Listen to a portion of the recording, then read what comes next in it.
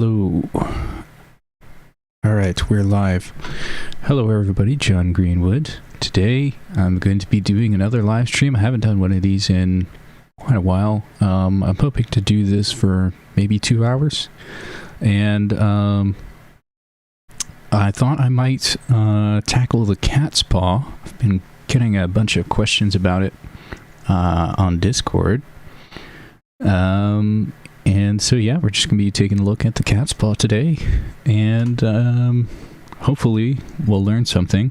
I had a bit of work started, to be honest, about the catspaw while discussing Illyrio mopatis. So I thought I might start sort of with an examination of like what the catspaw is, and then we can figure out who sent him. All right, so we're going to start with probably the catspaw himself. So this would be after Bran's fall. And I've got Catlin 3 as discussing the catspaw into science code. So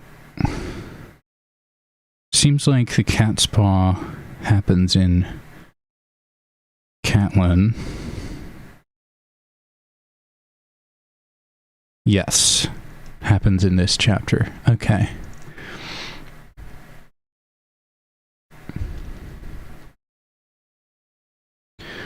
So, if you're just joining us, pretty early in the stream, I'm going to be talking about the catspaw for about an hour or two, I hope. And we're reading Catlin 3, A Game of Thrones. We're just sort of looking at what's going on in the catspaw situation. So right now I'm just collecting facts about the catspaw. I have a vague idea of who sent the catspaw, but I wanted to do my due diligence with the viewers so you can see how I sort of write these. So Catlin 3 is when the catspaw shows up. So I'm just going to try to summarize the facts of this chapter and see if anything relevant sort of comes up. I don't think Maester Luwin is relevant, but he might be. I don't know. Maester Luwin came to her in the night with a reading lamp.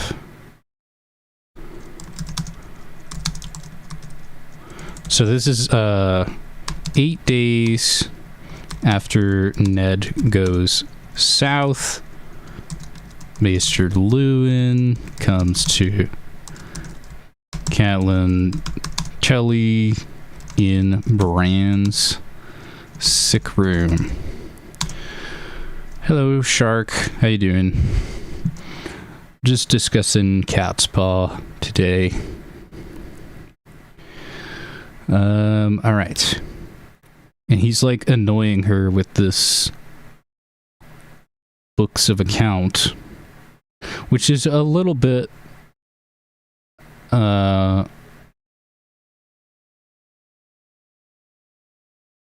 strange. But I guess he explains that we have no steward.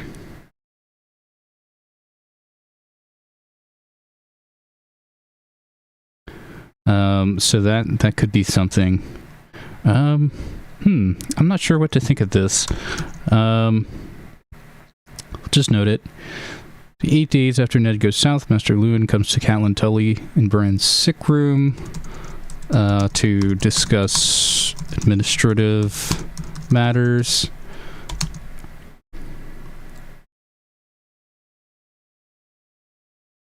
I have no need for this. Their stores are empty.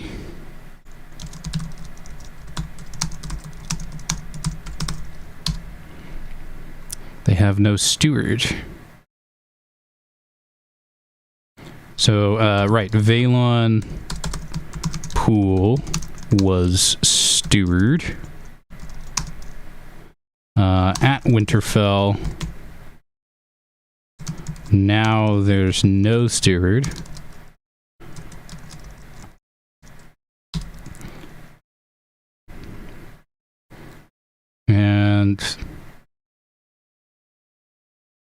There's a niche by the door. Okay. Maester Lewin's lamp in niche by door. Niche by the door? Question mark? Is that where the catspaw was hiding? I don't know. Oh, right, the captain of the guards. So, Jory, I think this was Castle, if I remember correctly, was captain of the guards at Winterfell. And there's gonna need to be a master of horse. Hullen was master of horse.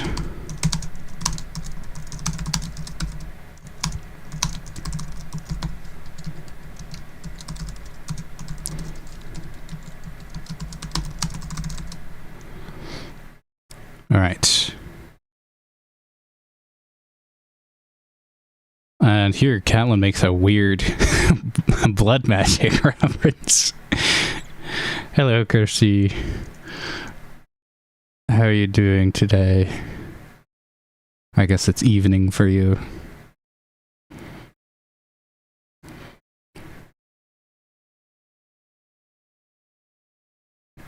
Okay, Rob is here. It's in the doorway. So if the catspaw was in the room at this time, I think Rob would have said something about it, right? So I don't think the catspaw came in with Maester Lewin.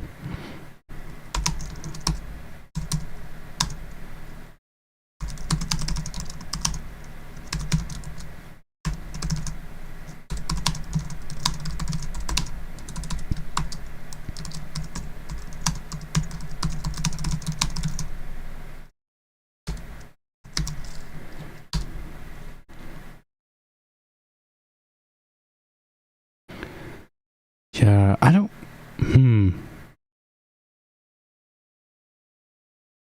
I don't know why Lewin comes to Catelyn at all. Like, why not just go to Rob?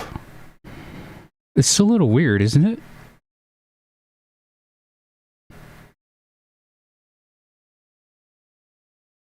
Something's off here. Is Lewin part of this conspiracy? I didn't even think about this. Alright. Bean is saying Bran worked into the catspaw. It's that's an interesting theory. Okay. Right, yeah, I guess this is a question that I want to answer, like,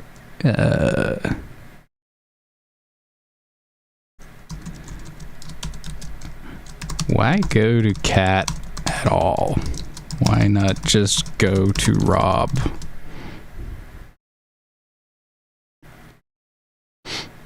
I don't even remember a catspaw. Yeah, sadly there's no cats here.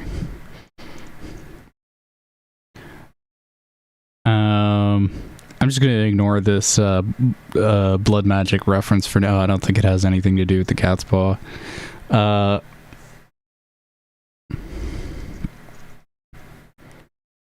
I'll handle this.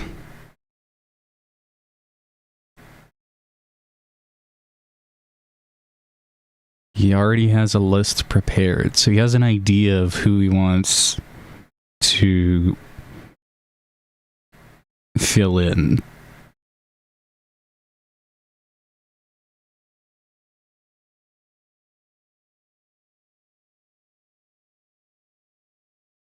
And then he's like very pressy with Catelyn, but as soon as like the issue is actually addressed, he just like doesn't seem to really care.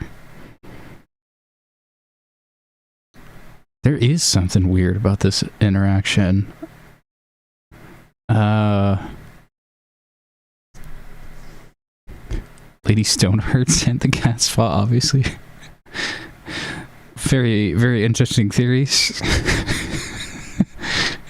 Alright, Lewin has a list of replacements in mind, already prepared.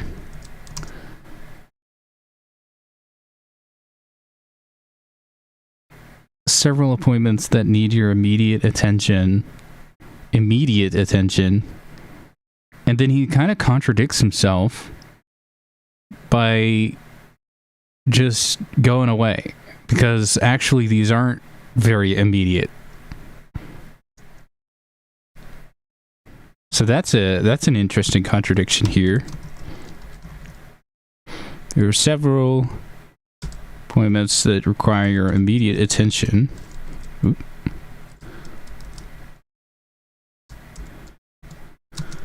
And then when Rob addresses it, suddenly they're not so immediate.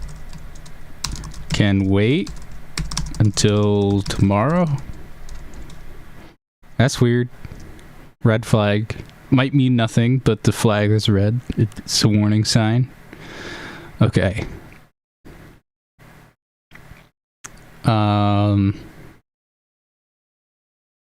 Leave us.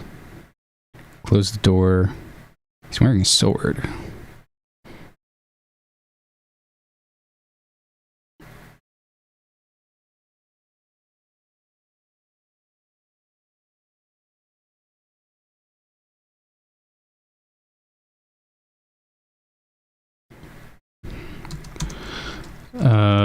Rob closes the door behind him, so catspaw not in the room.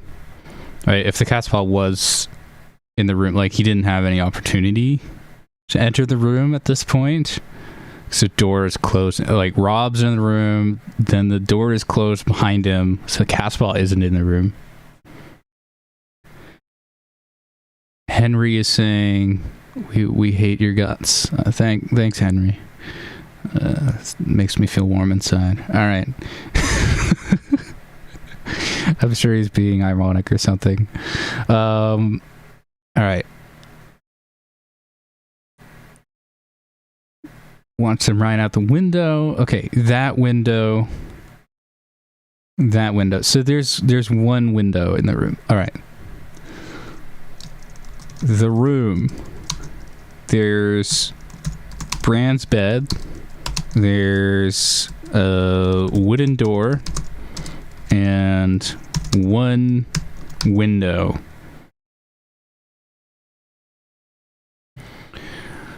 Okay. Hello, Mr. John Greenwood. Nice videos. Thank you. We're discussing catspaw at the moment, just gathering facts about what went down and thinking about them. So far, Master Lewin is a little suspicious. I don't think he did it, but a little weird. All right. I can't leave him even for a moment. Right. So this is confirming that there has been no opportunity to strike. Catelyn has not left the room for 8 days. She probably smells pretty rank. No opportunity to strike. Right.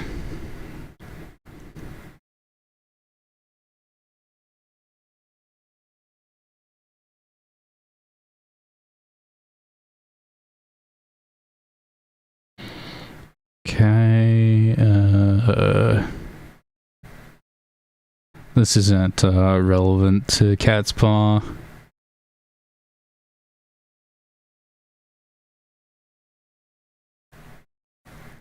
Wolf begins to howl outside the tower. Okay, this is where it begins. 1. Wolf howls outside the tower. So this is actually in the tower, right? Just confirming that this is in the tower.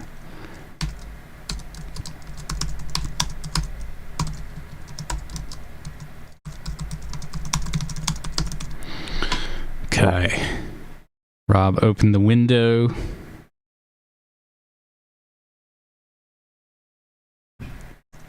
Two. Rob opens window. 3.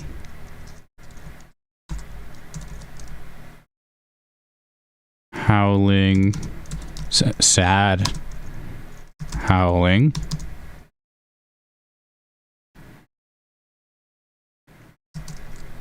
For second, or probably these aren't really like distinct events. So then Shaggy Dog and Grey Wind join the howling. So who's the first? Hold on. What's the name of the wolves? Oh, Big Easy is asking, so when you are researching hypotheses, do you differentiate at all between in-universe words/actions and potential plot holes left unfilled by Gurm? I mean, I think I've covered a few plot holes on stream before. Like, they do objectively exist. But I, like, sort of downgrading something to plot hole is like my last ditch effort, I guess. Like that would be the thing that I wanted to the least. Like, it's more likely, in my view, that something else is going on. Maybe there's just something that we don't understand. But something like Renly's horse is a plot hole. Or Tyrion Lannister thinking that he's going to execute all these traitors in King's Landing and then just deciding that he doesn't want to is sort of a plot hole, but it's the kind of plot hole that like needs to happen for the story to happen. So yeah, that'd be my answer to that. Bean is asking or saying George probably intended for Jaime to be the one who sent the catspaw, but he changed his mind. Maybe. We're collecting the evidence right now. So right now we have a list of wolves who joined the howling. I forget the name of the wolves, so we're gonna look up the name of the wolves. Direwolves.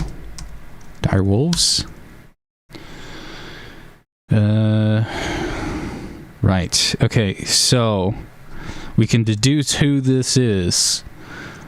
We have a list of wolves: Grey Wind, Lady, Nymeria, Shaggy Dog, and Summer. Ghost is John. Grey Wind is Rob. Lady is Sansa. Nymeria is Arya. Shaggy Dog is Bran. And Summer is Rickon.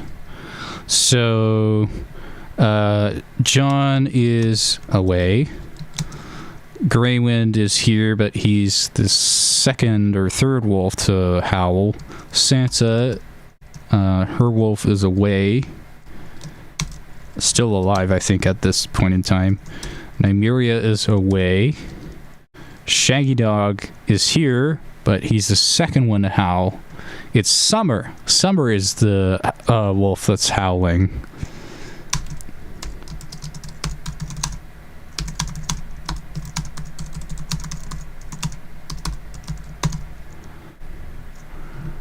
That's interesting. What do we know about Summer? Wait, what? The other page said it was Rickon's, and now this page says it's Bran's. Or wait, what? Are you seeing this? Shaggy Dog bonded to Bran Stark. Summer is Bran's wolf.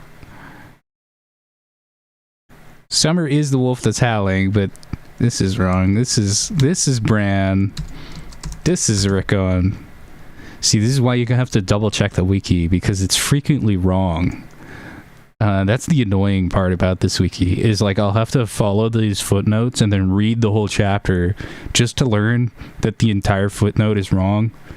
I mean, broad strokes, the wiki is most of the time correct, but like these little details can end up being pretty important. Like this is a pretty bad mistake for the wiki to make, to label the Summer as Rickon instead of Bran. That's pretty bad. All right, I see a bunch more comments. Emmerich is saying, total Bran was comatose for close to a fortnight. before John's POV when he leaves.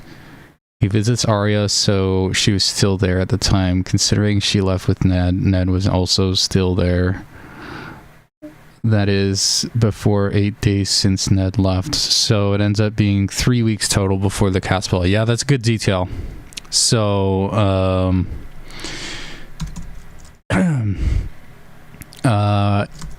it's been 3 weeks.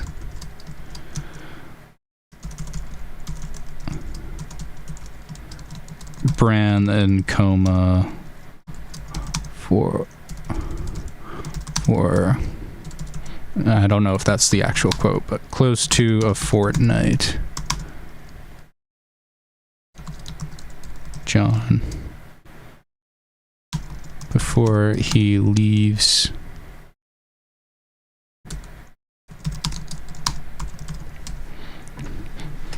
Yeah. All right. So Bran hasn't been in a coma for 28 days. Sorry, no, not 28. 14 plus 8, 22 days. 22-day coma? Question mark? That's pretty bad.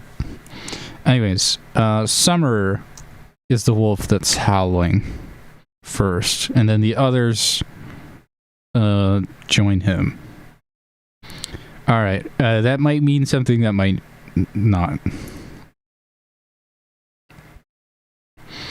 I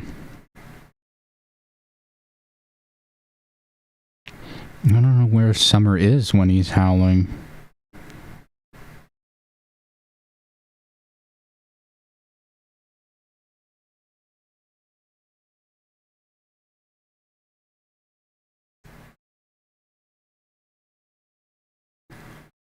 And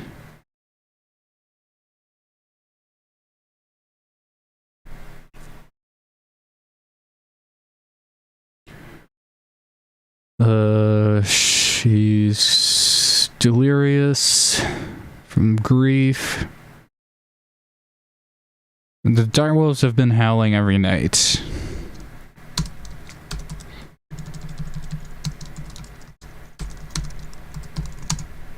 I guess this is a separate bullet point here. Direwolves have been howling in grief every night.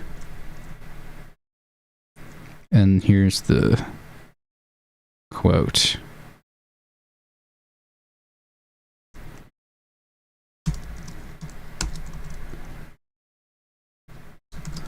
And I'll just put a label on this.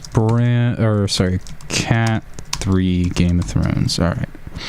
Here we go. A few more comments here. Big Easy saying, the only reason I asked this instance is the credibility of Lewin, but I've never gone in depth researching since I'm not writing essays about it. Yeah, I don't know. I didn't anticipate Lewin to be suspicious, but he's looking kind of suspicious. All right. Halo is saying, I think the most important thing to address in the theory is why the catspaw was given a dagger 100 times more valuable than the silver he was paid with. We're going to get to the dagger. But first things first. Believe me, I have thoughts about this dagger. Flogstinator saying, how can the wiki still be wrong? Is it being modified recently to be wrong or something? I don't know. I can't answer for what the wiki is doing, but I noticed these sorts of mistakes, right? There was the Braun mistake. There's like this mistake with the direwolves. This is just sloppy, honestly. I don't know who's editing this. But I'm sure they like divvy it up by section. I don't know if there's even formal responsibilities even. I think like 90% of the work is done, so they just kind of hands off it probably. Doctor is saying Joffrey, Cersei, Littlefinger, Varys, Mance, and Bloodraven are suspected. I mean, we're just gathering facts at this point. We haven't even assembled a suspect list. Emmerich is saying close to a fortnight. I mean, yeah, technically, but let's just assume it's a fortnight for the sake of simplicity. I don't think that the exact number of days is really going to make too much of a difference, like whether it's 20, 21, or 22 days. I think just sort of ballpark knowing how many days it's been makes for useful data. Emmerich is saying summer is below Brand's window. Do we have that information? It just says the howling grew louder, and it says outside the tower a wolf began to howl, but it doesn't say like where outside the tower. I think outside the tower just implies that she can hear that the wolf howl is coming from outside the tower, not specifically right outside the tower, but just sort of outside the tower somewhere. I think we can infer that the wolf is sort of in the courtyard there, but I don't know if we can actually prove that.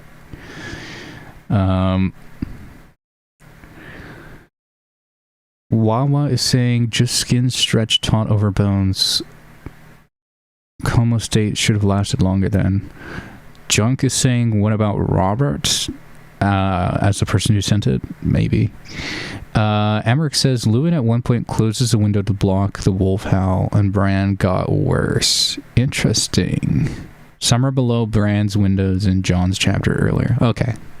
Well, I'm sure we'll get to that evidence. The Maesters are changing the wiki to rewrite history. Yeah, Matthew, something suspicious going on. Must be Varys. I blame Varys. he did it. All right. Okay, so she's weak and delirious. This is highly suspicious as a comment. Maester Lewin says you've hardly slept since Bran's fall, but she's kind of like closed off in this room, and she has a bed in here. So what? He's been visiting Bran in the night, checking up on Catelyn to see if there's an opportunity, maybe? I don't know. It's suspicious. Suspicious comment.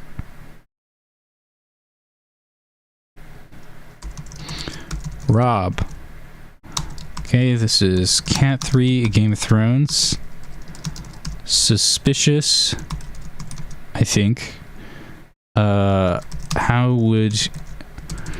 The only way he would know that she's not slept is A, she told him, or B, he's been watching her every night.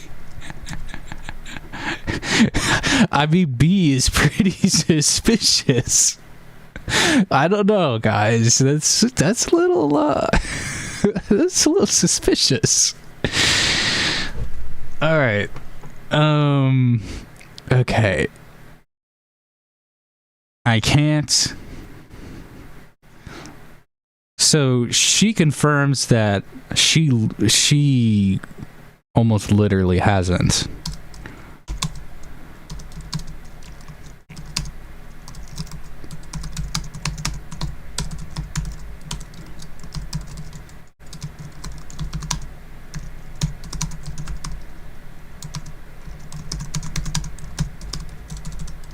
And then we'll get the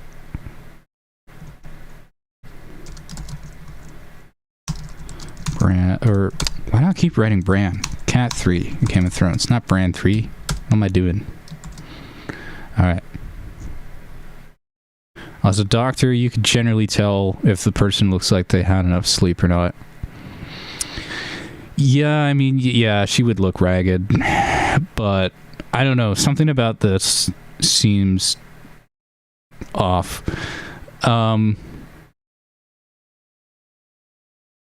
Maybe I'm reading too much into it, but I'm just collecting facts. And I mean, this is information. This is data, right? The wolves are still howling. She wants to close the window. If you swear to me, you'll sleep. Okay, there's shutters on the window. one window with shutters. Wooden shutters. Okay. And then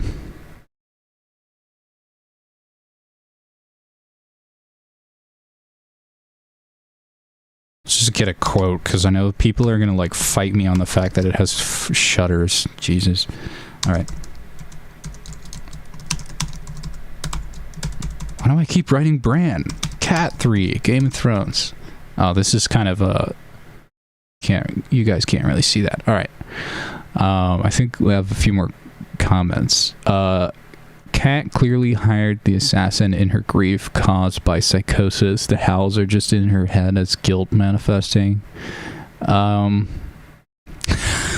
That's an interesting theory. Andrew is saying, isn't Lewin supposed to check in on his patient who's on the verge of death every once in a while? Yeah, I guess that could be a plausible explanation for why he's checking in the nights.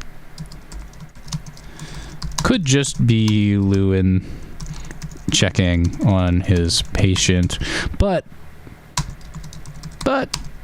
Lewin says the worst danger has passed.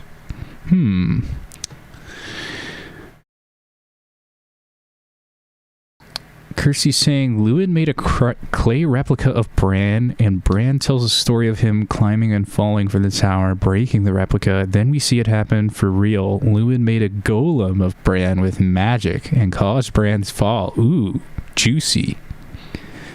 I mean, it's not totally impossible. The door is still open at this point. We're just collecting facts. Bran's comatose POV chapter is just a totally black page. Yeah.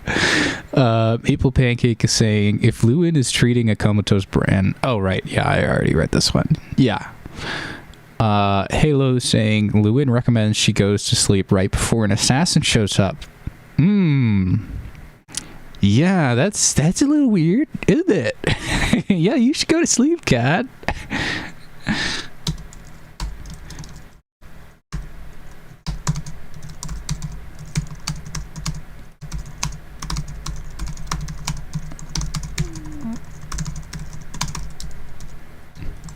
Thank you, Halo, for pointing that out. That is highly suspicious, although it could just be a coincidence. There are coincidences that do happen in the book, but we're just collecting facts right now, and that is definitely a data point. I don't know. I didn't suspect Lewin at all when I started reading this, and now I'm he's at least suspicious. I still don't think he did it, but dang, the guy looks suspicious. Maybe he's a red herring. I don't know. Confirming that there's mournful howling. Okay, dogs are barking. Okay, so the step 5 is the dogs start barking. Dogs barking. And we'll get the quote. We got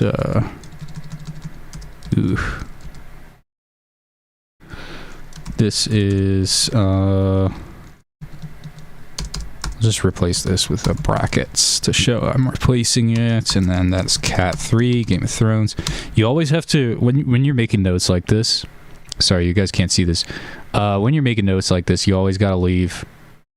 Oh, sorry, you can't see that either. Hold on. There we go. That's better. Okay. Yeah, you always want to leave the brackets here, because when I started taking notes, I used to just have the like quote, and then I thought, oh, I'll just use like the search tool to find the quote again later if I need it. And man, when you're collecting like a big volume of quotes, like it just becomes impossible. So yeah, if you're gonna do this kind of thing, I recommend having the quote in brackets.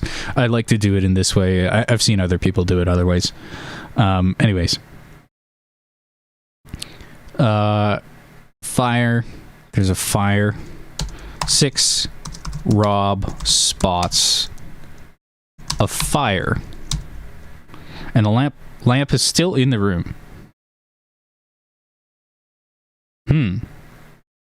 Interesting.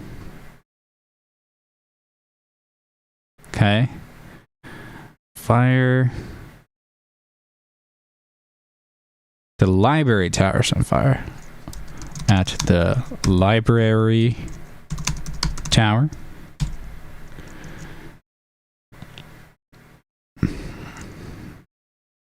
It's a reddish light. So this isn't a magical light or anything. It's normal fire. She thinks that Bran's in danger at first because I think, you know, she's kind of in delirium right now. She always thinks that Bran is in danger from everything. Thinks that he's gonna die. And she's right, but I don't think she actually knows anything. She's been closed up in this room for like 3 weeks, so I don't think there's really anything to say here. She sagged with relief. Bran was safe. Library across the Bailey. Okay, so library across the Bailey, far enough that the fire can't leap over to the tower. Right.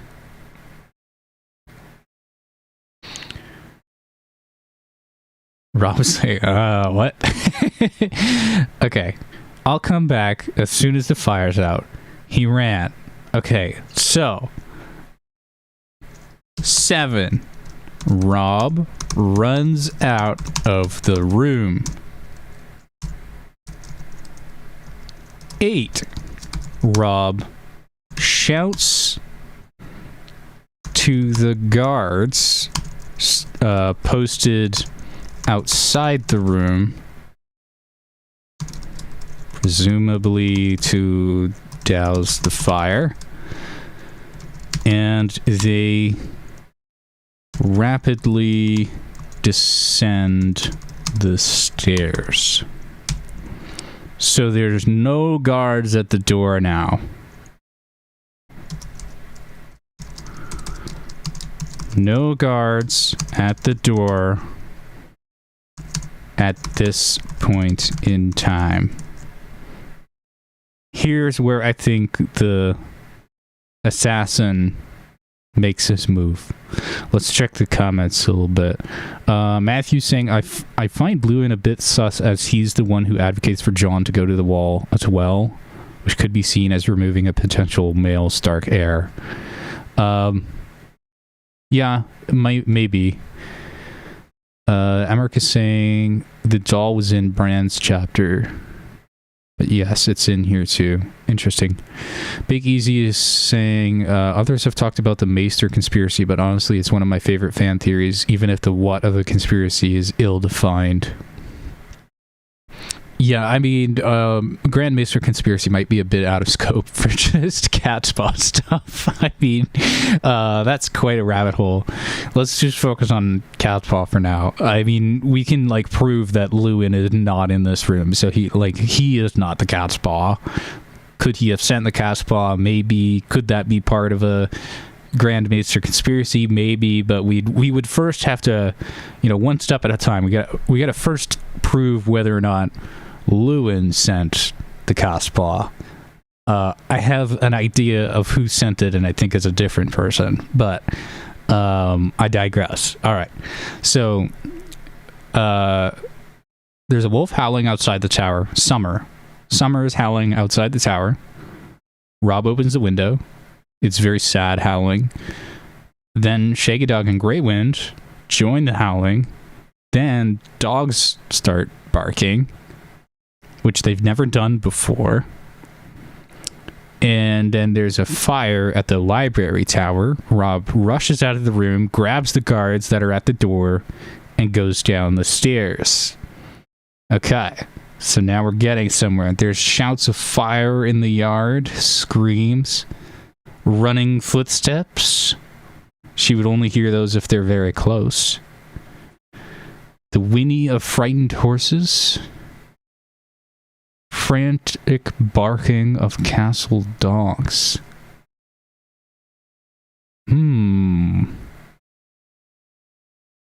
Whinny of frightened horses seems odd to me because from what I remember, the stables are not next to the library tower. I could be wrong on this. I'm just going to check my files. Let's see if we can grab an image of Winterfell here. Do we have Winterfell?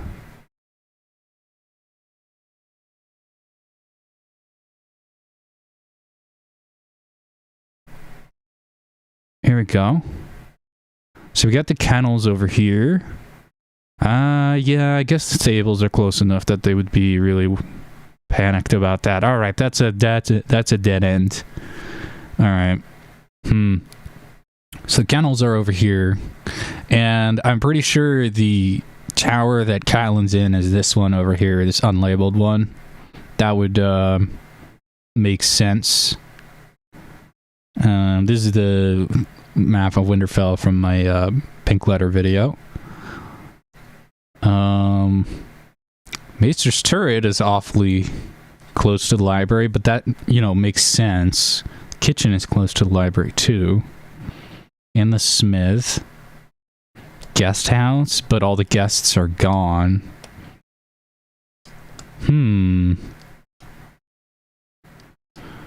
Bell tower. Sept.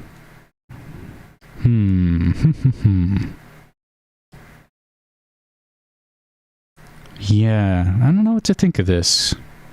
I mean, could he have been hiding in the crypts? I've mislabeled crypts there. Ignore that. It's under the first keep.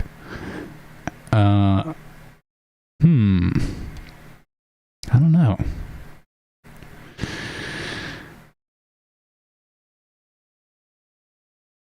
T-Man Tony is saying, I'm going to take a wild guess and say Varys did it. Maybe. I think it was somebody else. Although, I guess it could be Varys. My first instinct is not Varys. Alright. So, anyways, alright, so we got the whinnying horses and the frantic barking. All of this makes sense because these are things near the library tower. So, people shouting fire, screaming, running footsteps. Actually, let me just put the quote here.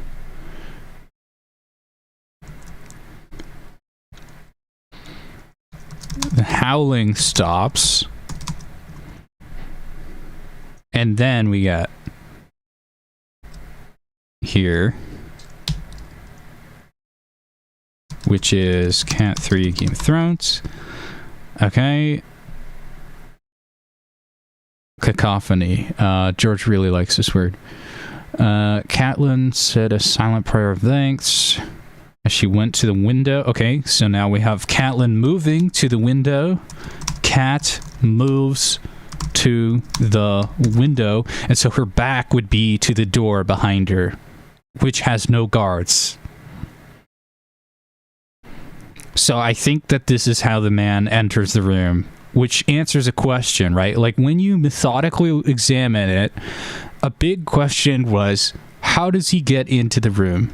Right, and also we've also established earlier in the chapter that Robb enters the room, and Cat is in such a state that she doesn't hear him enter. Right, so this was earlier in the chapter. Let me get the quote. So this is why we take meticulous notes of details that like don't make any sense in the moment, and you're sort of seeing like how meticulous George is with these details. Like, this was placed deliberately, right? Heard him enter. Where is it? Catelyn had not heard him enter, but he stood in the doorway, right? So this confirms that Rob entered through the door, right? He climbed through the window or something. So the catspaw went through the door when the guards were gone. Cat 3, a Game of Thrones, right? So, ergo, catspaw entered through the door while Cat was looking the other way, and she didn't hear him. All right. So now we've answered a question. He wasn't in there the whole time. He entered. Okay, so where were we? I mean, already this is good information, right? He's not magical or anything. He just kind of slipped through.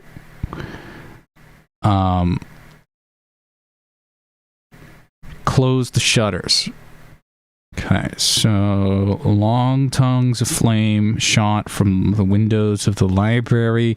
That is sort of consistent with books burning, so that's not weird. Although, you know, burning the library is a little weird. May or may not be a data point. I guess we can note it down.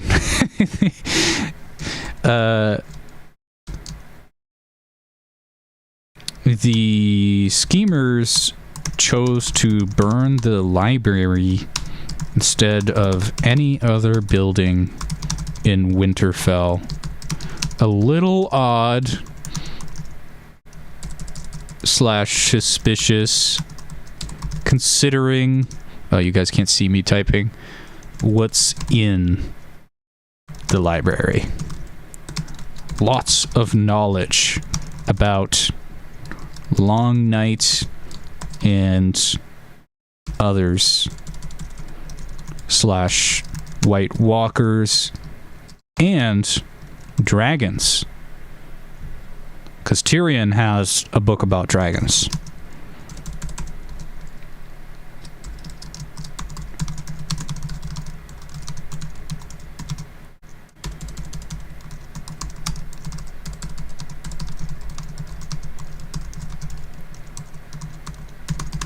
Which I think is Maester Benefer's book about dragons, which is interesting. Anyways, she turned away from the window and the man was in the room with her, right? So, Cat turns... Cat closes the shutters. 12, Cat turns from the window and the cat's paw is in the room. Okay, so I think I'll move all this analysis to point 12, right?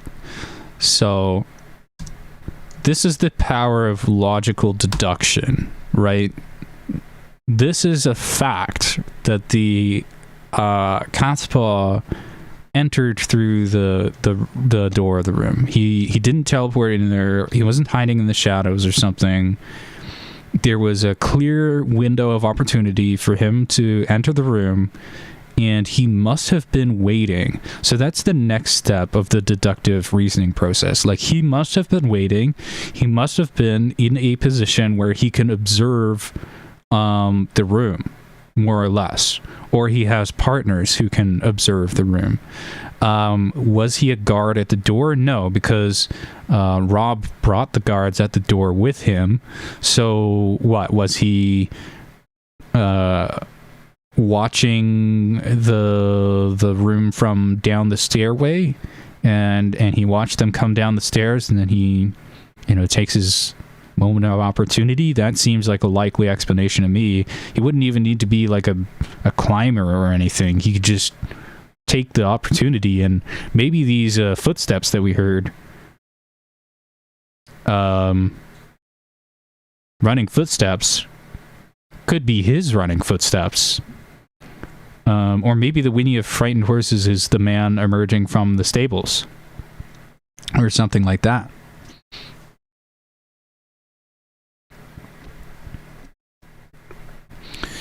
Interesting. Okay, so he's a small He's a small man. It says sourly. Okay, you weren't supposed to be here. No one was supposed to be here.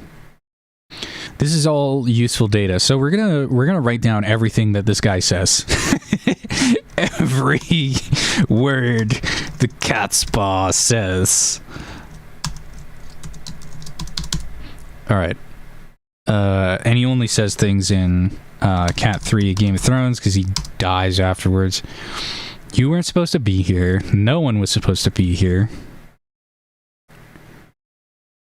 It's a mercy. He's dead already. And then, does he say anything else? He just says you weren't supposed to be here. He repeats stupidly as he's dying.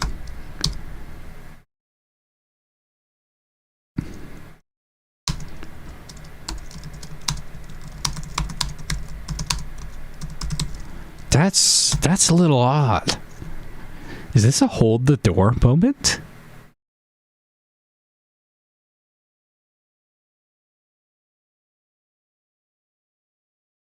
Or maybe... No, he's not dying. He says this while trying to kill Catelyn. Okay. Still weird, though. Why is he saying that? And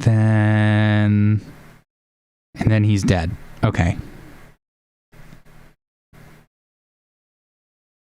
All right, so this is literally everything he says. He says three whole sentences. He says, you weren't supposed to be here. No one was supposed to be here. It's a mercy. He's dead already. You weren't supposed to be here.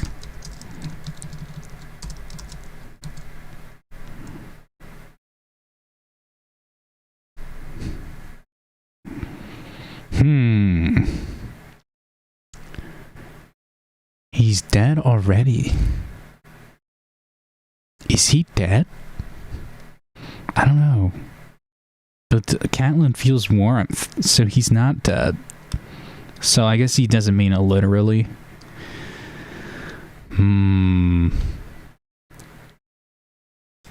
Alright, let's see what the comments are saying. Oh, we had a big conversation that I missed. Alright.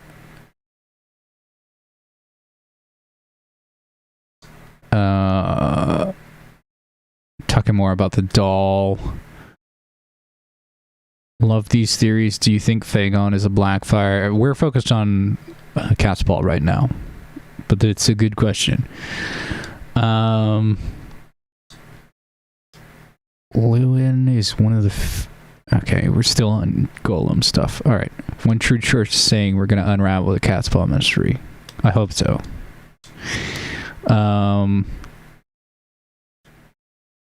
Tyrion discusses some of the rare books in the library. Yeah, he does. That's why it's so suspicious to me that they burnt it over, like, a different building. You know? Like, I don't know, the stables or something. Because when Mance Rayder is doing sabotage in Winterfell, he chooses to set a fire in the stables. Right? Because there's all, like, that hay lying around, and it would seem to be pretty easy to light a fire there. So why the library? And I mean, both buildings are across the way from Bran's tower, so it would still draw cat's eyes away from it. Man, we gotta we gotta put this analysis in here. Why is this so weird? Why the library?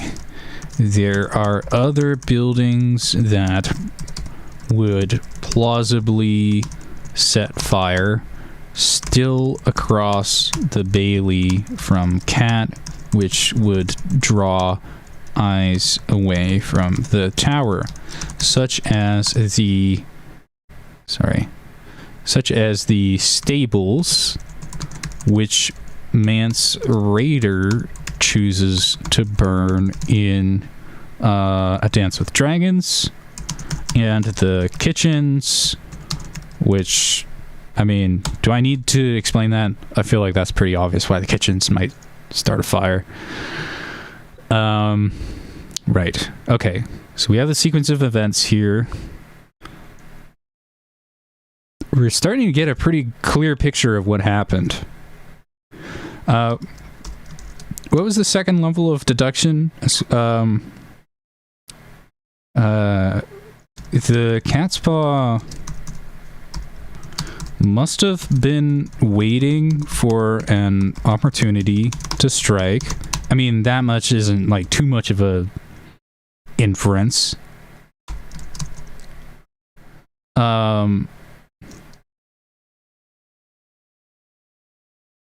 I don't know if I'm allowed to make the deduction yet, but like the idea, the inference that he is watching and waiting for an opportunity.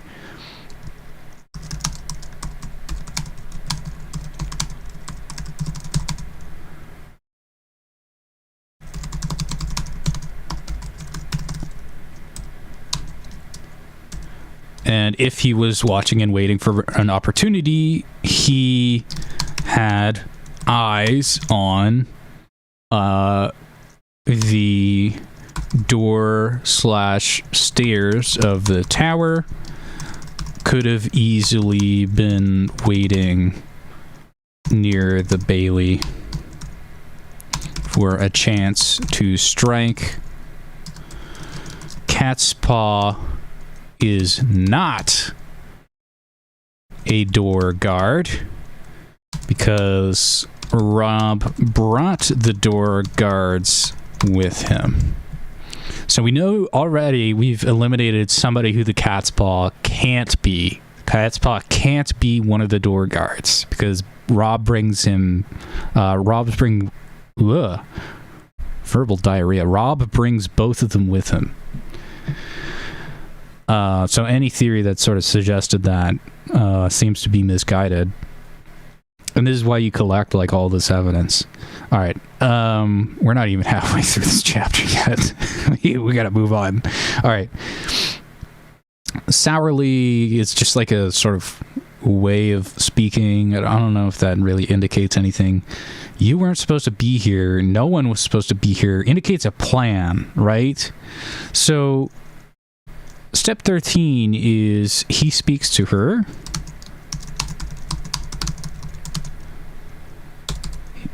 And this is what he says. Cat 3, Game of Thrones. This supposed to implies some sort of pre-arranged, pre-discussed plan. This was not improvised, right? Because of the words supposed to be here. No one was supposed to be here. Not just you weren't supposed to be here, but nobody was supposed to be here.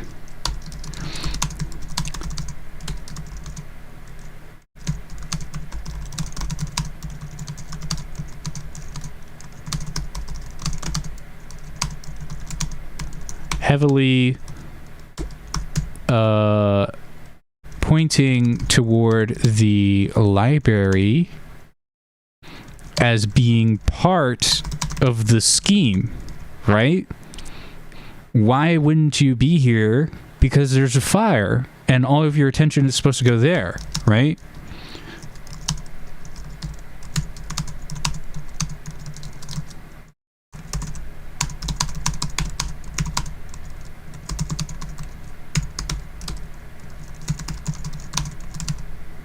Or because of Lewin suggesting she goes to sleep?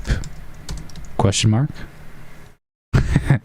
throwing Lewin under the dirt again. Okay. All right. Now we finally get to the description of the man. Right. Let's indent all of this. And let's indent all of this so we can sort of handily do this. And let's put a label on this and then indent all of it sequence of events, and then I'm going to indent all of it so I can kind of... Here we go. So we're going to minimize the room, everything he said, and we're going to go description of the cat's paw. Okay. He was a small, dirty man in brown clothing and he stank of horses. You know what? Let's just copy-paste this whole thing. This is very information dense. Okay.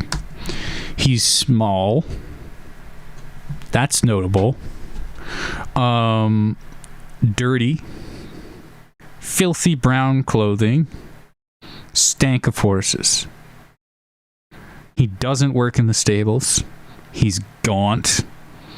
Limp blonde hair. Pale eyes. Deep sunk in. A bony face. Bony face.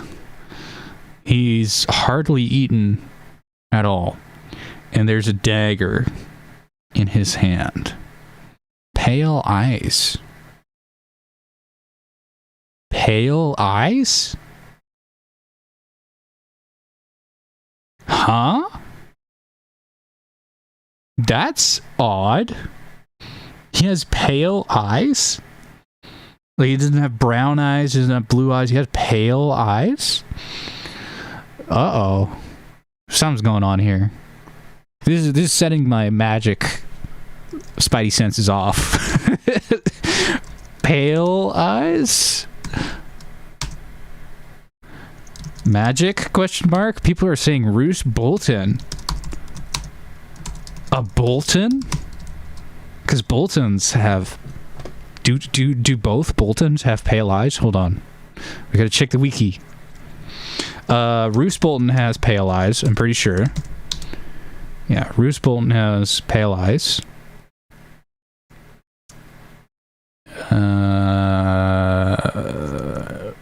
Strange eyes, paler than stone and darker than milk. Jamie 5 and Rake 3. Ghost gray. Yeah, I would describe that as pale. Paler than those of his son Ramsay, so Ramsay has pale eyes. Holy shit, is this Ramsay? Or is this like Dominic or something? Who is this? Pale eyes. Oh, this is such a detail that I don't think people have like really latched onto. Maybe I'm wrong, but pale eyes, there may be something to this. Hold on. We might be onto something here. Oddly pale, like 2 chips of dirty ice. This is really interesting. So Ramsay has ghost gray, pale eyes, like 2 moons. Or sorry, not Ramsay. Roose has that. Ramsay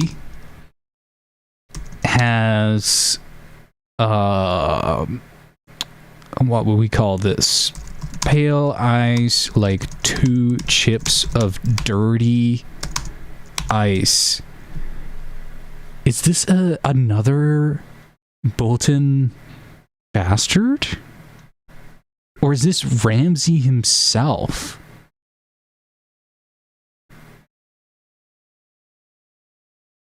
Like, do we have confirmation that the catspaw is even dead? Because, like, if we don't, this might straight up be Ramsay Bolton, which is like, what the...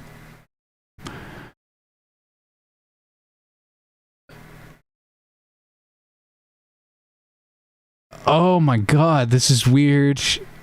This is so weird. Okay. I mean, we could also do a search for pale eyes. Pale eye. Barristan Selmy has pale blue eyes. Oh, that puts a damper on it. George is describing blue as being pale. Oh, this is not great. Okay, maybe there's nothing here. Pale eye. Tywin has pale green eyes. Pale green eyes. So green can be pale too.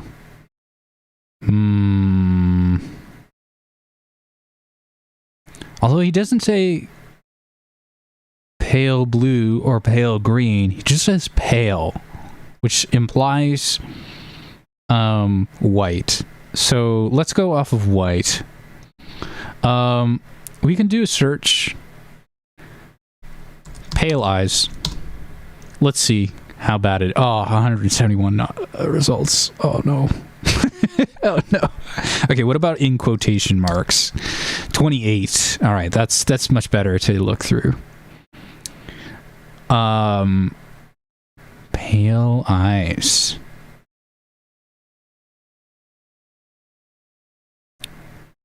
Pale eyes.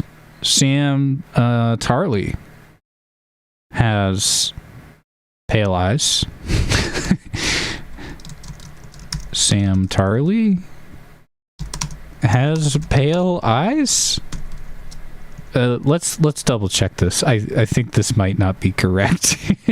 Sam Tarly.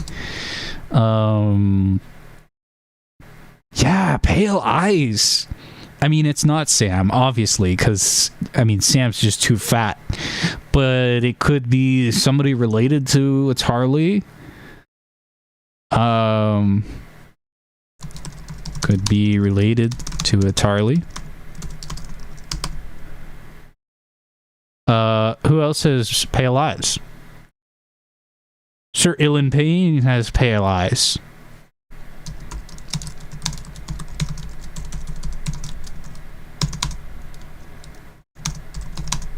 And wait a minute.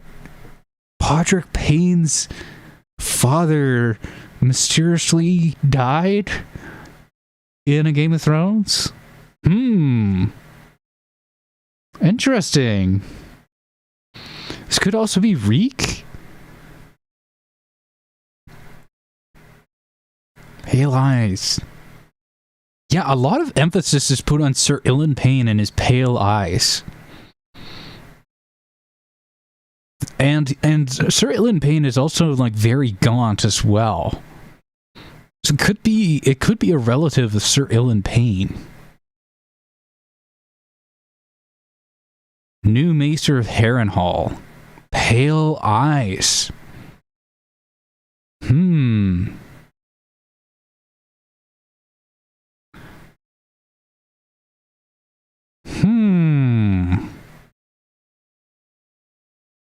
Yeah, that's Roose Bolton.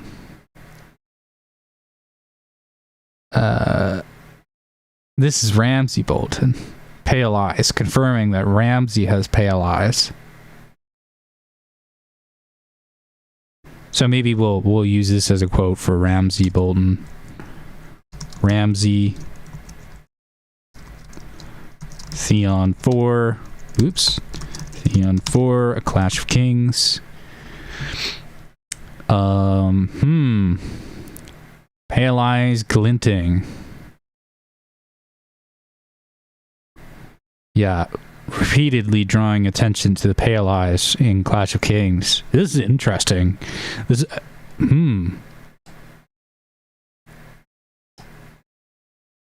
There's Bolton, pale eyes. This is Bolton again. This is Bolton again.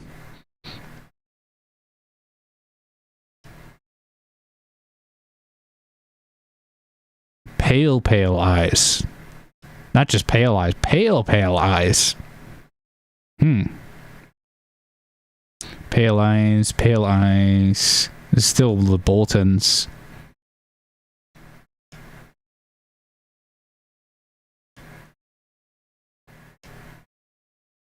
Ooh. Oh.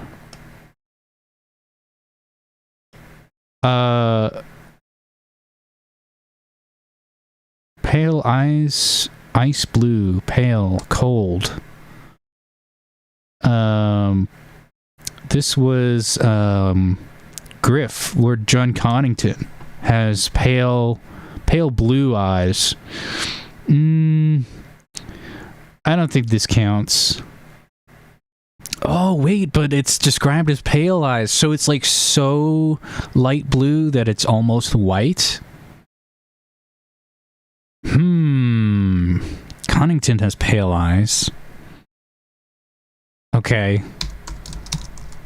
John Connington has blue eyes, but so light that they're pale.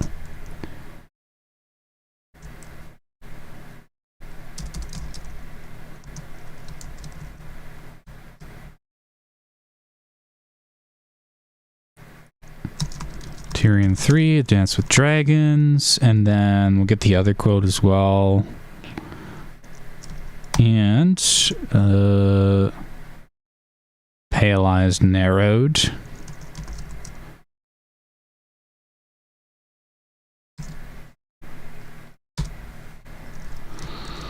Tyrion 3, A Dance with Dragons. Ramsay's pale eyes. Yeah, see... Again with the pale eyes. Also, Tyrion 4, A Dance with Dragons. Could be related to Connington.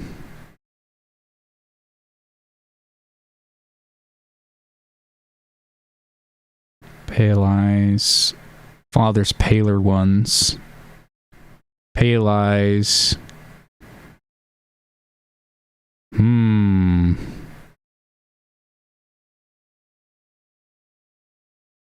Yeah.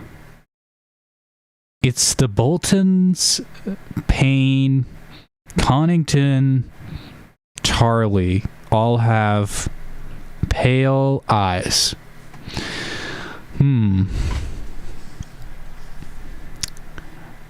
Alright, let's see what the comments are doing right now.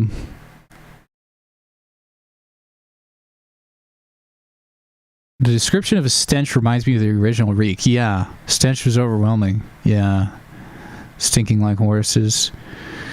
He was told that he was going to be in the room after the fire is lit. It's been 3 weeks since Bran went to the bed. That's a long time to still be watching over somebody by the bed.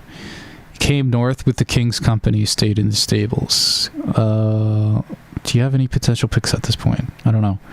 The man smells of horses. Normally you only do that if you're either a stable hand or if you've just been riding a horse. Yeah. So...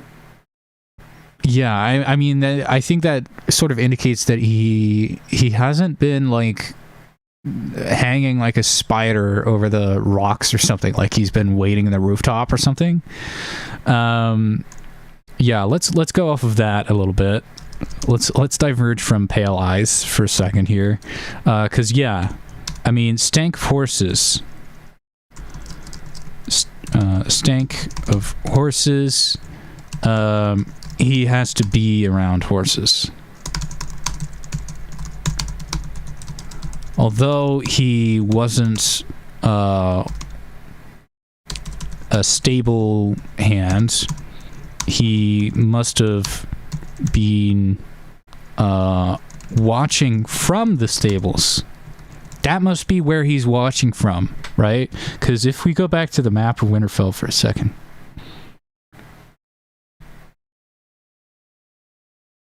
The stables over here would have a pretty good view of the staircase of the tower, right? They're going over here to the library, and then he's like hanging over here with the stables, and he would see Robb and the guards sort of rush down the stairs and go to the fire, and so then he goes over here. And then that would explain why he doesn't light the stables on fire, because that's his hiding place. So yeah, I think his hiding place was in the stables, as is said later on, but I thought maybe by examining it we might find a different hiding place, but it seems pretty clear that his hiding place was in fact in the stables. So we can say that from deduction, right, he chose not to burn the stables. Smells of horses. The stables would have an excellent view of both the library fire, the signal to act, and of Rob and the guards rushing across the Bailey, and of the staircase and Brand's tower door.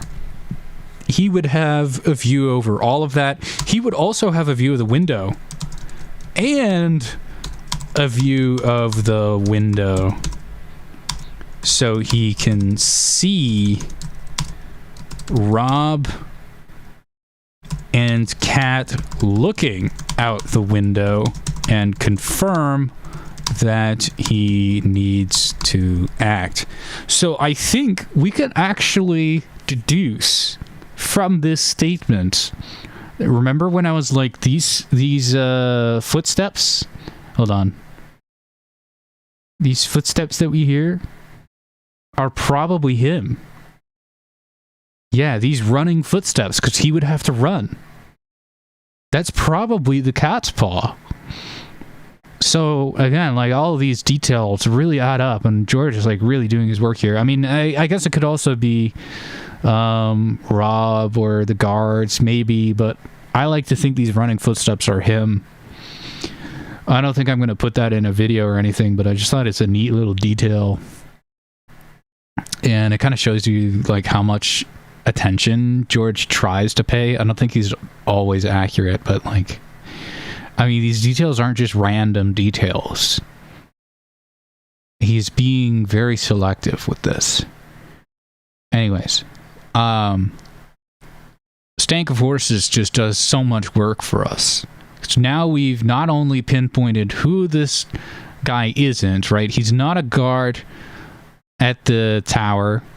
He is a man who has been hanging out at the stables for like 3 weeks, hiding out near the stables, stinks of horses, sees that the fire goes and sees Rob rush down, sees Catelyn in the window, and then books it straight to the tower to go kill Bran. So that's what he's done.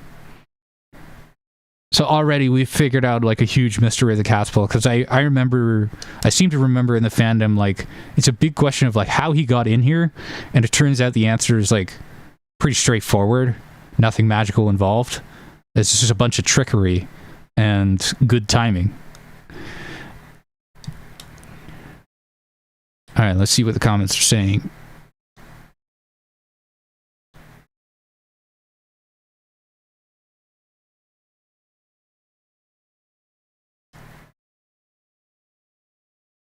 Joffrey sent it. Am I wrong? Yeah, almost certainly. Isn't it settled that Joffrey was trying to impress his dad? No, it's not settled. Not settled. Domeric Bolton, maybe. Wouldn't magic be too weak to control someone like this before Dragon's Return? Yeah, I mean, that's the problem with the whole magic bit. Ahmed is saying, this dropping in Make Sam season doesn't bode well for my academic future. Yeah, I mean, sorry. My target audience is between 25 and 35, and that's like the bulk of the fans of my channel, so we don't really have exams. Sorry to the early 20s folks. We're all too old. I kind of forgot that it's exam season right now. Oh well.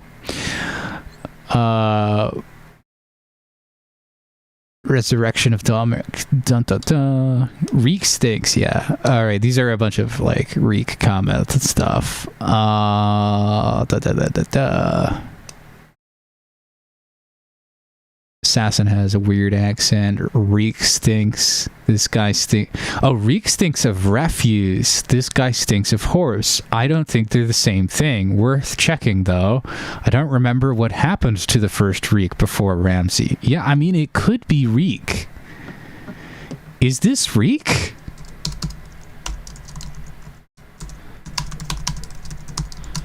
What happened to the first Reek? And what did Reek smell like? I'm pretty sure the first reek smelled like dogs.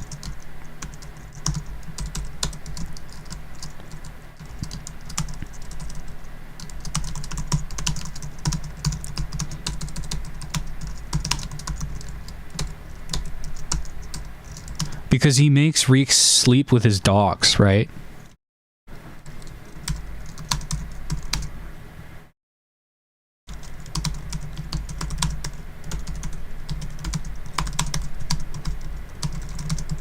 Not in the carnal sense, but in the going unconscious sense.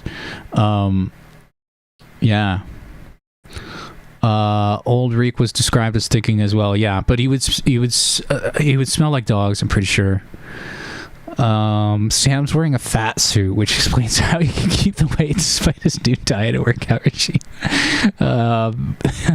Okay, Sam fat suit theory. Reek's death was never shown on page. Yeah, the first Reek, anyway. It's just sort of implied that he died, but we never actually see it.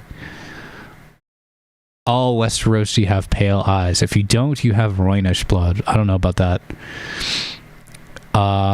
Emmerich is asking, was the original Reek death on the page? No, I don't think it is. As Surito is saying, if so many people have pale eyes, then I doubt there's anything more to it. Maybe. I don't know, but it's interesting that he has pale eyes. Like, why would you hire an assassin with pale eyes? That's like so distinctive, right? If I was going to hire an assassin and I had like a choice between a couple different guys, right? And I've got like the guy with brown eyes, guy with blue eyes, guy with pale eyes, which only like 1% of the population or whatever has. You know, not like pale as in like sort of brighter pale eyes. I mean like pale as in like white eyes. It's kind of like a little silly to pick that guy. It's a little weird to pick that guy. So I don't know. It's something's off about the eye color. Anyways, interesting fact, Roos's eyes description are the color our eyes turn a little while after we die. Ooh, spooky. Roos is a vampire, I'm convinced, maybe. There's no House Bolton, there's just the Bolton. Roose Bolton burned the books at Harrenhal. Ooh. Ooh, Roose Bolton burned the books at Harrenhal. That's fascinating. Okay, another data point pointing towards Roose Bolton. Roose Bolton did burn the books at Harrenhal. I don't know if he burned all of them, but he was definitely burning some books at Harrenhal. Coincidence? There's a man with pale eyes who's burning books at Winterfell, and there's a man with pale eyes burning books at Harrenhal. That's interesting. He's also in the north. Roose Bolton would have been in the north at this time. I don't think this is Roose Bolton, but could he be related to Roose Bolton? Maybe. Catelyn knows all the stable hands, and it's not one of them. Do you think he started the fire or someone started for him? Okay, we're getting all over the place here. Skip a bit here. Okay, hiding for 3 weeks in the stables feels unlikely, especially since you have regular people working there. They would notice for sure.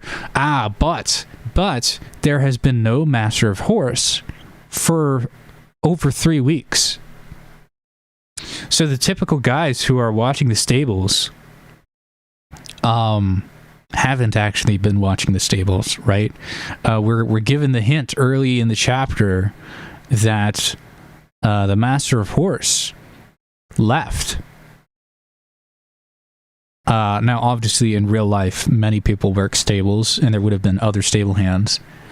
But would they have known that he wasn't a stable hand? I don't know. Something's weird about the stables.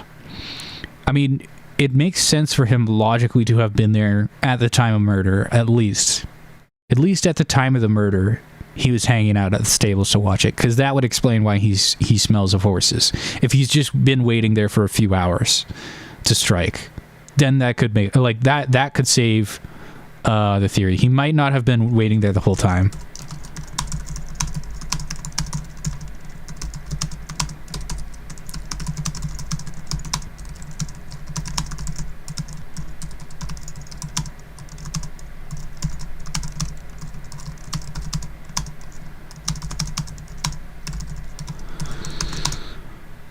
because it doesn't really make sense for the stable hands to have not said anything. Although the master of horse is gone, so the usual folk aren't caring for the horses. Also, Ned visits the stables. I think a few people visit the stables and they don't notice him, so that's a little weird. Ned and others are near the stables, visit the stables, and make no note of this strange man.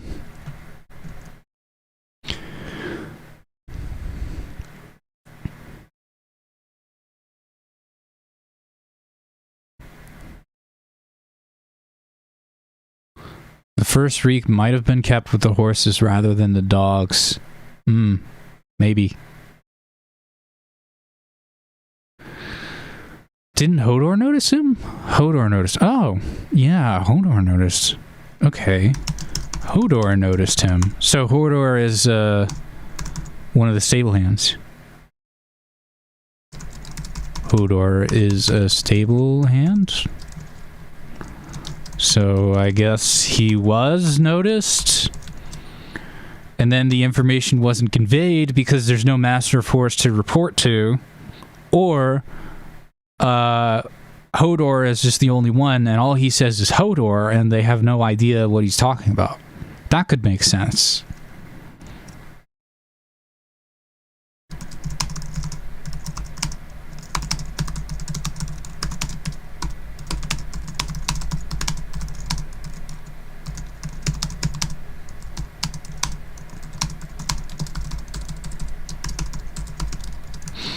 I don't know. Don't know if provable, but I like the idea that it was somebody employed by Bolton. We don't know where the dagger came from. Family weapon? I don't know. Anyways, Hodor was restless. That's what people noticed. Yeah, no, I remember what you're talking about. Yeah, no, you're definitely right that Hodor noticed him. Okay. It's just in a different chapter. we're still on this one paragraph. Blonde hair. Okay, blonde hair. What can we infer from blonde hair? Pale or limp blonde hair. Limp blonde hair. What do we know about limp blonde hair? Let's do a search for limp blonde hair and see if it pops up anywhere else. There's only one mention of limp blonde hair in the entire series? Holy moly, guys. What? That is wild. Ooh, wow. That is insane. This is the only man in all of A Song of Ice and Fire who has limp blonde hair. Wow. I don't know what to think of this. I am very perplexed by limp blonde hair. Because he doesn't say flaxen. Flaxen would refer to, like, somebody from Lee, right? Blonde hair... I mean, the Lannisters have blonde hair. What's a synonym for limp? Let's go through the synonyms for limp. Thesaurus.com. Limp. Flabby, soft, supple. Faltering walk. Blah, blah. Yeah, no, it's this one. Okay. Loose would probably be my first thing. Slack. Maybe let's just do blonde hair. How many results? Okay, not that many, actually. We can actually just look through this. 39 results. So it's not silver blonde. And it's not white blonde. It's blonde. Right?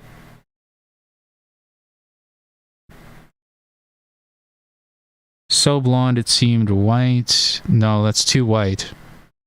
Silver blonde. No, that's silver. Limp blonde hair, that's the passage already. Joffrey has blonde hair. Okay, so Joffrey and Lannisters have blonde hair. Who else has blonde hair?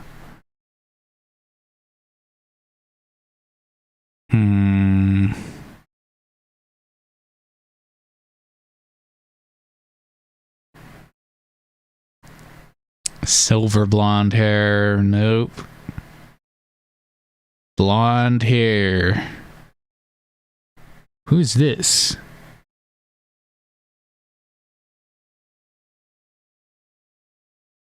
Four coppers and a little hank of blonde hair tied with a red ribbon. This is a random corpse spotted by Yoren. We don't even know who this is. So, I mean, just because we don't know who it is, we have to... Okay, Lannisters again, blonde hair.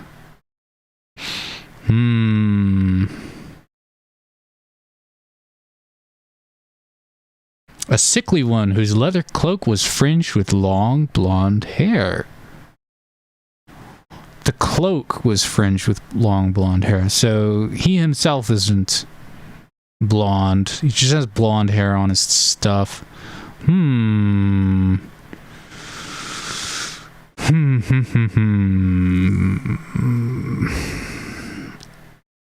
I have no idea who this is. Oh, blonde Lyseni. Oh, okay, so maybe maybe it is a Lyseni. Blonde Lyseni. I originally, because usually they're described as flaxen, but hold on. Blonde Lyseni. Is this a Lyseni? Is it Varys? Oh no, have we circled back to Varys? No, it's impossible. Say it isn't so. Oh no. Okay, what is the comment saying to this madness?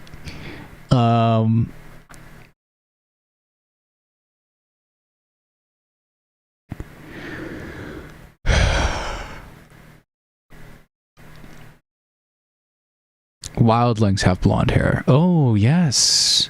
Wildlings. Could be a wildling. Yeah. Harold Harding has blonde hair and pale blue eyes? What? Really?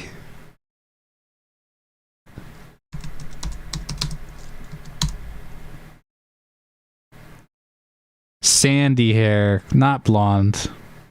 Deep blue eyes, not pale. No.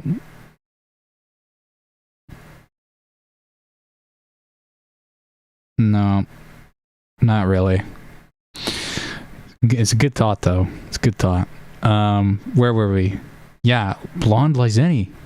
The Lyseni are blonde.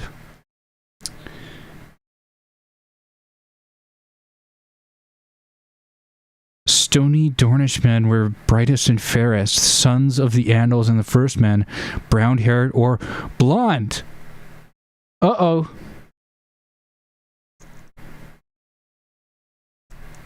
Blonde. There's a type of Dornishmen who are blonde.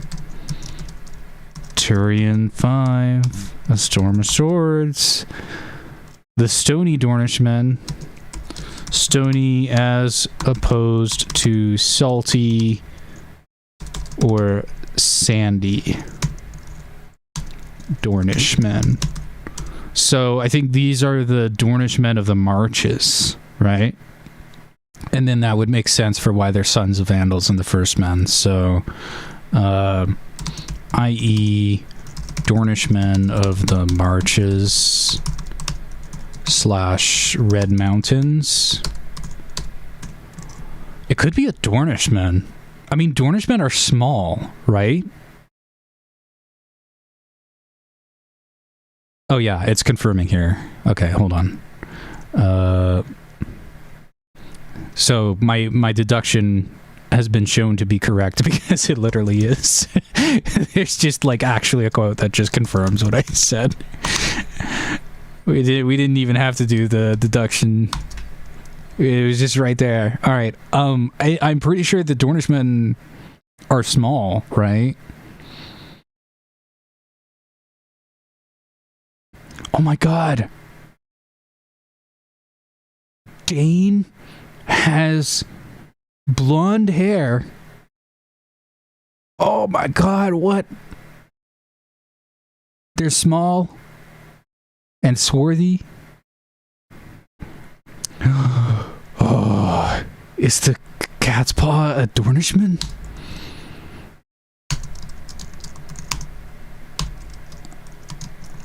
Who is this guy?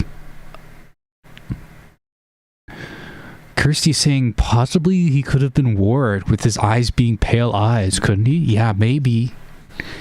Maybe.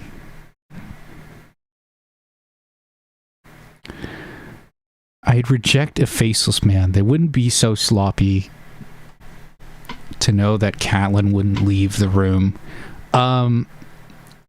Well, yeah. And I mean also the faceless man, like, if it was a faceless man, probably Catelyn would just be dead. Like, I don't think a faceless man would struggle with killing her. I don't think this is a faceless man. This guy is really sloppy. I think his job is more to get caught than anything and draw suspicion to the Lannisters. That's my hypothesis so far, but we're testing this very thoroughly. Devon? Devon Seaworth?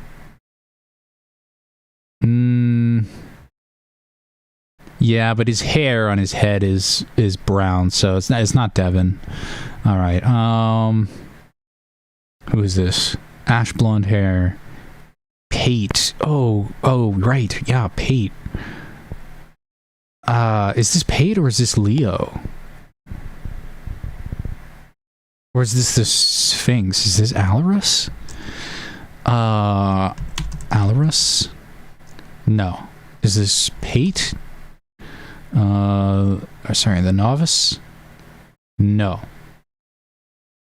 Who is this? Hold on. Pate... Leo? Lazy Leo? Leo Tyrell? Does he have... Yeah, it's Leo Tyrell. So the Tyrells have a little bit of blonde in them. Leo Tyrell has ash blonde hair, which stands out from... Okay, so actually it specifies that the Tyrells have brown hair usually, and then this guy stands out. Tyrell Brown. Right. Okay. But it's obviously not Leo Tyrell. This is not Leo Tyrell. But we have to do our due diligence. Kevin Lannister is blonde, but we already included the blonde-haired sailor on a trading galley from Lee. Further confirmation that Lyseni are blonde. Usually George describes them as flaxen-haired, though, so I don't know why he sometimes says blonde. Feast for Crows, Kraken's daughter. Lyseni usually described as flaxen-haired, but sometimes blonde. Okay, so my two leading theories right now is it could be a guy from Lee, It could also be a guy from Dorne. Pale eyes is a little exotic. Usually the Dornish have dark eyes. So to me this points to Lee, which could also point to Varys, which, god damn it, it's Varys, isn't it? Why is it always Varys?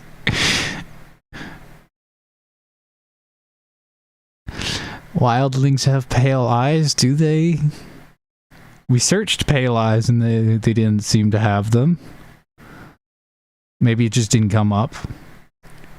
Leave fairies out of it for once. I'm trying so hard to leave fairies out of it. I don't know how we got here. Who's Sir Ballman? Sir Ballman. Doesn't even come up. Sir Ballman doesn't have a wiki page? Ballman Birch.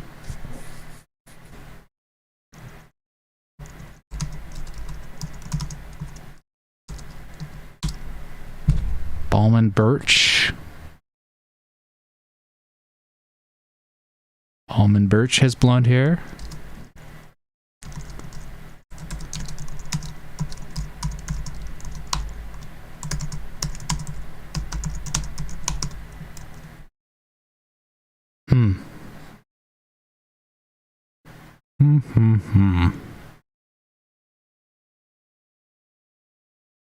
I'm sure there's plenty of suspicious stuff about Ballman Birch, but getting distracted.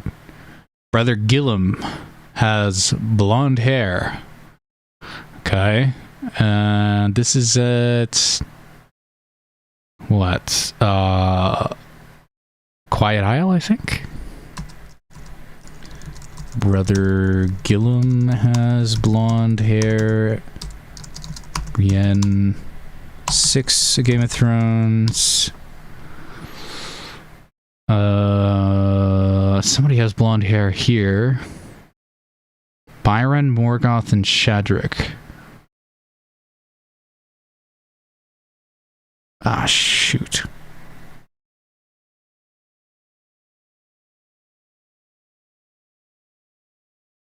Which one is it?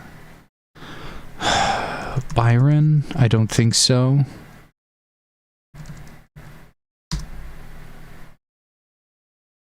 No, it's not Byron Swan.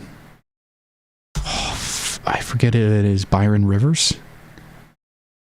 Hedge Knight? Who is... Oh, the wiki is so annoying. Elaine 2 of Feast for Crows. Maybe if I search up the chapter.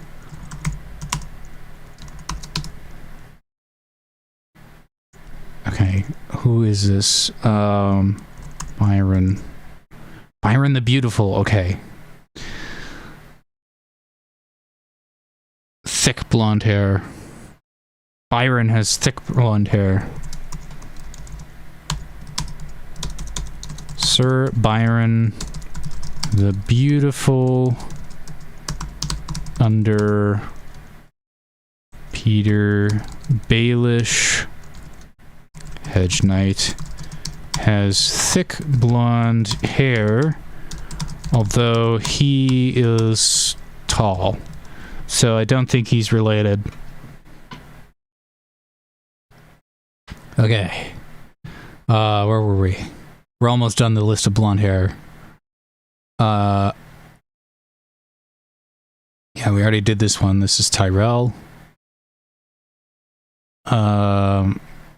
Blonde hair, the statue, which I think is a Targaryen. Honey blonde hair. Ooh, yeah, the wildlings do have blonde hair. Val has honey blonde hair. John 3, Dance of Dragons.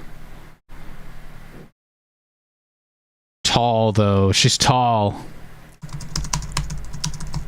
Aren't the wildlings all kind of tall? They might be too tall for this guy. I don't know. Tyene Sand. Tyene Sand is blue-eyed and blonde. Dance with Dragons, The Watcher. Val has honey blonde hair. White blonde, so not the right color. White blonde, not the right color. Shaggy blonde. Ooh. Oh. Oh. Yeah, one of them's blonde. Oh god, which one's blonde? Oh, this was in the video. Oh, which one was it?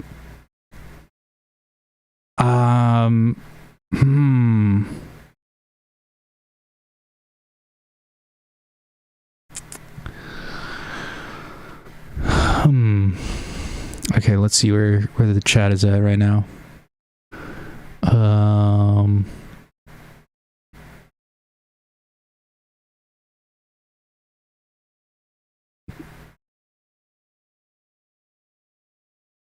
Tyene is fair with golden hair and deep blue eyes. Yeah, we just got her. Catspaw is described as a wildling. Almost, yeah. Kind of sounds a little bit like a wildling. My theory, exactly what you said about getting caught. Organized by Varys and Littlefinger, meaning the dagger lie was organized and prepared ahead of time. Yeah. Seems to be pointing in that direction, but I'm not saying it's Varys yet because I want to collect all the evidence. We have to do the evidence first. Anyways.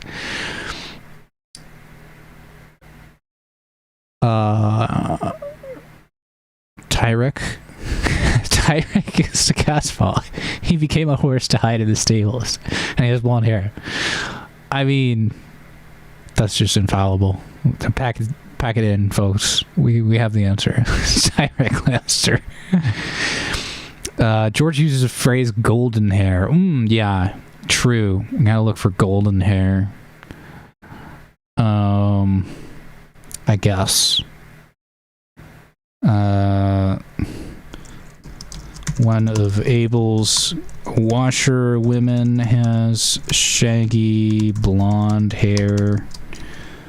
Dance with Dragons, Ghost in Winterfell. This is Tyrion's hair. Lysanne Youth with long blonde hair. Uh-oh.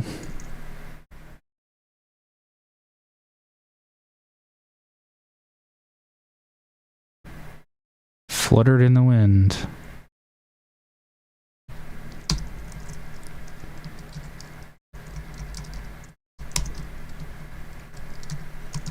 Dance with Dragons, Danny 9.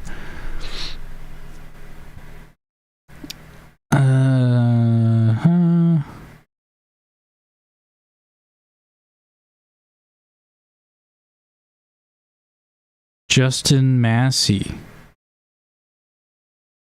has...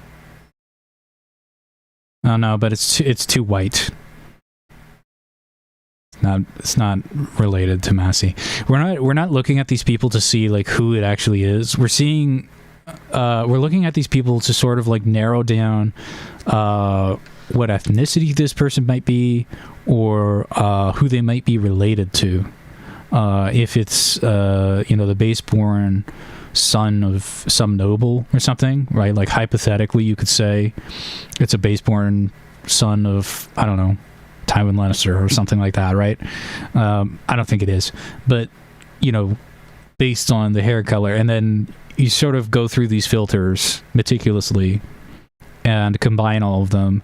There seems to be a bit of a Dornish connection, given how short this guy is and his messy blonde hair, because the wildlings are tall and blonde, right? They have that kind of Nordic look about them. Oh no, wait, the wiki was wrong. Whoever said Sir Harold Harding, the wiki was wrong. This is why you gotta double check the wiki. Like, the wiki is almost freaking useless at sometimes, like especially when you're looking at appearances. Sandy blonde hair, not just sandy hair, sandy blonde hair. Come on, wiki. Harold Harding is an option. I get really annoyed by the wiki nowadays. Elaine won the Winds of Winter. Yeah, you thought we wouldn't analyze the Winds of Winter in this video? Yeah.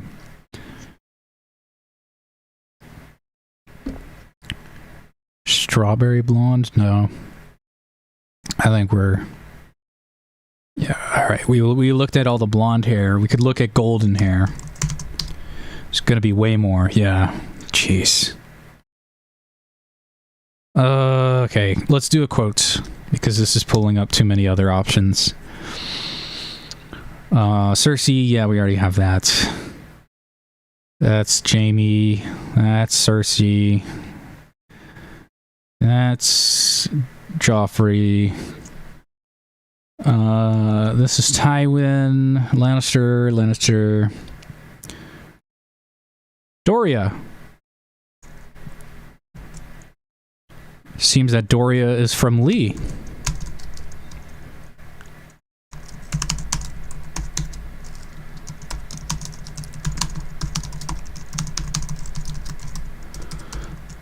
That's interesting.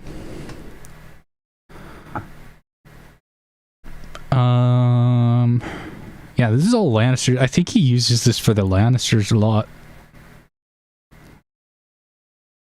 Lannister. This is also a Lannister. Lannister.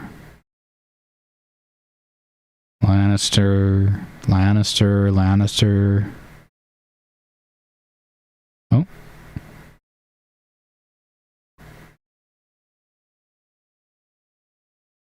What is this? Oh, this is Cersei. Lannister.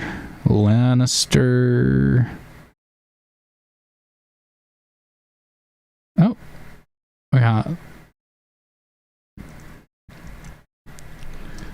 Lena's long golden hair in Bravos.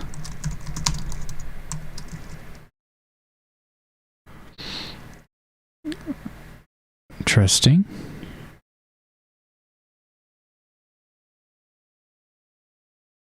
That's Cersei again. Cersei again.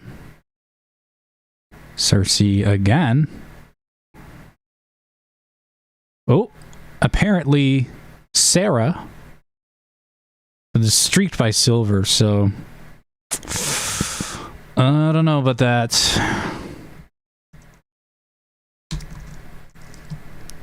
Sarah Mopatis, allegedly, big asterisk on that. Tyrion 2 and House of Dragons. Laura is so full of shit. This is Cersei again. Gerald Lannister.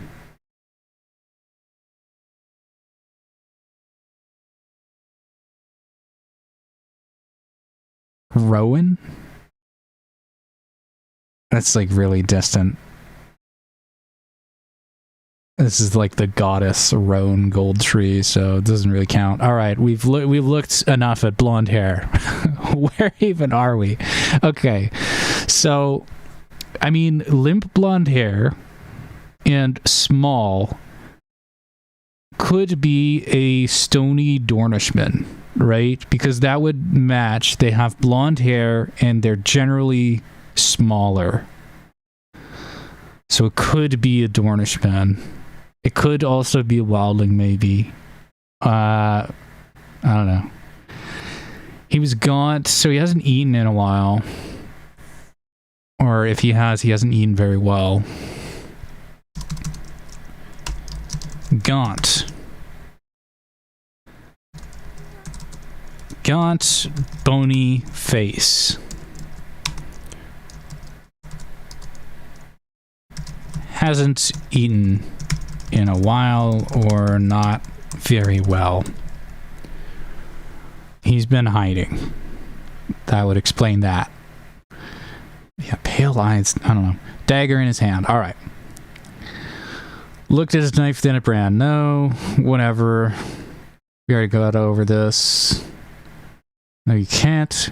She spun back towards the window. But the man moved faster than she would have believed. Oh.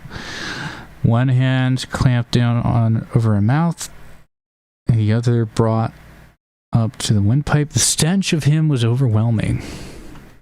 Okay. Where is it? Description of the catspaw. Stench of him was overwhelming. Cat 3, A Game of Thrones. He doesn't just stink. He be stank. He's very stinky. So he hasn't just been stinking of horses like, casually, like he's been there for a few hours. Actually, overwhelming means, he's been with these horses for a while. So to be overwhelmingly stinking of horse, you have to be around horses for a while. Hence, he's been around horses for a while. Okay. He puts the dagger up to her windpipe. She pulls the dagger away from her throat. Why doesn't he just slice it?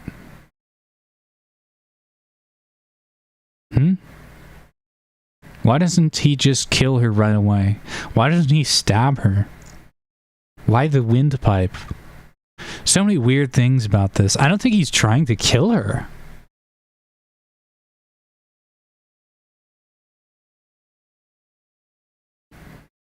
He's just trying to...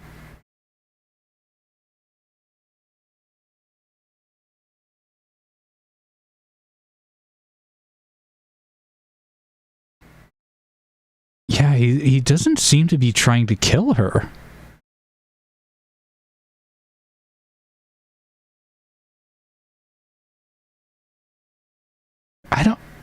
What is going on here?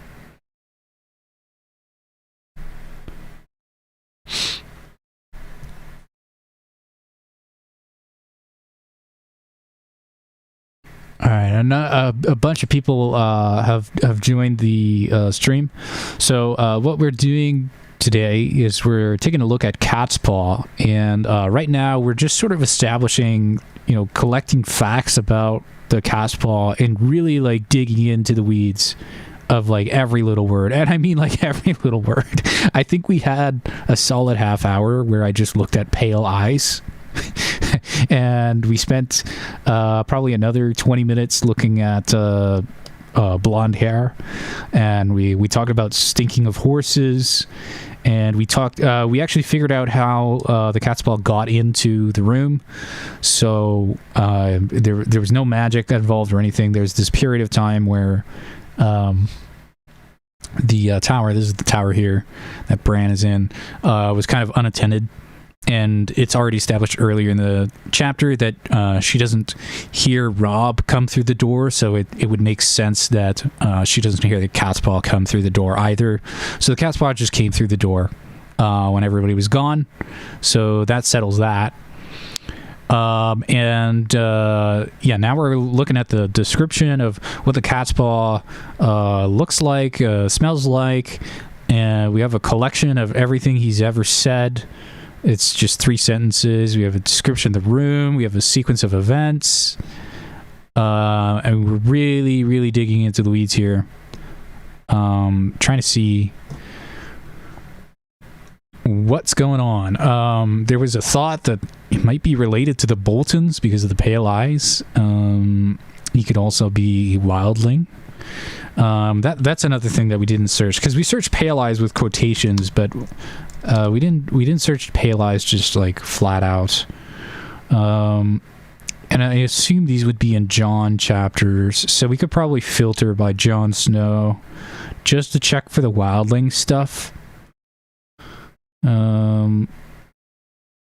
Pale eyes. Yeah, that's Sam. Let's see.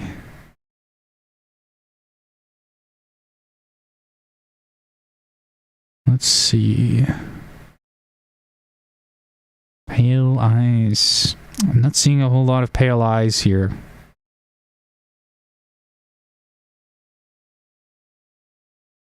Yeah, not a whole lot of pale eyes. I don't know who said there were pale eyes here, but I'm not seeing them. Val has pale gray eyes. Oh! Val has pale gray eyes? What? Hold on. What? Val has, quote, pale gray eyes. John 10, A Storm of Swords. Oh my god, what? So, hold on. Val has 2 out of 3 of the requirements. She has blonde hair and she has pale eyes.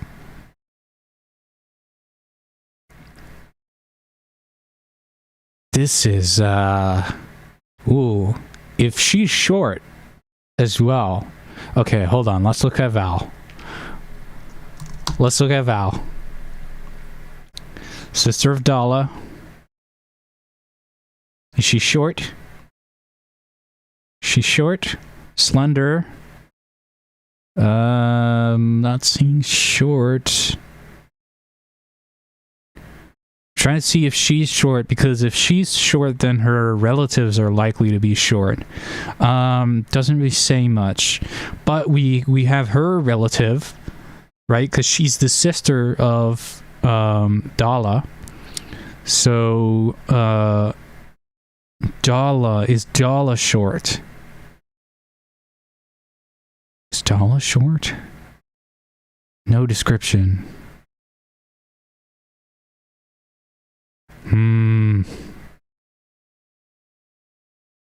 Okay, let's go back to pale eyes. Any other wildlings with pale eyes? I'm not seeing any pale eyes. Oh no, this is Bolton. Okay.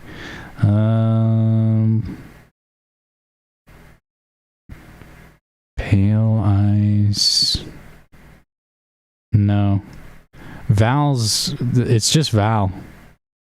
Val has pale eyes. But we don't know whether she's short. I mean, presumably she would be at the early age she is at this point in Game of Thrones. But, like, I mean, you know, because if this is her brother or something, if this is related... If this person is related to Val and is a wildling, then we need to know whether... Val or her relatives are short, because if they are, then this guy would check all the boxes. John 3, Dance with Dragons. Val stood behind him, tall and fair. Yeah. Val is tall and fair. Oh no.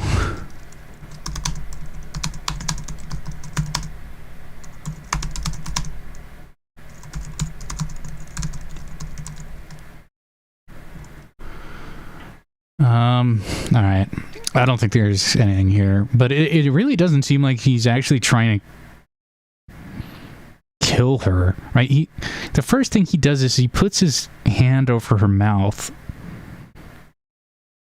instead of slicing at her, and then he brings it up to the windpipe, but he doesn't slice. And then when she's pulling the knife away from her throat, right, you would expect her to feel like a slicing motion over it, but she doesn't. Like, he's just kind of threatening her. And then, yeah, he's not even choking her, really. He just has his hand over her mouth. I don't think that this guy is trying to kill her. And this would sort of go hand in hand with the theory that this guy's whole purpose is to sort of draw suspicion on the Lannisters, because Catelyn would be the one to draw suspicion on the Lannisters. Catelyn needs to be alive, so he can't kill her. But if his objective was just to kill Bran and they didn't really care what happened to Catelyn, then why not kill Catelyn?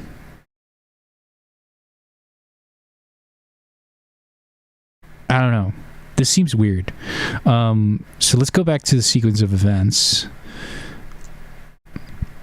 He speaks to her, 14. He rushes over to Catelyn, 15. Catspaw puts his hand over Catelyn's mouth. 16. Catspaw yanks her head back and brings dagger to Windpipe, but crucially doesn't slice. No evidence of slicing.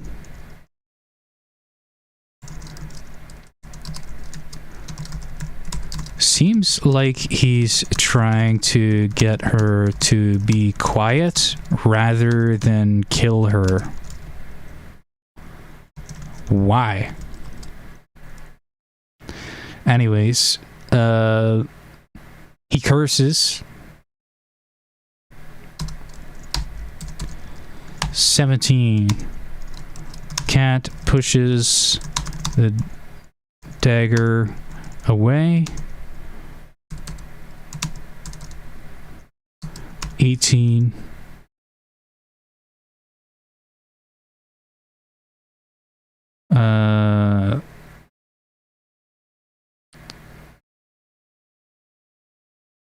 Catspaw curses that after she's grabbed the dagger,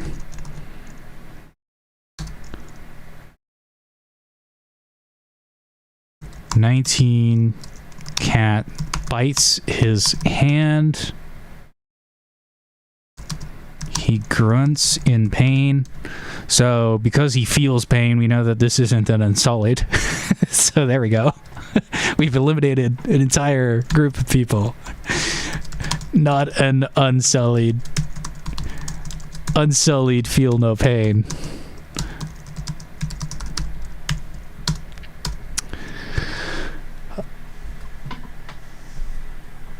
Hand over her mouth is about silencing her voice, which is a common theme in the books and much of IRL mythology. Yeah, good point. I don't think it has any bearing on like the mystery part of it, but definitely has symbolic value.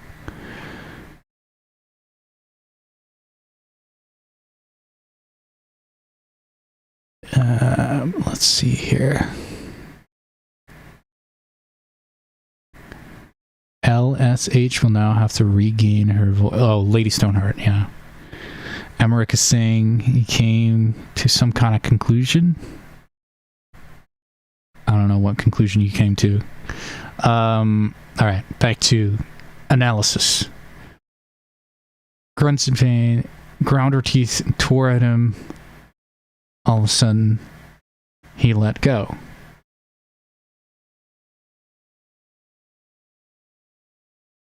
Let go of her mouth, I guess. 20, she tears off a bit of his hand and he lets go of her mouth. Yeah, he doesn't let go of the dagger because the dagger's still there. Alright, he let go of her mouth.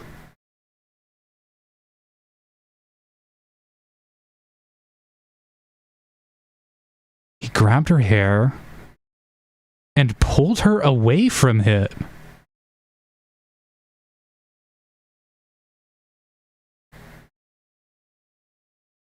This dude isn't trying to kill her at all.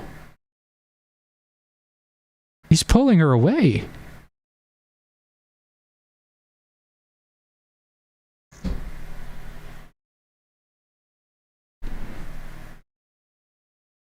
Am I misreading this? He grabbed her hair and pulled her away from him. He's got a dagger in hand and he's pulling her away.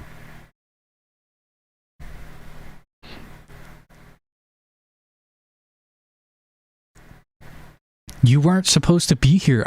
My job is not to kill you. That's what he's saying. You weren't supposed to be here. I wasn't supposed to kill you. Right? He's not here to kill her.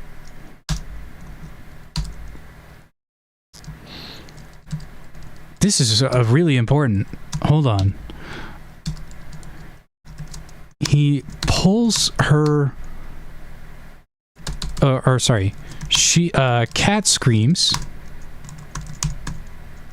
22. Catspaw grabs her hair and pulls her away from him,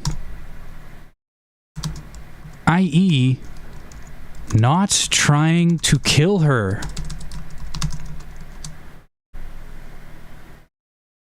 Wawa is saying, yeah, Catspaw needs her to be alive. She needs to see the dagger and the attempt on Bran, right? He isn't just like killing her because she's there. He needs her specifically alive. You weren't supposed to be here.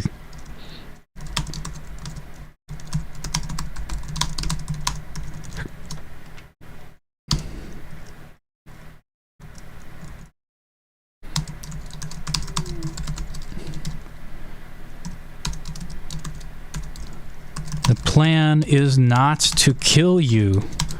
I'm not trying to kill you. Is basically what he's saying. He's not repeating it stupidly. He's telling her, I'm not here to kill you. I'm here to kill Bran. If I'm going to kill anybody.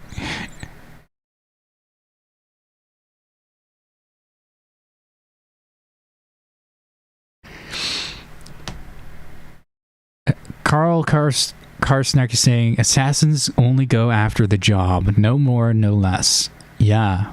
This guy is like... He was paid specifically to kill Bran, I think, was the job. And he's saying, I wasn't paid to kill you. This guy's already dead. I never agreed to killing that. Like, it's a mercy.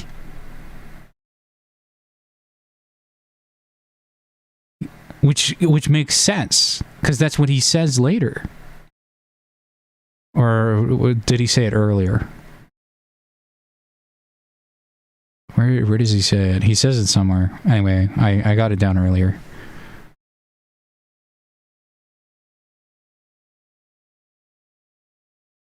Yeah, no, he says it earlier. Huh. He has a dagger in his hand. Could kill her. Could have killed her. Quite easily, right? It would be very trivial to kill her in this situation. She has no guards. You have complete power over her. Instead, he pulls her away, right? Away. He's not here to kill her. The plan is for Catelyn to be alive. Interesting. This sort of goes along the line of my pet theory that this whole thing is to make Catelyn suspicious of the Lannisters, which again would seem to imply somebody like Varys, maybe not Varys himself. I hope not Varys himself. But it seems like it's inevitable. I was thinking somebody else in particular, not Varys. I was thinking some other man.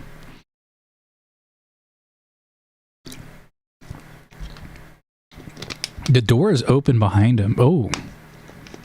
The door's been open the whole time? 24. Summer slips through the open door. The door has been open the whole time? Sloppy. Very sloppy. Are you sure pulled her away from him isn't referring to Bran? Yeah, no, it's clearly referring to the catspaw.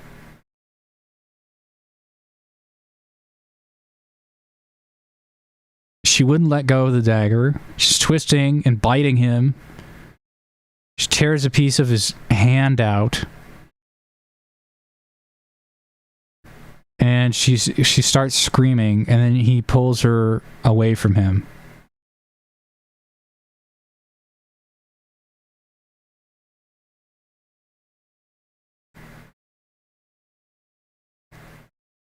He's shaking.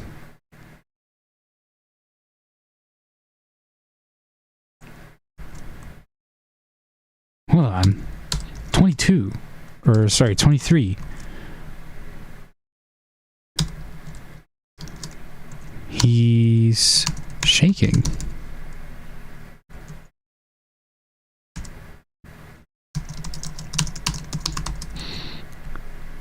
That's an interesting detail. This is not a professional assassin. He's shaking. He's afraid. You weren't supposed to be here. I wasn't supposed to kill you. This isn't how it's supposed to go at all.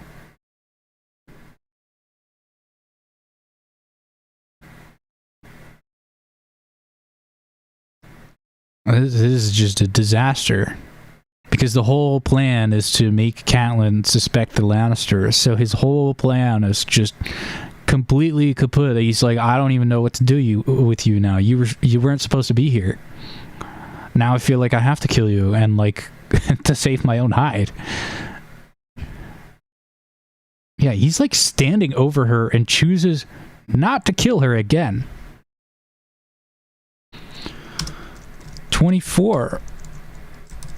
He's standing over her, chooses not to kill her a third time. This is the third time in the same interaction that the catspaw has refused to kill Catelyn Stark when he could. So it's very clear that he's not supposed to kill Catelyn.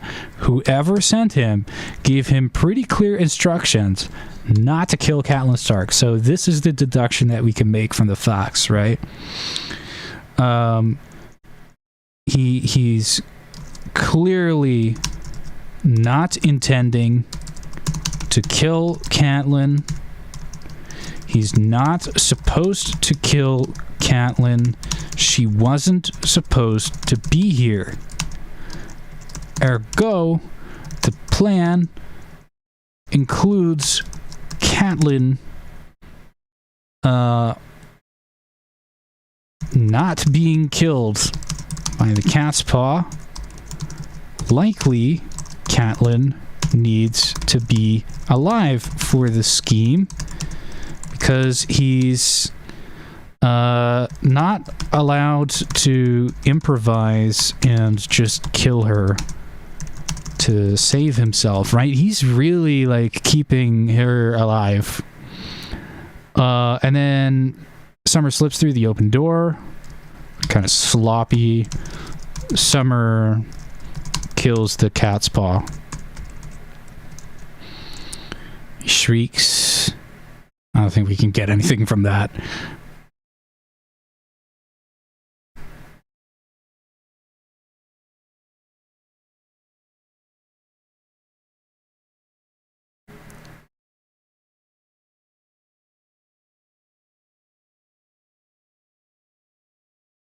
Blood magic. The wolf sees the future. Licking blood off of fingers is a way to see the future in A Song of Ice and Fire. So this blood is making Summer see the future right now. I don't know if that means that Bran is seeing the future right now in his dreams, or what's going on.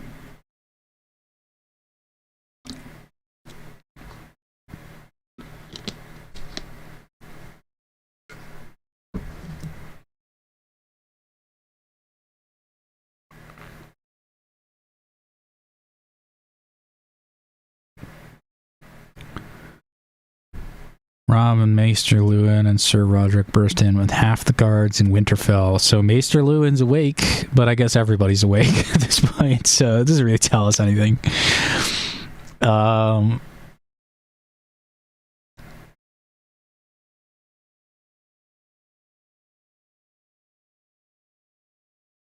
This is just caused by her pushing against the knife.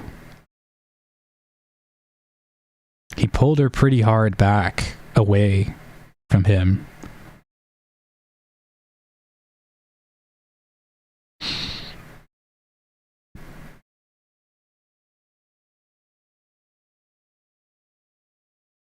Wait a minute, what?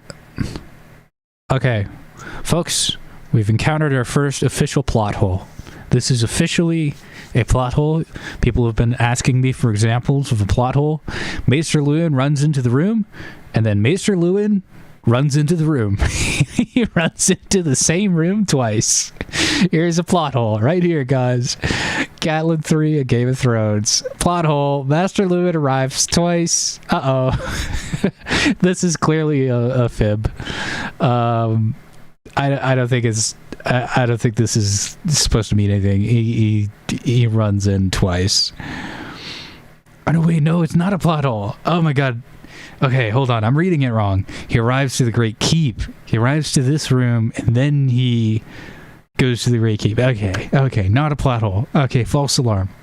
False alarm. I read it wrong. All right.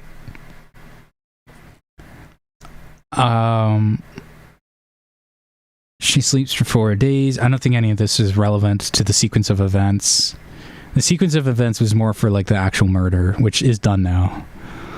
And we've learned a lot from examining that sequence of events in detail. This is why I do this.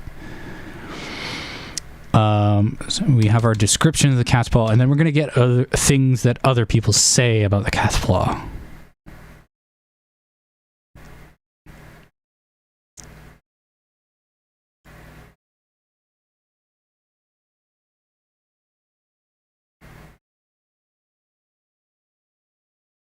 Hallis Mullen is the new captain of guard. Okay. Hallis Mullen becomes new captain of guard. Muscular, square, brown beard. No one knows his name. He was no man of Winterfell. Some says they seen him hearing about the castle. Okay.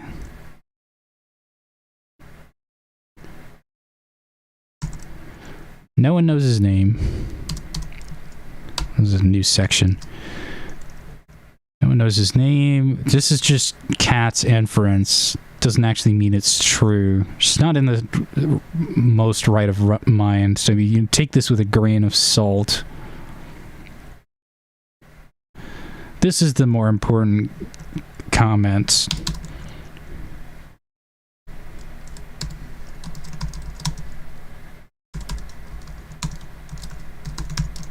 With all these strangers filling up, there's no way of saying who he belonged to. We honestly have no idea.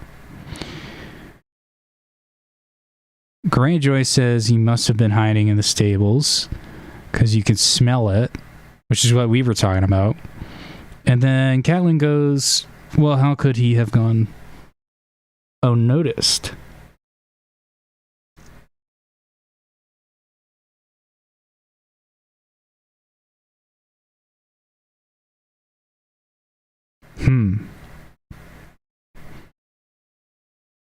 So here's the thought about the stables. How could he have gone unnoticed? Well, there weren't that many horses around.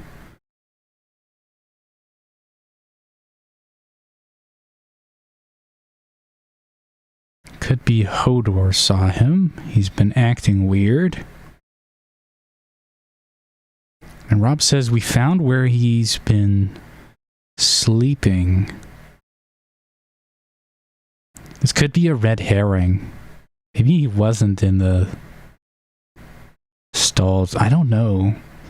But if he wasn't in the stalls, then why does he smell like horses? It just doesn't make any sense.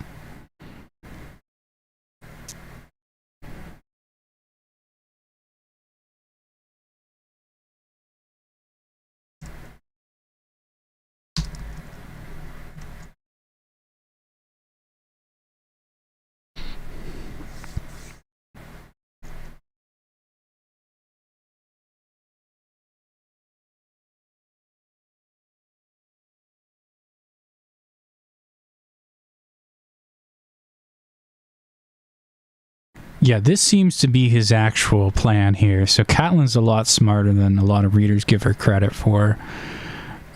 He definitely did come for Bran. And she's right to note how he keeps muttering she wasn't supposed to be here. This does seem to be his actual plan.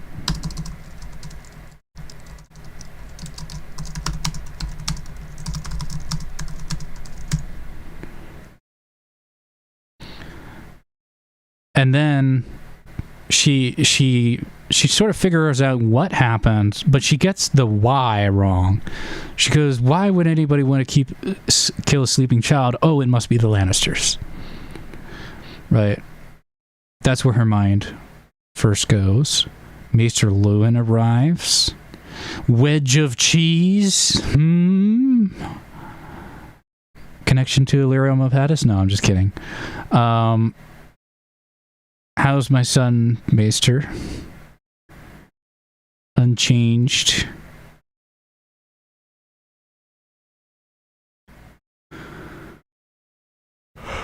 Why is Maester Luwin here?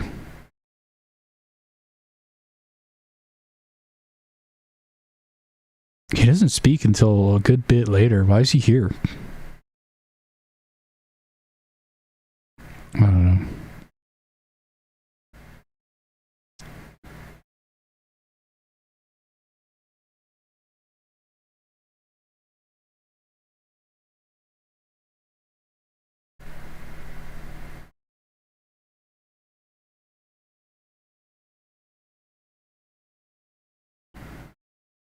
Did you happen to notice the dagger? Ah, right. Yeah, the dagger.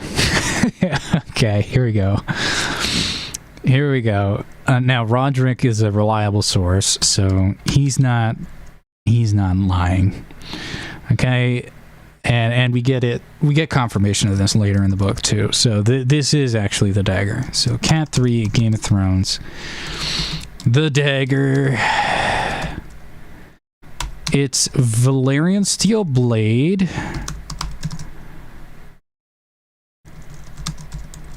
It's got a dragon bone hilt.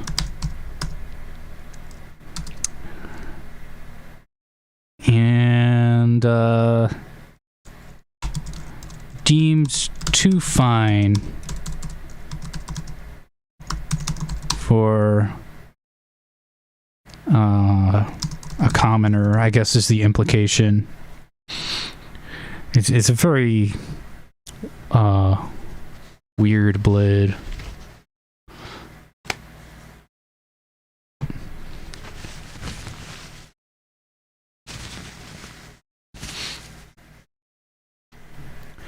Alright, I'm gonna look at the comments a little bit here.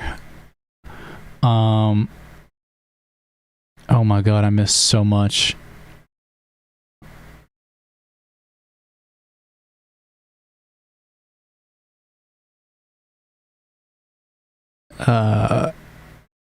Kind of feels like there's a meta conflict between whatever sent the direwolves and whatever sent the catspaw. Yeah, it does feel like that. Not sure if it's been covered yet, but is it safe to assume the catspaw was out of the loop about the direwolves? Doubt he would not plan for it if he knew it would be around Bran. Yeah, I mean, if he knew that the direwolf was gonna, like, jump into the room, he probably would have closed the door.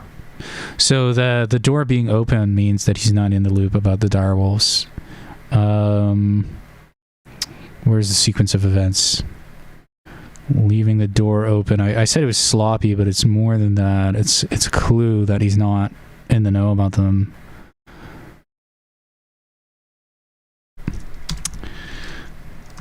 indicates that the catspaw is not fully aware of the dire wolves.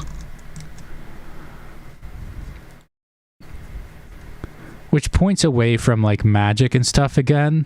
Like, this is a very this-worldly assassin. X told me you were not supposed to be here. Who is X? A Cerrito is saying X is Varys. We know that he had spies in Winterfell. Even a faceless man would think twice and would poison the direwolves first or something. Yeah, no, a faceless man would have handled this very differently. An orphan from King's Landing would say "sposed." I assume a wildling would be taught this word by someone who knows why this word would mask the accent. Suppose could be a link, yeah. Let's follow this link. Supposed.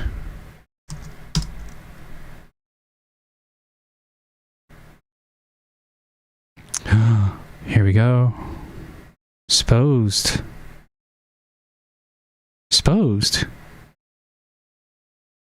Lamy. Green Hands.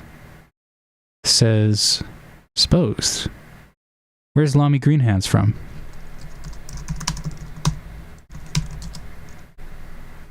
Orphan boy from King's Landing. Is this a connection to King's Landing?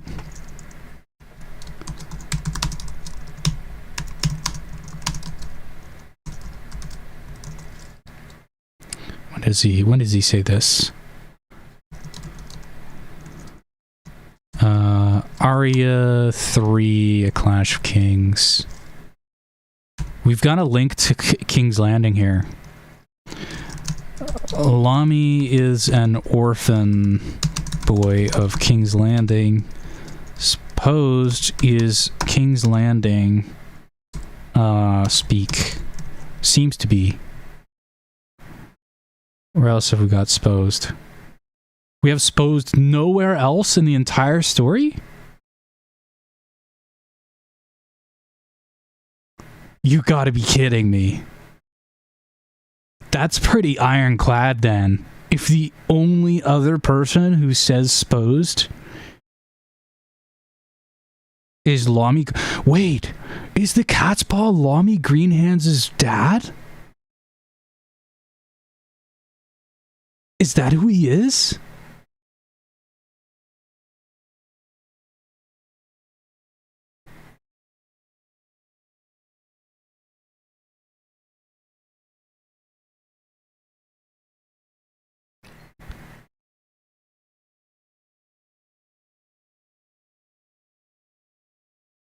Tamlin is saying it was Varys. Maybe. It's looking more and more that way. Stephen is saying it can't be Cersei then 100%. There's too much evidence. It has to be Varys. Guys, come on. We haven't linked it hard to Varys. Check if Dunk says suppose.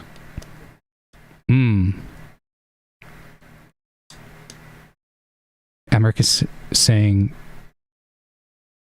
if this guy was camped in the stables and seen for weeks, he would know Summer was outside the window a lot, but he doesn't. Yeah, but would he know that Summer would, like, go into the room and do something? I don't know if he would know that. Gendry says supposed when he's talking about how he was told he'd be going to the wall. But it's not coming up in the search. We could just do post. It might come up more. Post.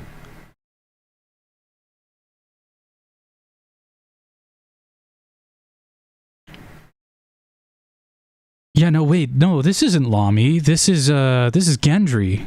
Gendry says this. Gendry says supposed. Gendry is an orphan boy of King's Landing.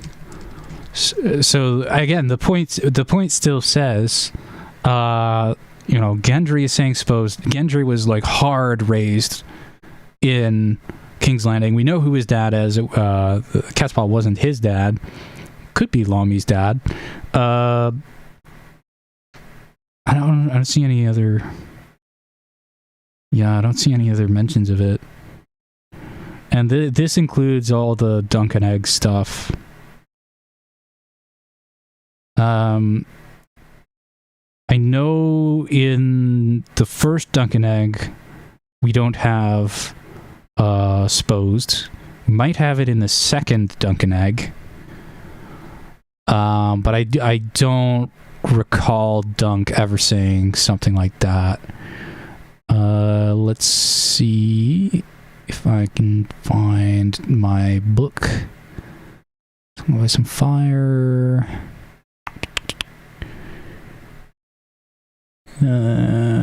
Tales of Dunk and Egg. Here we go. We can search for Sposed. No matches. None. In the whole book. Let's search again. Hold on. Sposed. We could do posed. Maybe it doesn't come up. All right. Dunk says supposed.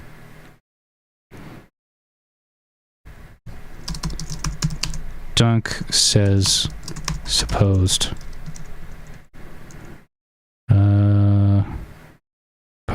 Proposed, supposedly,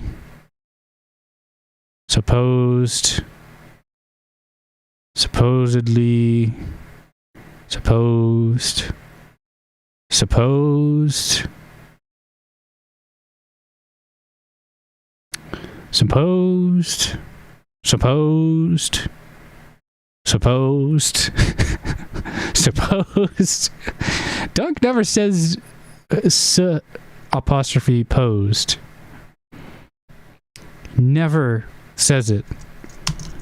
Never says posed. Never does. Okay, what is the chat saying here?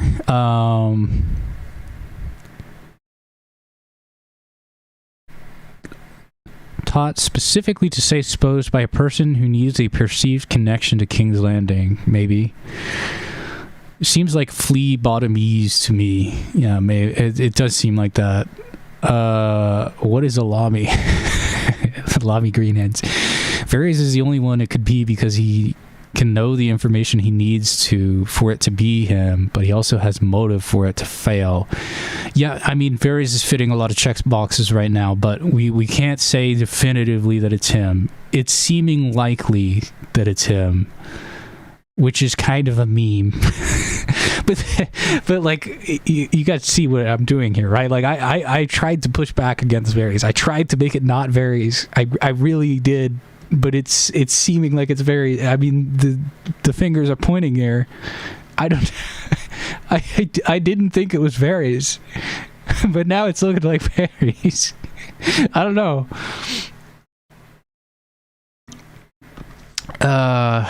Yeah.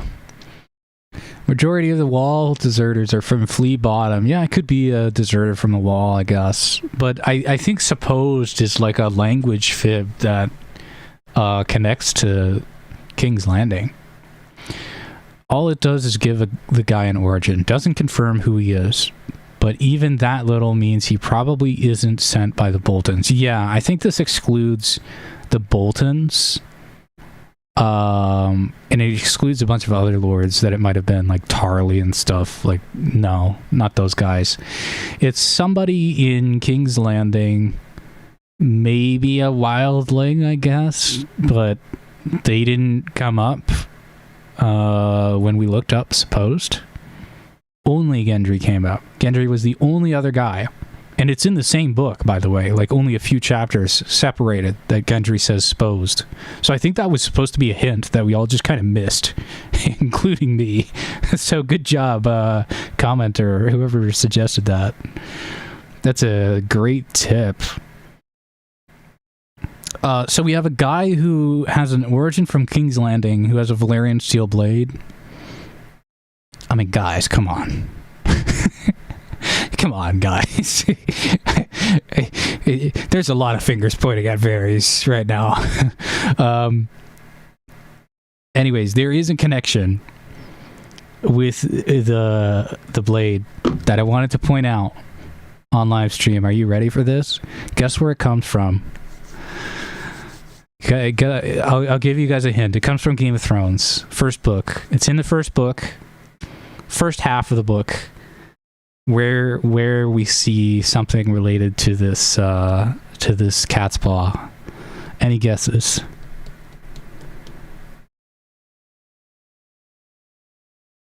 Carl Karsteg is saying, intentionally sloppy job with a patsy to take the fall, access to fancy knives, and a bit of knowledge as to whom was supposed to be in Bran's room. Very seems most likely. Yep.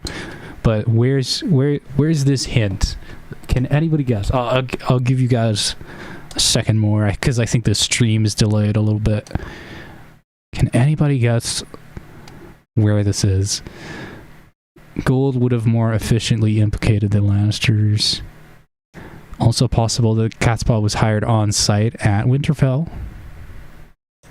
Okay, doesn't seem like anybody knows. It's in Daenerys 1 in Game of Thrones. Shocker. I know, but guess what we see? Chat, what does this say? Can anybody read that? Can anybody read what it says on the screen right there?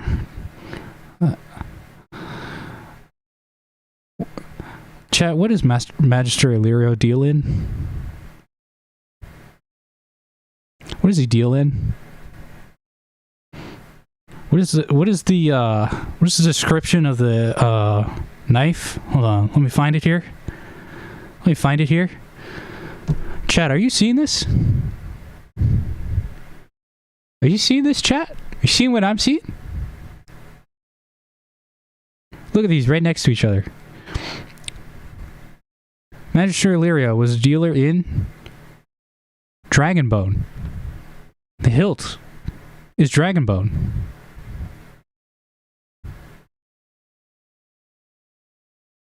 And I did some work actually ahead of time to double check whether we have any textual evidence of anybody else in the entire story who deals in Dragonbone.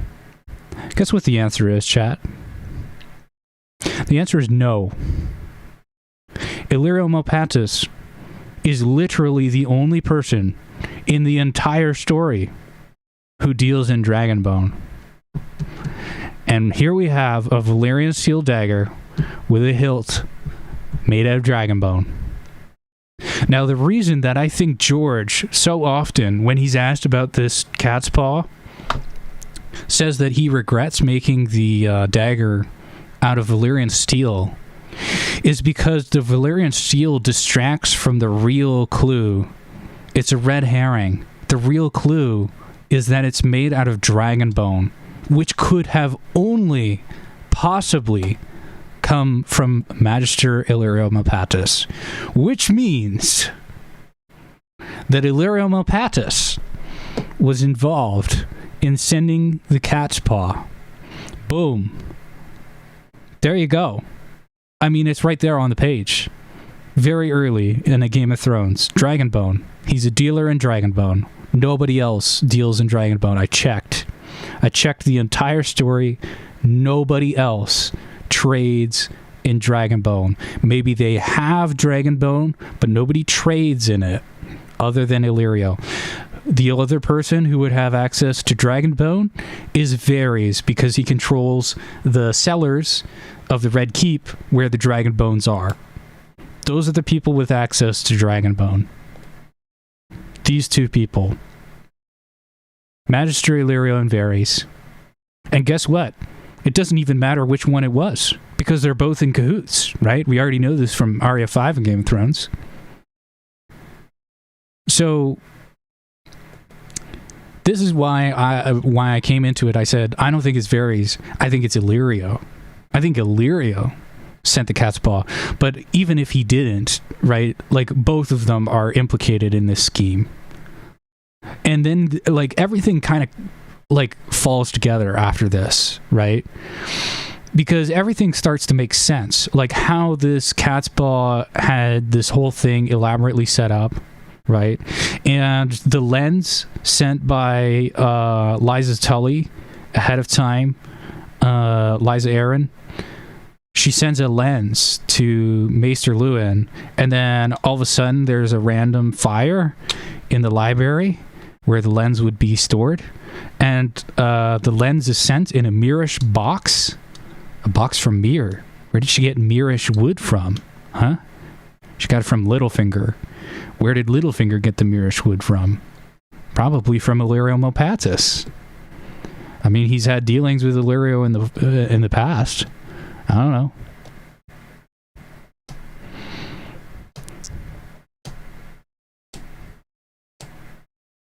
I mean, how would Roose Bolton get a Dragonbone dagger?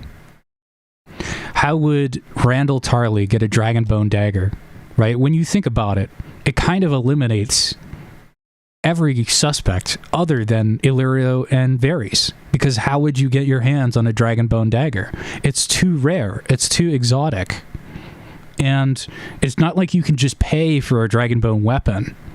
This isn't something that's sitting on a shelf somewhere ready for you to buy. You have to have exclusive access to this. This is like something that's gate kept, right? You can't just go around buying a Dragonbone dagger in the same way that you can't just go buying a Valyrian steel sword. These aren't things that are commonly sold, right? It's like buying private art or something. You can't just like walk into a shop and buy an authentic Rembrandt painting, right? You have to have access to one. You have to have access to a dealer, which means you have to go through Magister Illyrio, which would implicate Magister Illyrio in the plot anyways, in a roundabout way. So even if you were saying that Roose Bolton bought the Dragonbone dagger from Magister Illyrio, well then Magister Illyrio is part of the plot. Even if you're going to say Randall Tarley bought the dagger from Magister Illyrio is part of the plot. You just can't have the Dragonbone dagger fall into the catspaw's hands without Magister Illyrio. It's just impossible. The only other way is if Varys gave it to him, but then Varys is in it, which means that Illyrio is in it. So either way, any way you look at this, Illyrio is implicated in the Dragonbone dagger, which means he's implicated in the catspaw plot. He has to be involved somehow, some way, whatever theory we're going to conjure up here. Illyrio has to be part of it, somehow. I think that Illyrio didn't work alone. Yeah, Bryden Rivers, I think you're right. I think Illyrio didn't work alone. He would have either worked with Varys or Baelish. But guess what? That just proves the conspiracy even more, right? Because they're all linked together. Right? Littlefinger got the dwarfs at Joffrey's Play from Pentos, i.e., from Illyrio's sphere of influence, right? That's a pretty hard connection. And he lied about it too, which makes it an even harder connection. And now we have a Dragonbone knife from likely Illyrio's collection ending up in the catspaw's hands, all in a scheme that sort of implicates the Lannisters in the plot, but Illyrio has no idea that this sort of thing is going on, right? He has no idea about the catspaw being sent by somebody else, right? Because Varys sort of throws the Lannisters under the bus in Arya 5 of Game of Thrones, right? He's like, the Lannisters sent a catspaw, but he botched the job, and now we have to clean up, and this is what's forcing my hand. So this is why I think that it's Varys. I think Varys is using a Dragonbone dagger from Magister Illyrio's collection, and he's using this dagger to give to the catspaw, all to frame the Lannisters.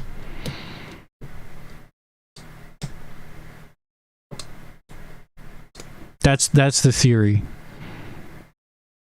But this is a pretty hard connection. Dragonbone, that's not something you can sweep under the rug, guys. You can't ignore that. It's right here. The hilt is Dragonbone. Magister Illyrio deals in Dragonbone. Nobody else does in the entire story. I checked. Nobody else does.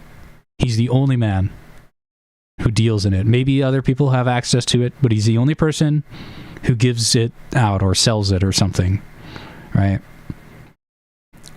This is a hard link between the catspaw and Illyrio. It can't be ignored. My way of saying that it wasn't necessarily Illyrio who sent it, but he was involved, is that Varys acquired this dagger from Illyrio, and then Varys gave the dagger to Littlefinger, and Littlefinger gave the dagger to the catspaw. That's the chain of possession that I'm imagining here. That's the theory, which would involve all three players in the scheme.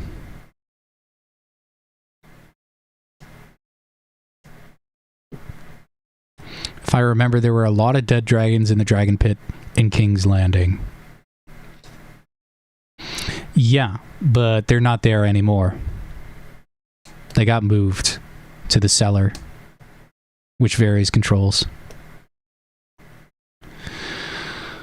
Illyrio doesn't grow dragons in order to harvest to make daggers and Dothraki bows. Yeah, but Illyrio deals in dragon bones. Like, this isn't something that we can ignore. It's in the text right here. So he has access to Dragonbone somehow. How would he have access to Dragonbone? Well, through Varys. Because he controls the cellars, where all the Dragonbone is.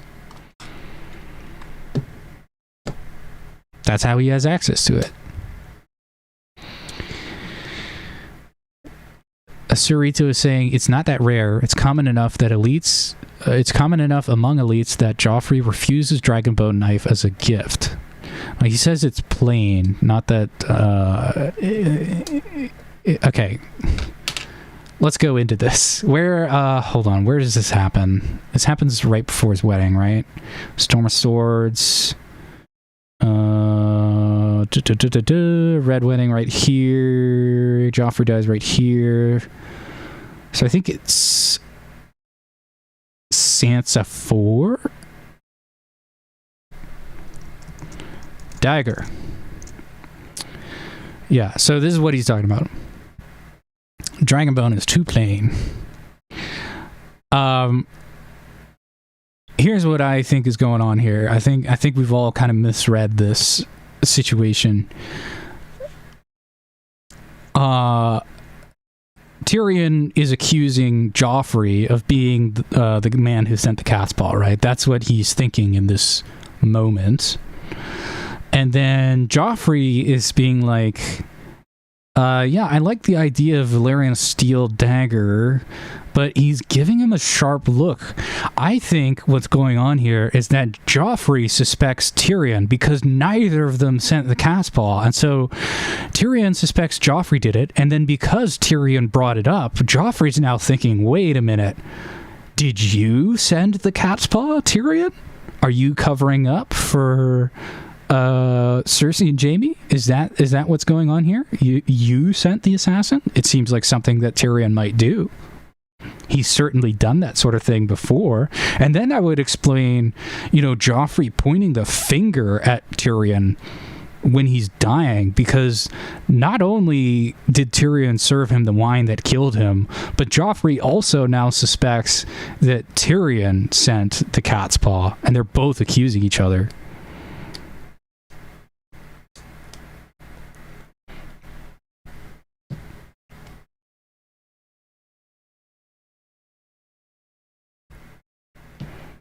So I don't think this has anything to do with the rarity or the plainness of Dragonbone. I think there's some subtext that we're kind of missing here.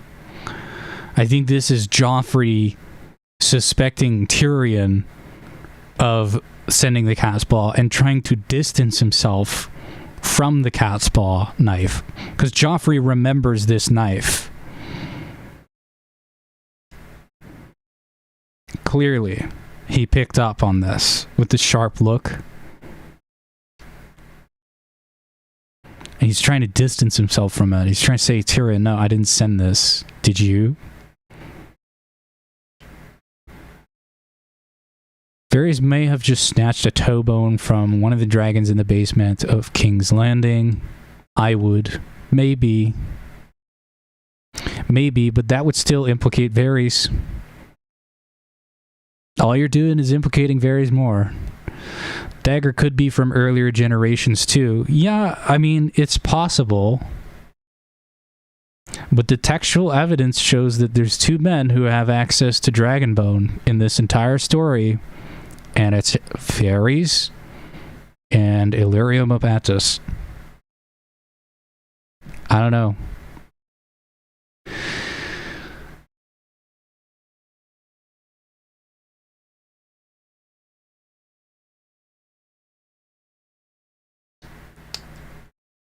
Both Valyrian steel and Dragonbone are a bit more common in the books, especially smaller items. No, actually, Dragonbone is rarer than Valyrian steel in the books, if you count up the numbers.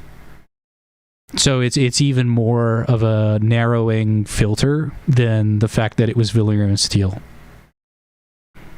Dragonbone is huge. There's no evidence that Illyrio had the dagger. Just because he may have sold the material doesn't mean he made the dagger. The blade itself is most likely centuries old. This would need a hilt. Yeah. I mean, I don't think I said anywhere that he made the dagger. It's just part of his collection, probably. Or Varys chipped off a toe, like Karsnark says. And I guess had Tobo Mott make one. Because Tobo Mott can rework Valyrian steel. So, and also Tobo Mott is an asset of Varys, so he very easily could have made this.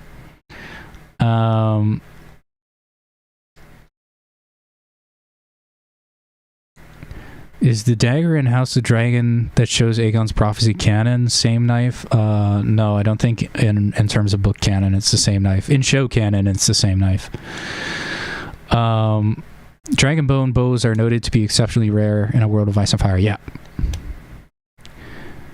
And where does the one that we see in the entire story show up? At Illyrio Mopatis' place in Pentos when Dany gets married, and literally every other gift that is presented at the wedding we know is his. And then there's this Dragonbone bow from the guy who deals in Dragonbone. Shows up at the wedding, and oh yeah, this random Dothraki guy had it and gave it to Khal Drogo. Yeah, that seems like a plausible story. Yeah, sure, yeah. No, it wasn't Illyrio's bow.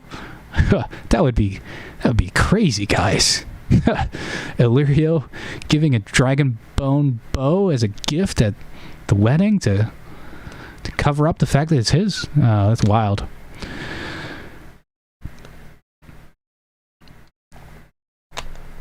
Dragonbone is more abundant, though. No, it's not.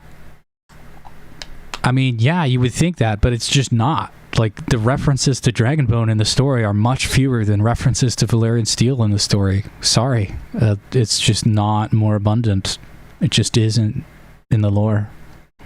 And the tons of Dragonbone in the King's Landing basement haven't been given out to people, except it seems by Varys. I don't know, guys. There's a Dragonbone connection here of some kind.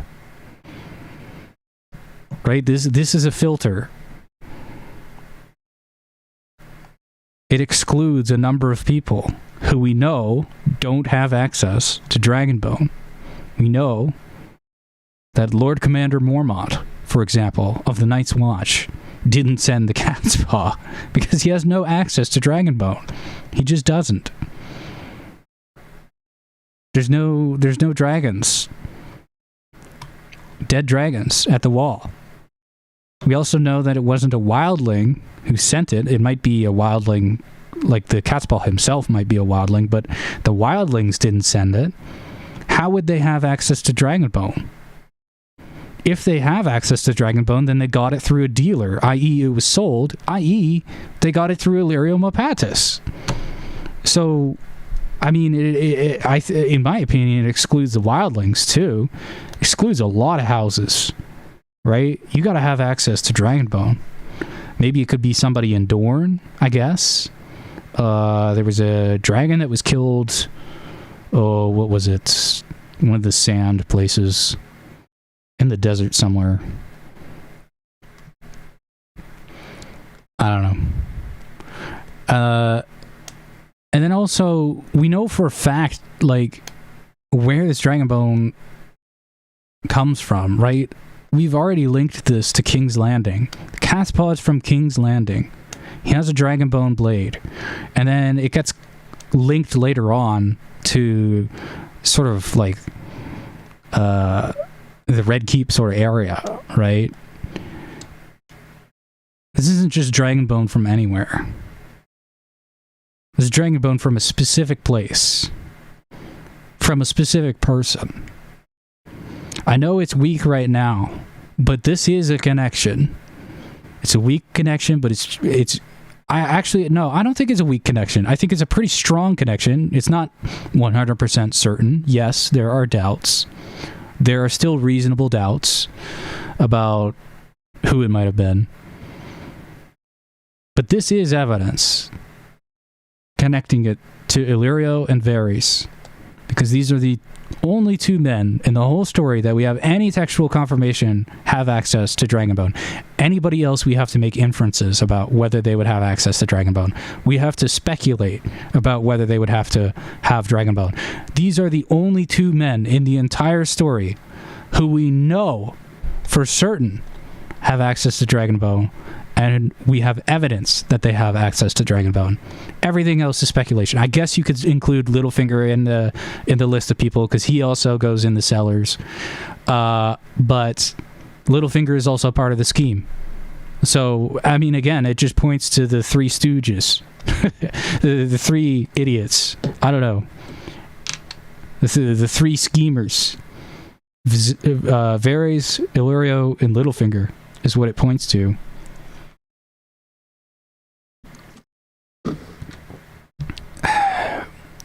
And you know what's weird? Varys sent a rider with his letter earlier in the story. And he could have sent a raven to Winterfell instead, who would have sent their rider, but he sends a rider all the way north. Why?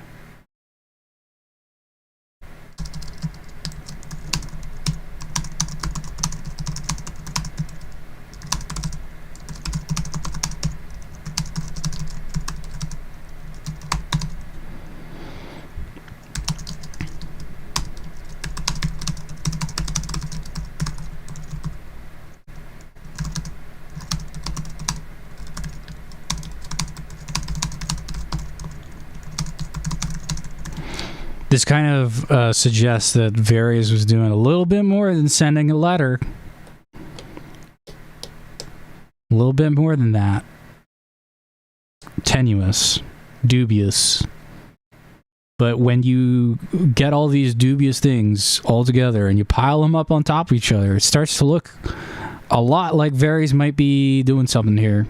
I thought it was Illyria, but I'm thinking it's Varys now. Fuck. Everything goes to Varys, doesn't it? God damn it.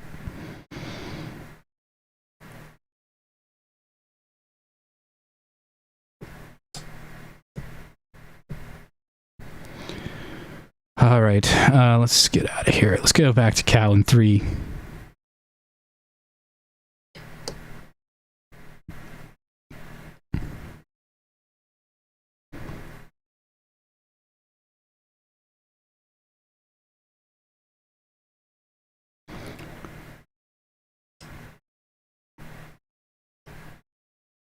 Sister Lysa believes the Lannisters murdered her husband.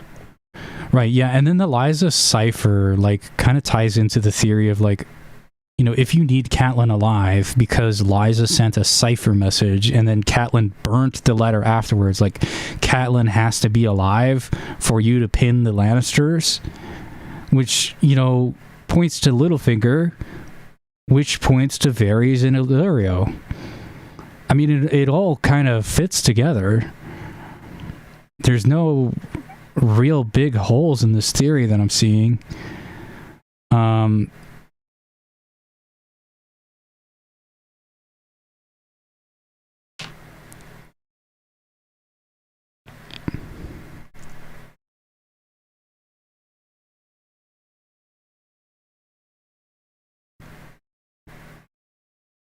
Maester Lewin throwing fuel on the flame here. This is strange.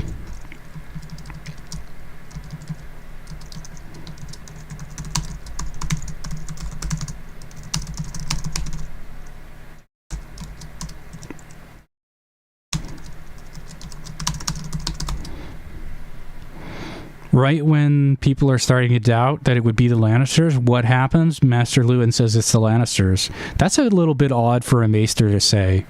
He's stirring trouble here. Maester Lewin is stirring trouble. He's going well beyond his duties as a Maester. He's supposed to be impartial, and he's telling them, oh, well, I think he was thrown, basically.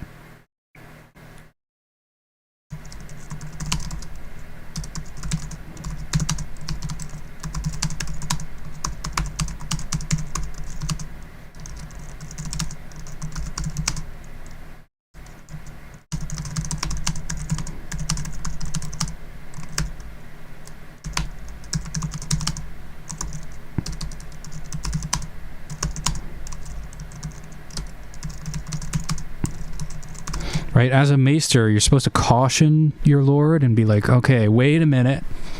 Let cooler heads prevail. Let's make sure that we know what we're talking about. That's what Maester Lewin should be saying. But he's like, nah, man, I think the Lannisters did try to kill your boy. This is wild. Actually wild.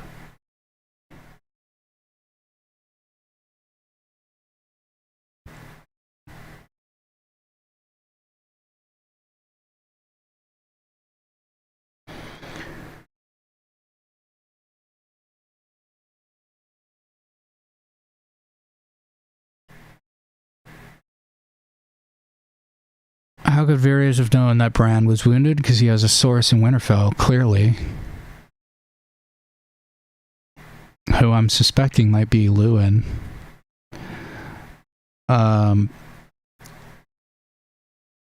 paid Littlefinger to have Jon Arryn killed, which he agreed to because he wanted Catelyn to come south. The dagger might have been that payment. That's the best I could do.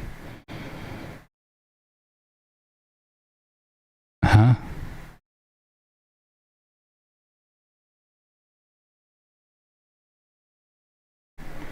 I don't think the dagger was payment. I think the dagger is specifically engineered to pin the blame on the Lannisters.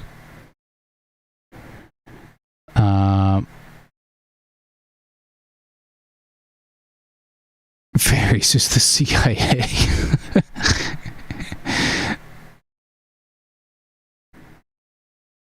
Catspaw is actually the Dornishman's wife's blade, maybe. Well, was saying, okay, prove it wasn't Mance. How did Mance get a dragon blade dagger? How would he do that? Literally, how? There's no dragons who are north of the wall. None at all, ever. They never crossed that far north. There could be no dragon corpses up there. So, how did Mance get a dagger like that? Oh, Mance stole it. Okay. So Mance stole a dragon blade dagger from Winterfell? Because that's where he would have stolen it from. I think the Starks would have noticed that their dragon blade dagger was missing. Not really plausible. Because Mance comes out of the caves directly to Winterfell. They mention it. Well, they mention that Mance goes from Winterfell. So, like, he takes the caves under the walls. Oh, man, you don't know about the caves. Wawa doesn't know about the caves. Oh, no. You don't know about the caves. There's caves that go from north of the wall straight to Winterfell. They talk about it in oh, where is it? Clash of Kings, I think it is. Yeah, there's a cave network that runs along the river underground, and it goes all the way to Winterfell. That's how Mance gets to Winterfell, is he pops up out of the caves. Although he's kind of been, like, everywhere north, so the caves, like, kind of, you know, they have exits everywhere across the north.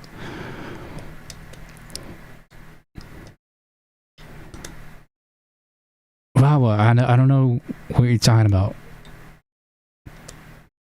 You've lost me.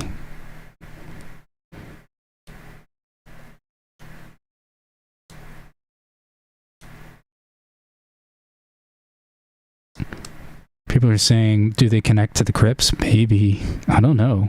We don't know what's down in the crypts. So it's just a big fat question mark. They could.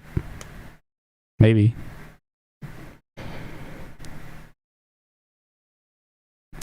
Bag of silver. Yeah, we'll okay, we'll move on. We'll move on from the dagger. Those are my thoughts about the dagger. Also, Varys and Littlefinger immediately recognize the dagger and they know what it is. So that's another point in favor of the Varys theory.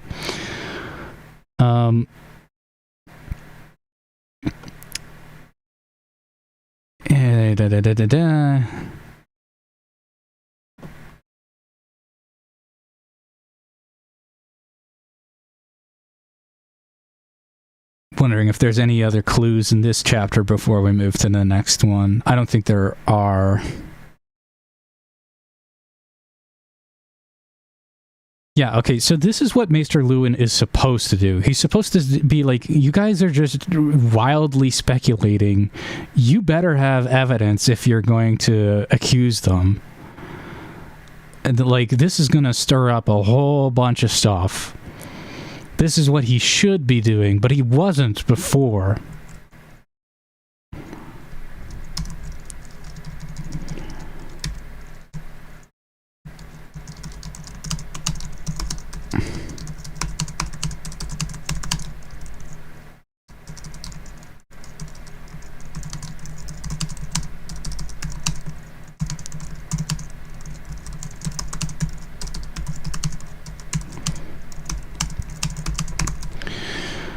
He's kind of leading them along the road, right?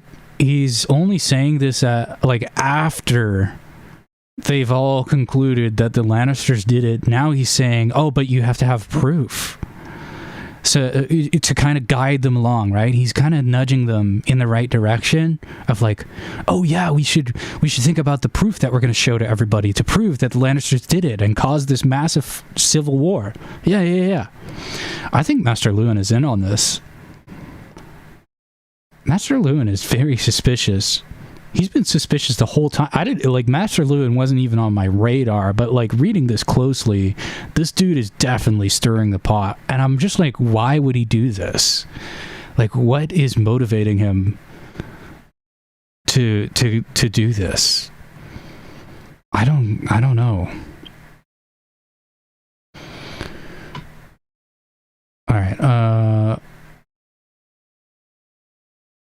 Mance said he bought a horse, didn't he? Can you support his using the caves to Winterfell specifically? Catspaw being the prince that was promised dagger. Washerwomen didn't know how to get in the crypts, so they wouldn't connect since they would have come out of there. Yeah, I think that's probably right. I took a cute and a bag of silver. Fortunately, we have no proof where the dagger came from. As far as we know, for sure, it ends up in the Merc's hands. Yeah, but we have circumstantial evidence that points to where it's from. See, that's the thing about circumstantial evidence, is that, like, you know, circumstantial evidence in isolation can't generally be used to, I mean, I don't want to speak in generalities, but, you know, circumstantial evidence in isolation tends not to prove a proposition, but circumstantial evidence can prove a proposition, and it can rest as very strong evidence, actually. I talked about this in one of my videos. There was a case where a girl had died from she had been axe murdered, and the husband knew about the axe before this was public knowledge. This is not considered to be direct evidence, right? It's indirect circumstantial evidence, right? It is evidence of circumstance, because the father said something about the axe before it was public knowledge.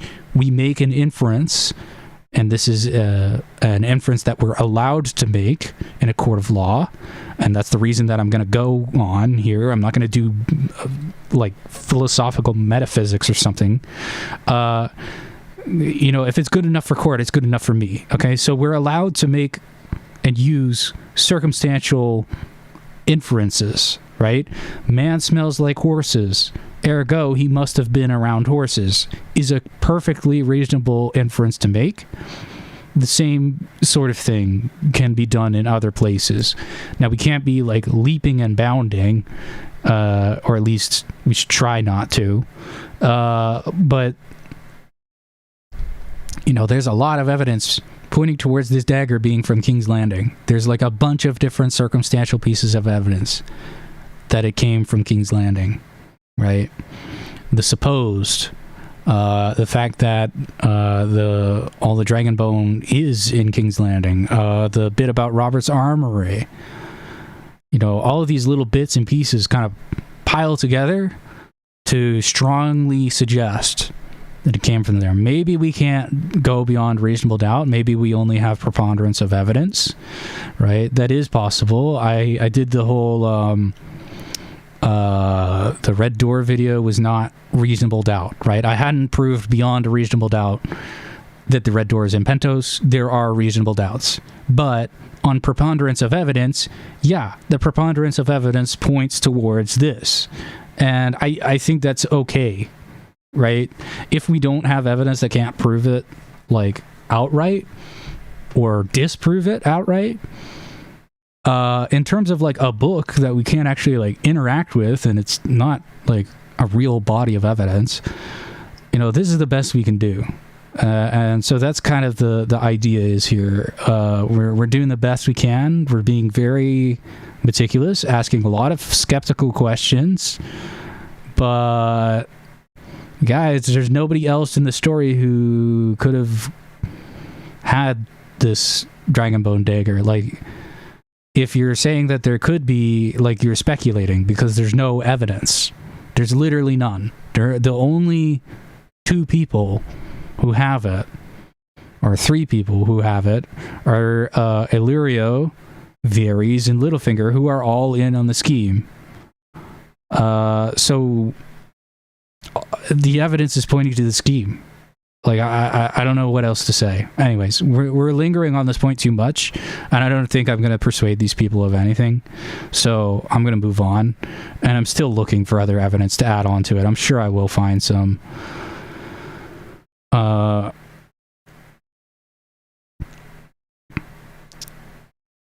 then Master Lewin does another suspicious thing. He's like, oh, you should arrive in secret so that, Littlefinger and Varys can scoop you up and make sure that you don't talk to anybody else. Don't talk to them openly. This is so suspicious. This is what really sets me off against Maester Lewin. I'm really set off against this guy. This is ringing all kinds of alarm bells for me.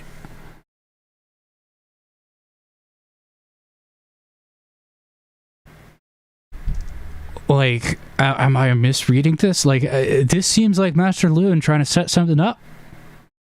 Why wouldn't you talk to the Lannisters openly? Why wouldn't you clear it up? Like, have a private meeting with the Lannisters. If they deny it, fine. Like, but you can get a lot of... You can clear up a lot by just talking to them, right? I mean, like, what other evidence are you going to collect in secret?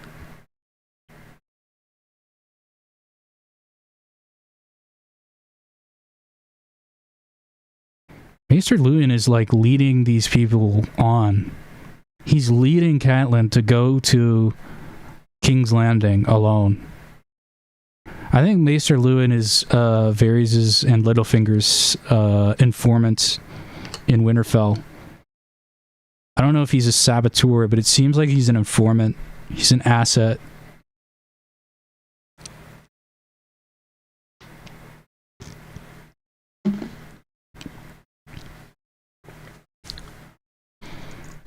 This is just so highly suspicious.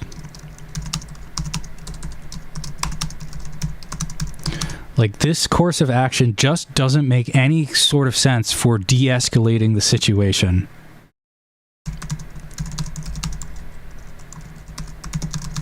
Which is what he should be counseling as a impartial maester. He should be like, we gotta be really careful, and we should speak to the Lannisters before we come out with an accusation against them, at least. Because if it wasn't them, and you approached them in private, you wouldn't be wounding Tywin's pride, and he would probably say something along the lines of, no, we had nothing to do with this. Let me look into this for you as a gesture of goodwill. That's probably what would happen, or something along those lines, if Tywin was a smart guy, which is a big assumption to make. But if he was wise and he wanted to de-escalate things with the Starks, right? And he was approached privately so that, you know, you're not slandering this guy in public because he didn't do it. I mean, the natural response would be like, oh my God, that's horrible. Let me help you. Right?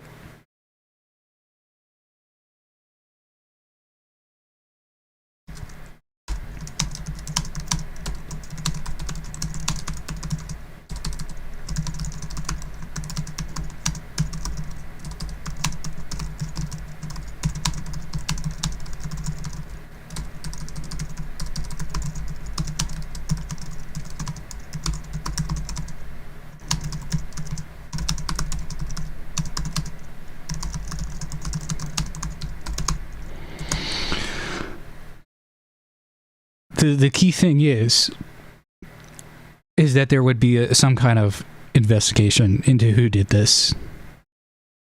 And the Lannisters and the Starks would probably be working together. So it's really critical that the Starks and the Lannisters don't talk to each other straight up at this stage of the scheme. Because if they do, it could undo all of the tension that you're trying to create between them and the distrust. Really, Maester Luwin should be saying, okay, there's clearly some distrust between these two families. We need to have a talk with them. Maester Luwin might even suggest, if he was a good person and he was trying to de-escalate things, I think Maester Luwin is smart enough to suggest that he might go himself as an impartial, envoy, go-between, right? Middleman. Okay, you guys are too upset at each other to talk to each other, so I'm a maester, I'm impartial, let me be, the voice between you guys. Let me be the bird that you send between each other. I'll do the talking. I'm going to smooth this over, right? That's how Maester Luwin should be acting, but he's not.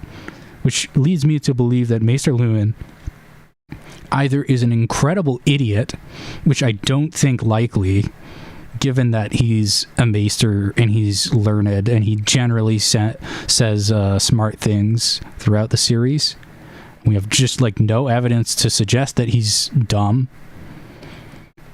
or he's trying to stoke the fire.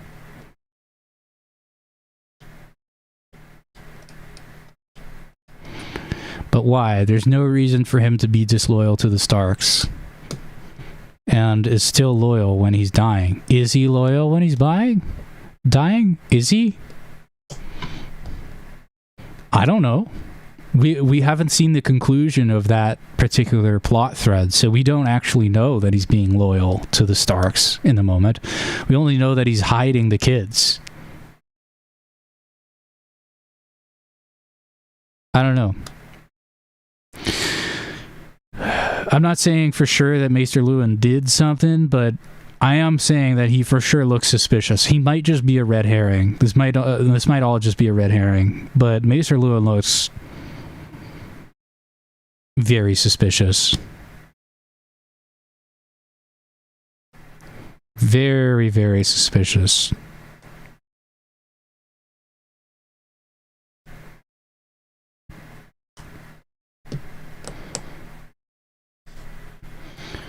We also don't know where Maester Lewin is from. He could be from anywhere.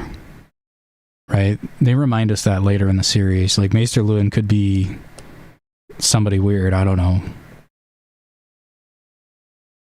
He could be a Dane, for all I know. I don't think he's a Dane, but you get what I mean, right? Like, he could be anybody. He could be a secret Targaryen. Maester Lewin, secret Targaryen. I don't know. Lewin is a Dornish name. He could be from Dorne, right? There was Lewin Martell, Maester Lewin. Could be Dornish. I don't know.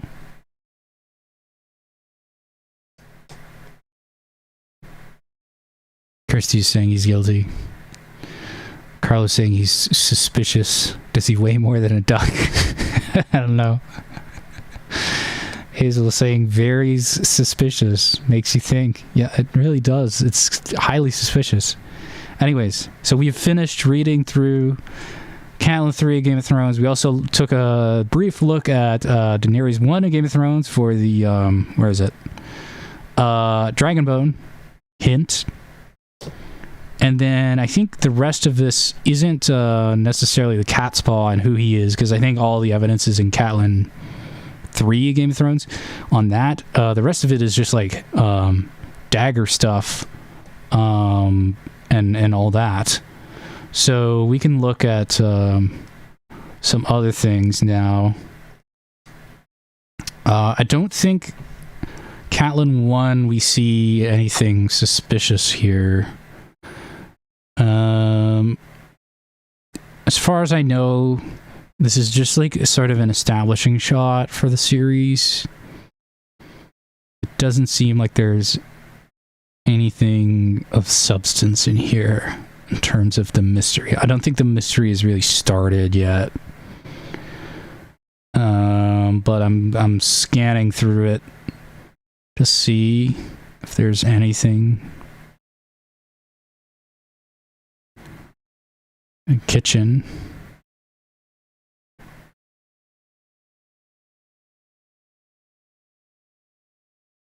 Winter's coming.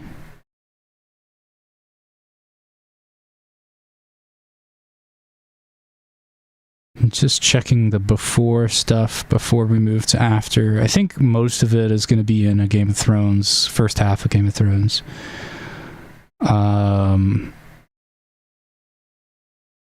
Yeah, I don't think there's anything in here. Mance Raider. Ned knows who Mance Raider is.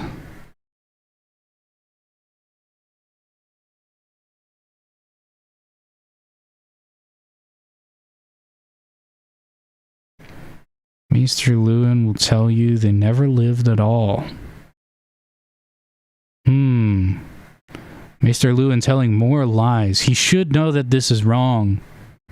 This is a hint. Maester Lewin knows that this is BS. Ned says this. In Catelyn 1 of Game of Thrones, Maester Lewin knows that this is wrong. Why lie? Maybe he's not as loyal as we think he is.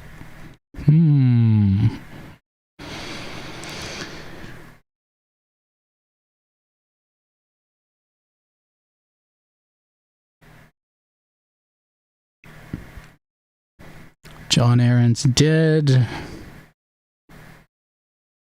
Blah, blah, blah. This is just exposition dump. Robert wrote the letter himself.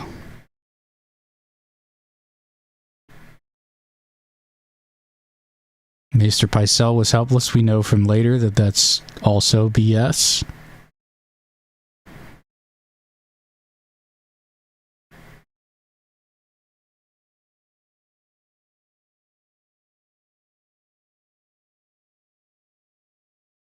Turn to the Eyrie.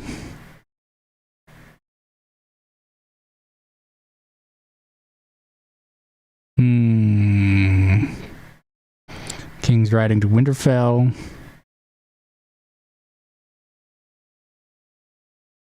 Ben will want to be here. Ben Stark. Benjen.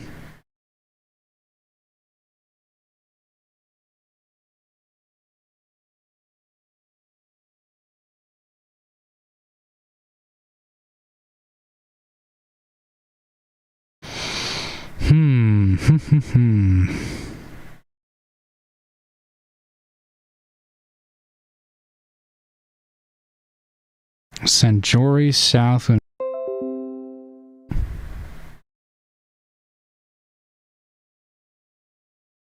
Sorry, we got dropped from the stream a little bit here, but we're back.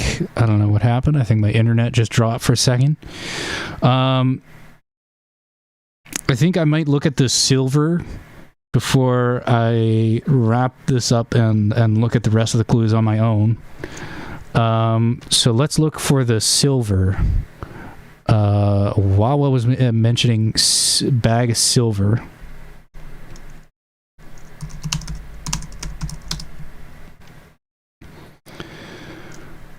Bag of silver, 7. Okay. Catelyn, 7. Did I read that right? Yeah, Catelyn, 7. Okay, Catelyn, 7. This is after Tyrion's abduction. This is way later. Catelyn, 7. Silver. Silver.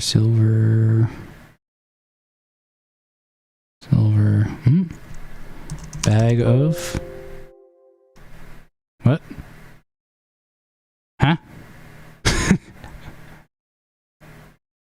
Oh, it's Clash of Kings, not Game of Thrones. Ugh. No, come on. There's got to be a reference earlier than that.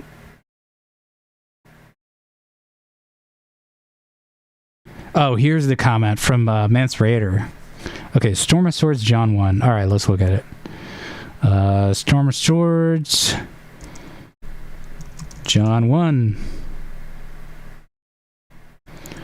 Okay. Silver.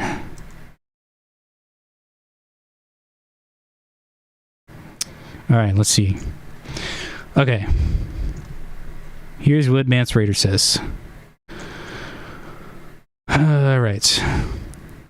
You said you saw me twice. When was the other time? Okay, so,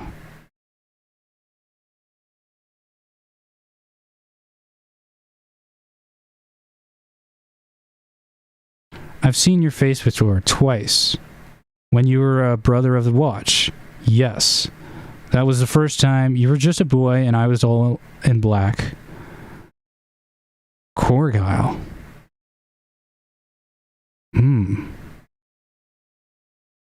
So Mance Raider hasn't been King Beyond the Wall for that long.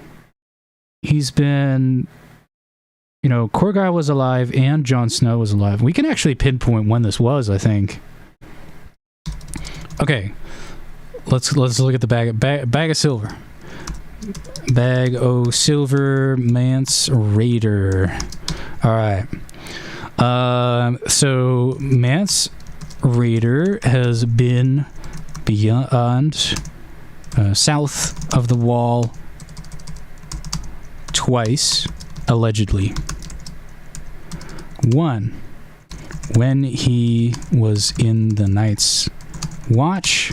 2, when Robert came to Winterfell. So let's figure out the first time he's been.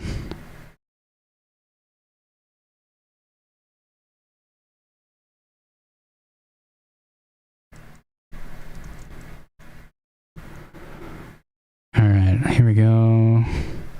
Indent this. And we'll call this first time. And this is John 1, Storm of Swords. All right. Let's figure out when Corgyle was alive. Corgyle of Sandstone. Uh-huh. Scorpion guy. Okay. Lord Commander Korgal was the 996th. Okay, we have a date for when he died. When is the date? A World of Ice and Fire. Jor Mormont.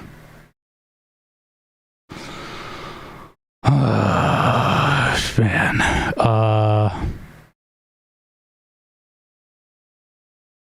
Is this a World of Ice and Fire or the World of Ice and Fire? It's a mobile app. Oh, come on, man. Is that really canon? I don't know if I consider that canon.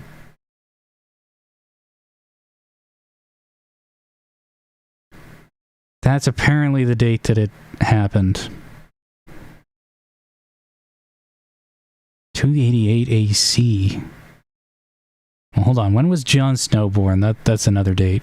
Jon Snow was born 283 AC. Okay, so Jon Snow was born 283 AC.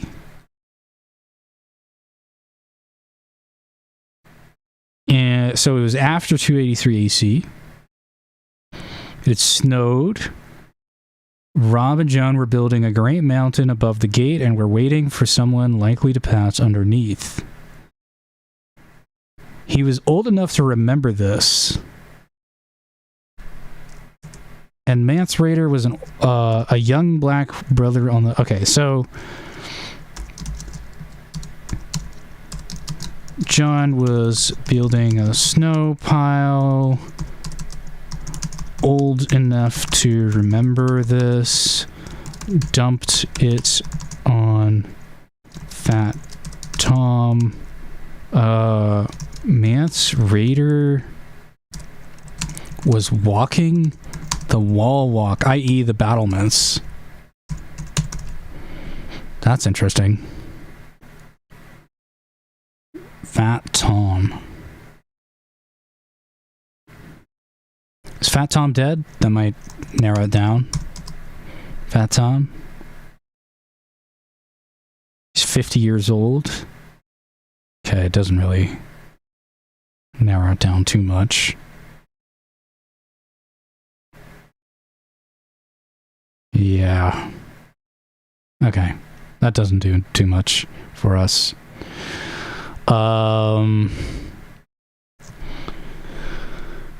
So because he has a memory of this, he has to be at least 3 years old. Because you tend not to form memories when you're 2 years old. I mean, it does happen, but it's kind of rare. It is a little bit of an assumption, but I really don't want to use a random app written by somebody else as canon evidence.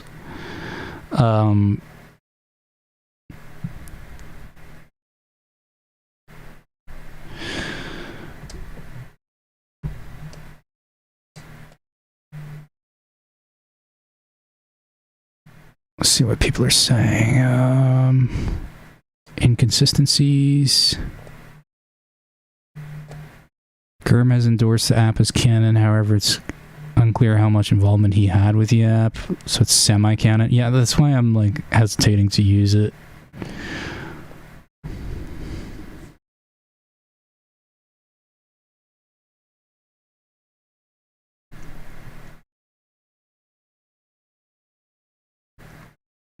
Anyways, this is at some point between well, Jon Snow is like what? 14 between 14 and 16 years old right now. Or no, Robb is 14 and they would have been born the same year. So Jon is currently 14.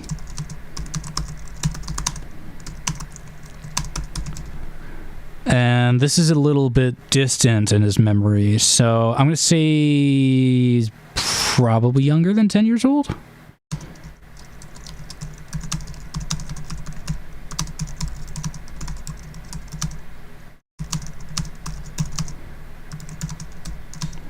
So this would have happened between 283 to 298 now, so 296 AC, somewhere in there is when this happens. Anyway, we're digressing from the plot a little bit. Second time that Mance Rayder visited Winterfell, which is the relevant time.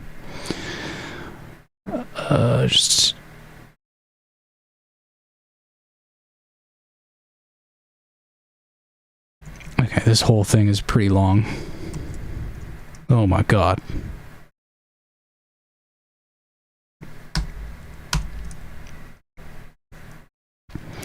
Okay.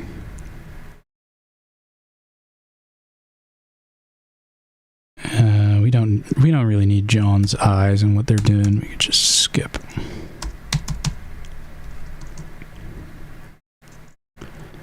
Alright.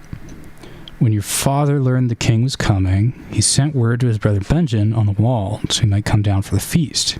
There's more commerce between the Black Brothers and the Free Folk than you know, and soon enough word came to my ears as well. It was too choice a chance to resist. Your uncle did not know me by sight. Your uncle, meaning Benjen, didn't know what I looked like, so I had no fear from that. And I didn't think your father was likely to remember me. I wanted to see this Robert with my own eyes, king to king, and get a measure of your uncle Benjen as well. He was first ranger by then, and the bane of all my people. So I saddled my fleetest horse and rode. Where did he put his horse? That's my first thought. Where did he stash his horse? Also, it doesn't really seem... This story seems off. Scaled the ice. Yeah, so you just left your horse there? You left your swiftest horse? Just chilling? Yeah, seems like a likely story. My bullshit indicator is going off. I don't think this story is completely false, but like it seems like he's kind of exaggerating a little bit. Maybe not fully telling the truth.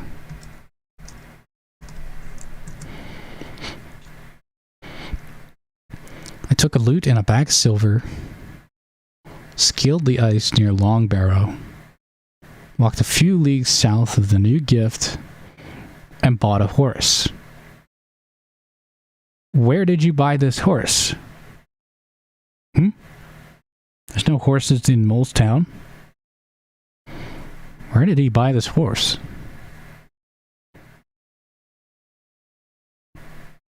Maps. Hold on. Let's look at this. A few leagues south of the wall. Moletown doesn't have horses. Queen's Crown is abandoned. Last Hearth is quite a bit further than a few leagues, buddy.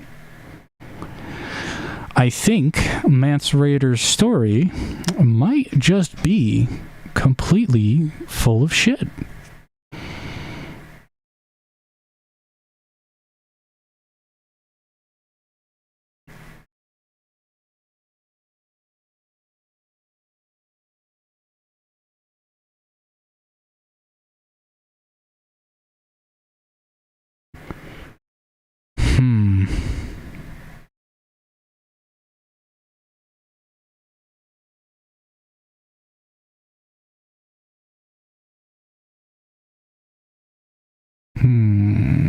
What clothes was Mance wearing? Free folk clothes would stand out, and wearing a Night's Watch outfit would make Benjen suspicious. Since the Night's Watch is so small, he would recognize him as an outsider.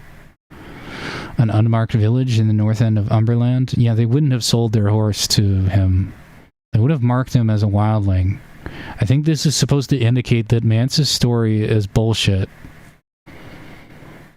would have gotten caught if he did this. People would recognize him.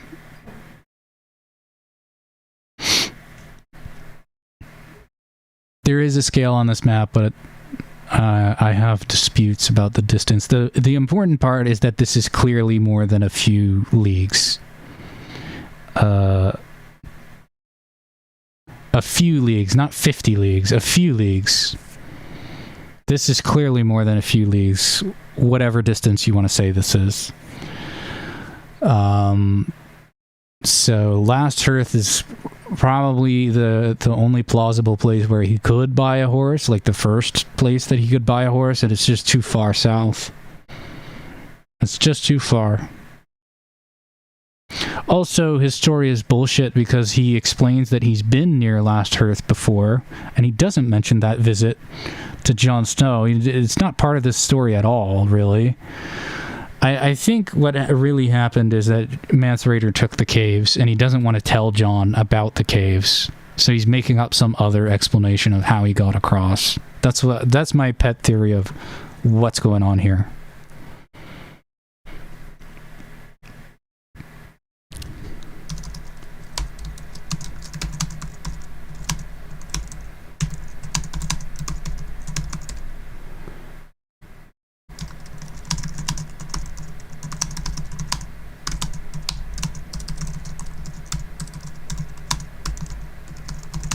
Also, he climbs the wall in, like, no time at all. Huh? He hears that Robert is already on his way. Right? He hears the letter that, in Winterfell, apparently, that Robert is arriving, and then he sends his swiftest horse, climbs the entire wall, which, like, takes, like, a full day to do, and then he somehow beats everyone else. He goes a few leagues south, and then he beats everybody else to Winterfell. Really? Really? That is, I mean, wow, Mance, you are really fit. I think that this is bullshit. I'm calling bullshit on this. This story did not happen. Not in the way that he says it happened. I think it happened. I think he did visit Winterfell, but not this way. I think he's hiding the stuff.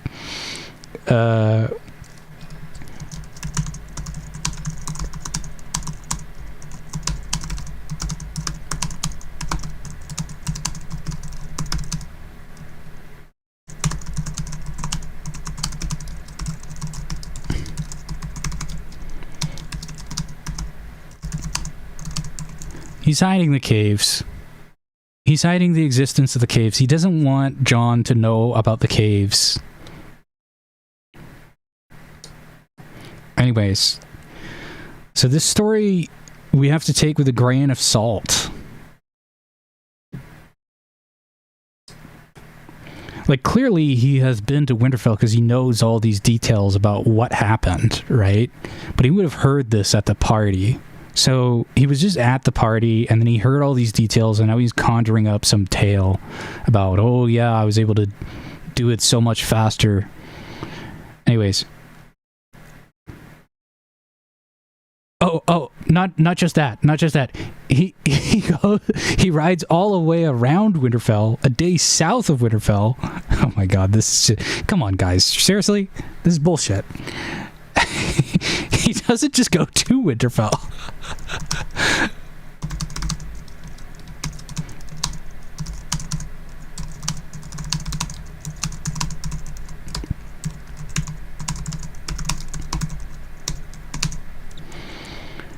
He blends in with Robert's party and gains easy acceptance. Which means that Ned Stark watched this random guy who he doesn't know come from the north with a horse and a lute and a bag of silver and what? The dude doesn't think that this is a wildling, even though he's on the lookout for wildlings and in fact names Mance Rayder specifically?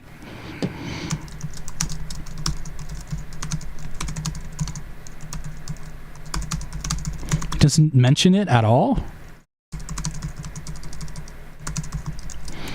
This is bullshit. I'm sorry, but this is just straight bullshit. This whole explanation is completely fabricated. This did not happen. He laughed. Yeah, he's laughing because Jon Snow is eating up the poop that he's scooping out of the bowl. I don't think this happened in the way that Mance Rayder. I do think the Mance Rayder was here, but it didn't happen this way. I know every body song that's ever been made, north or south of the wall. So there you are.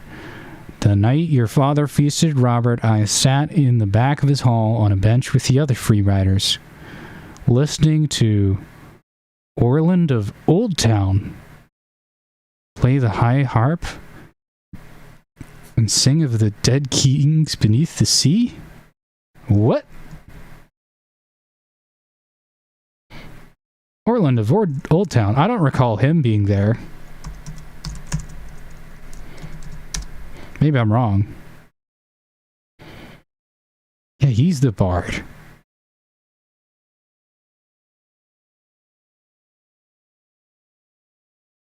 Wait a minute. Wait a minute. There's more bullshit. There's more layers to the bullshit, guys. Hold on. Hold on. Hold the phone. Jon's on the bench. Not Mance Rayder. Jon's on the bench. Look at this. I'm on the back of the hall on a bench with the other guys in the back. That's where Jon is. What? Jon's on the bench. But wait. It gets weirder. It gets weirder. There's a singer, right? He's at the end of the hall. Right? He's near the king. Isn't he? Down here on the benches.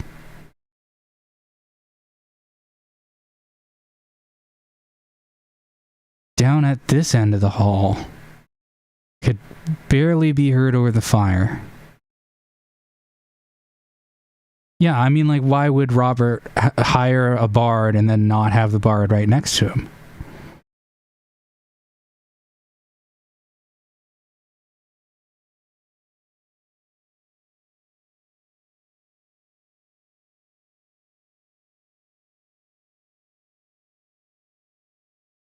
Visitors when they made their entrance. The procession. So this confirms that Jon is by the door. So he's on the other end. Okay. So hold on. We're piecing this together. This story is bullshit. All right. Jon won a Game of Thrones. Jon is on the bench that Mance claims he was on. All the people around him are young. Also, the bard that Mance says he was speaking to on the bench was actually on the other side of the hall by the king and the dais. So Mance's story doesn't check out at all. When we do the logistics, Mance was not where he says he was. So this is bullshit. This is bullshit. This is bullshit. This is bullshit. This is also bullshit. This is probably bullshit. And this is bullshit too. And then this is bullshit as well. My. Wow, I guess Mance Rayder really was at the feast because his entire story is complete bullshit. I don't know, guys. It seems to me like Mance Rayder is full of shit. We really shouldn't be using this as evidence that the bag of silver is Mance Rayder's. I mean, it doesn't even sound like he was there. It sounds like he's heard about this feast through somebody who was there. Sounds like he's hearing about it secondhand. Like, why wouldn't he know that John is not up at the front? John was at the back, near the entrance.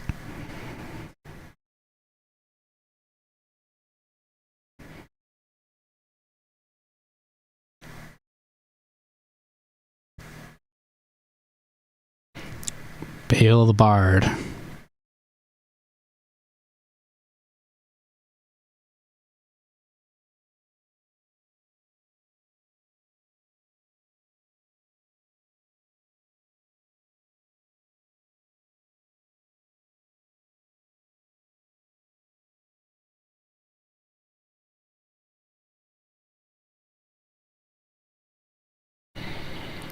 Yeah, man. And then he claims to have eaten the food there and drinking their beer. I just don't see him there. Let's see if we can find him in John. I don't think we will, because I don't think he was there. We're looking for an older guy. And everybody around him is young.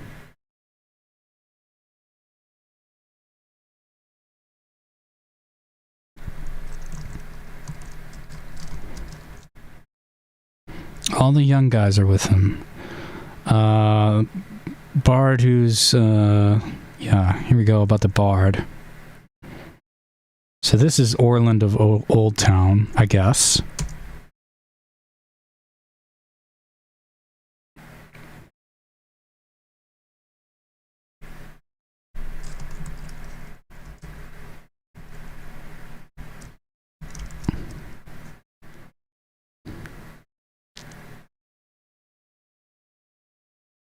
Beneath the raised platform where Lord and Lady Stark hosted the king and queen, right? So they're on the dais, and then the kings are right, the children are right below this. Let's see what Matt says again.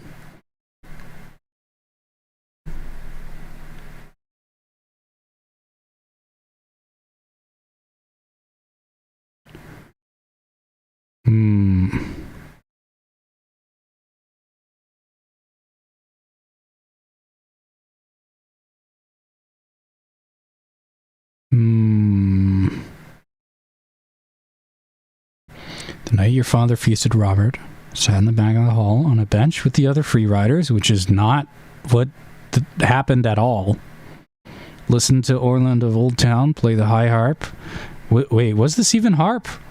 Was he even playing the harp? He was playing the high harp. Okay. He was playing the high harp and reciting a ballad. Okay. Can't hear what it is. So we have no confirmation about whether he's singing about that.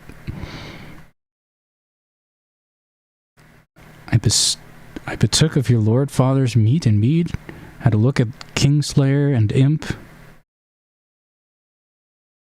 made a passing note of Lord Eddard's children and the wolf pups that ran at their heels.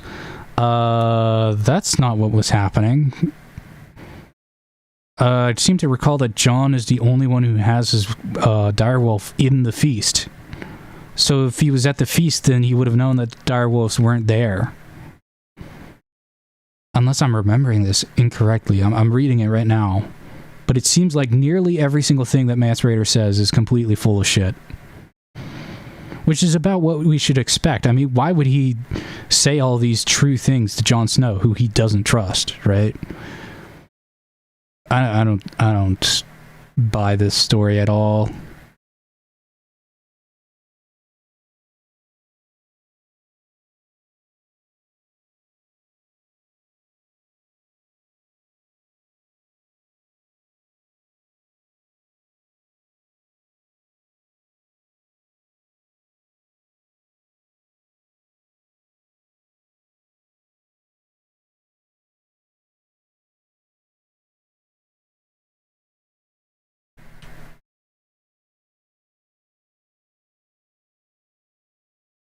His brothers and sisters had not been permitted to bring their wolves to the banquet. But nobody would catch him here. The wolves aren't here either.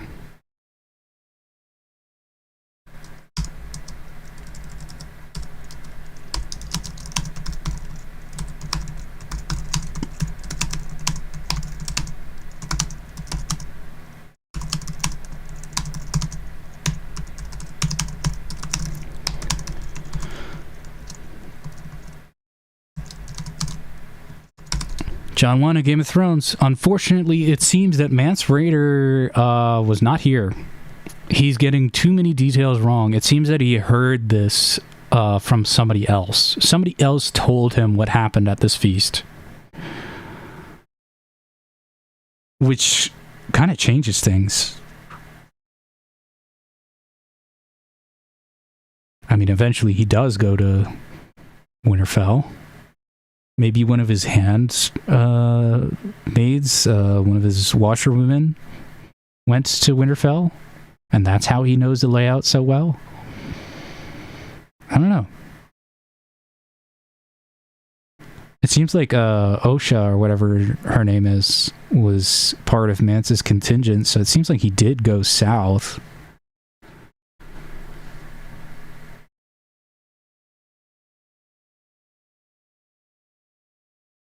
Black dog here. Vengeance sees it.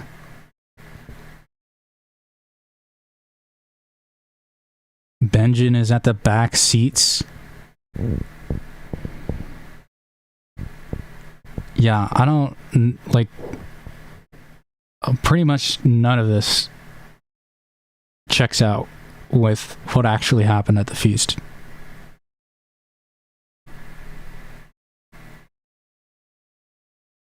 What are people saying about this? I thought Mance was disguised as a sellsword, not a bard. Well, Mance says he was disguised as a bard. Maybe Mance was in the hall, saw Jon there, and lied to say that he was where Jon is as a flex of sorts. I was right under your nose. Well, Jon Snow was right next to the entrance, so Jon Snow would have seen Mance enter the hall.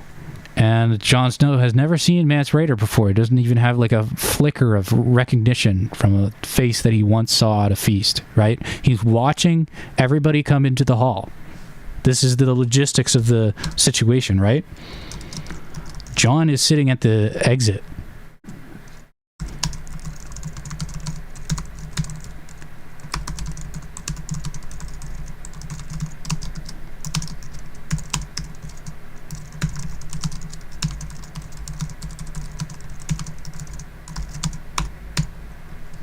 Well, not for sure. Would have likely seen him come in. Maybe he came in before him, but everybody around him is young, so Mance isn't around him. Like, I don't think Mance was here. There's no flicker of recognition.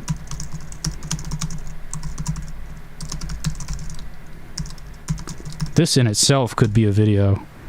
I might make this into a video. Mance Rayder was not at Winterfell. I don't think so. It's not looking like it.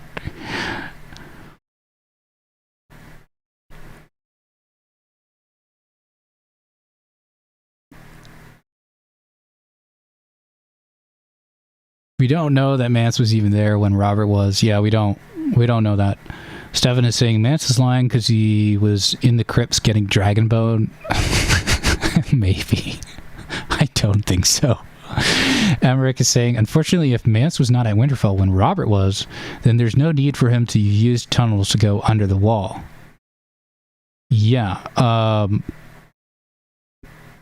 Yeah, I don't know. But the original line of inquiry was the bag of silver, sort of implying that the bag of silver means that, you know, this was Mance's bag of silver, and he left it in the stables. And so trying to link Mance Rayder with the catspaw, right? But we've just debunked Mance's whole story. There's no evidence that he was actually there. And in fact, there's a lot of circumstantial evidence that he wasn't there because he gets nearly every detail about the story wrong. Trout is saying this is seeming more and more like Mance heard second-hand accounts and is using them to spin a story again, to mess with Jon, presumably just for kicks. Yeah, I think so. Emmerich is saying, doesn't sound like anybody told him anything. He might just know how people usually act at feasts and went from there. Yeah.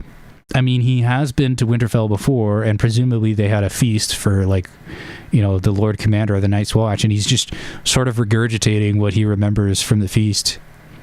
Totally plausible. Acerito is saying, learning that Mance just messes up with Jon for no reason wasn't what I expected from the stream. I wasn't what I was expecting either, but I mean, like, facts are facts. None of this checks out. I don't know what else to say. Mr. Silver is saying John was drunk and crying. Not this early in the feast. He gets drunk later. Try to saying true, and the feast was recent, so it would be odd for him not to have some sort of familiarity. Stefan is saying, do you think the dagger is a Targaryen relic that was so... Oh man, okay, we're going way off the deep end. We have been streaming for 4 hours. This has been a catspaw stream. We have gathered all of the evidence about the catspaw himself. There's a few lingering threads about the dagger in a few other chapters. There was the dangling thread of the bag of silver that we just spent time examining, which pretty firmly excludes Mance Rayder because he has no idea what happened at this feast and tells the details all wrong. We just checked that. Really seems like Mance wasn't even there at all, which kind of has implications for the rest of the story, but we digress. The remaining threads are basically about the dagger itself. There's a few more bits and pieces of information about the dagger itself. There's also the hanging thread of the possible origin of the catspaw man himself. He could be from King's Landing, it seems like, based on the language that Gendry uses. If he's small as well, that kind of checks out with being a poor person from Flea Bottom because of malnutrition. He would sort of be gaunt as he's described. He would be very thin as described. And he would also be quite small from malnutrition. So this bag of silver is connected to someone and something else. We have no idea what it is. Emmerich is saying, okay, so the catspaw 90 silver wasn't just left there accidentally, and Mance didn't pay anything to someone to kill Bran. If the bag and the man are likely connected, then someone else paid him. Why was the catspaw paid in silver? It makes no sense implicating the Lannisters. Yeah, see, that's a bit of oddness about it. Is why silver? And why so cheap? Right, because it's only like 90 silver. We don't have anything else on his person. It doesn't really add up. Rob says we found his silver in the thing, but I mean, we don't really know who found it, right? The evidence could be completely fabricated, right? It's not necessarily true that the 90 silver was actually used to pay the catspaw. We could have Hull, what's his name? Hallis Mullen? Hallis could have, right? If this is like the cop sprinkling drugs on the dead guy, right? It could be that kind of situation where he places the as much silver as he can muster in the stables to make it look like the guy was in the stables, and oh yeah, maybe it was him. I don't know. Hodor was acting kind of weird. I don't know. Hallis Mullen. What else do we know about Hallis Mullen?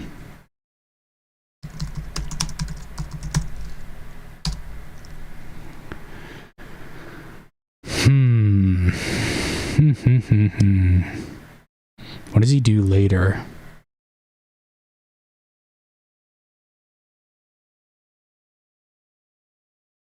Where does he come from as well? House Mullen. Unknown northern house.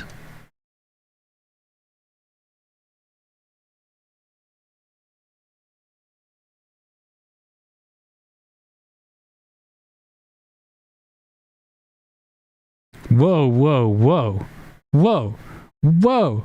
One of the men at Salt Pans who was like doing awful things to people was from Mullen. Whoa, hold on. Oh my god, this just keeps getting deeper. Okay, this is the problem with these theories, is you're starting to see like how this could take 4 months to write. It's just rabbit hole after rabbit hole.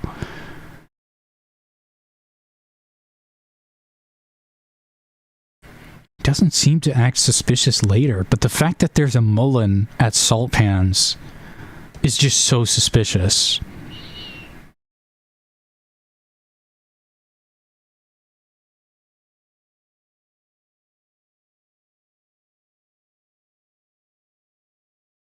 He knocks over, or tries to knock over, Great John. Personally protects Catelyn at the Whispering Wood. Seems loyal, but this is weird. This is really weird. He could be gaunt because he's from Lee. At least one Lyseni is described as bony. Basically the same thing. Yeah, maybe. Emmerich is saying the dagger was pretty expensive. My old wish come true saying, why even use a knife at all when you know Bran is comatose? Just smother him with a pillow. A knife points to murder, which is something Queen Cersei wouldn't want to give away.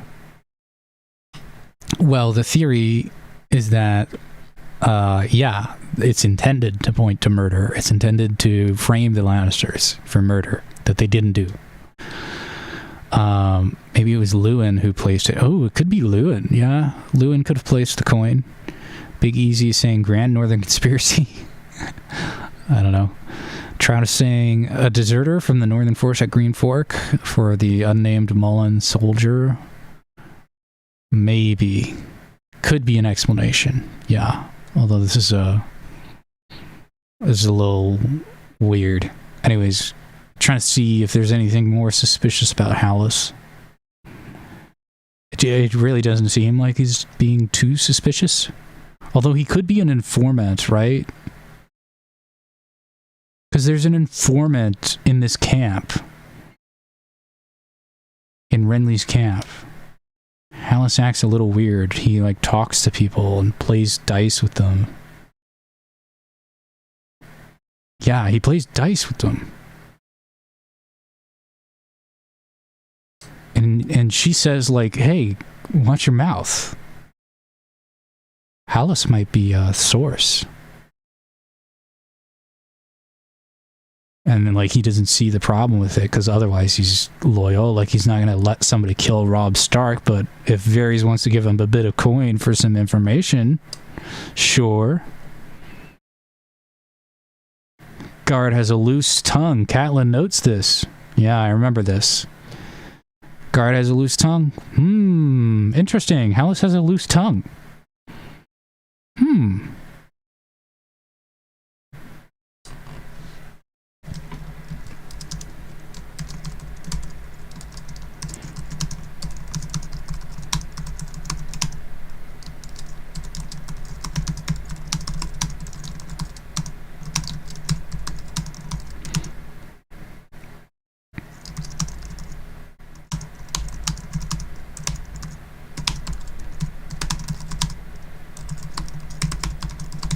He doesn't really seem to see the problem with informing people about things.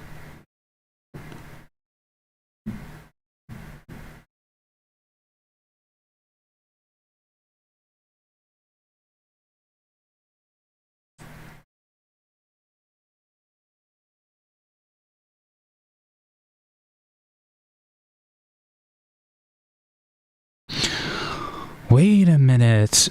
Varys also knows about the details of the shadow being used to kill Stannis, which only people, the only people who know this are the people who witnessed it, right? Brienne, Catelyn, and all the knights the knights didn't witness it. Brienne kills most of them, so even if they had an inkling that it happened, they're dead. So the only two people at a certain point in time who know that a shadow killed Renly is Catelyn and Brienne of Tarth. And then what does she do? She tells Hallis. And then somehow Varys knows that a shadow was used to kill him. I think this confirms that Hallis is an asset. Holy shit. Damn. I didn't expect that. What the...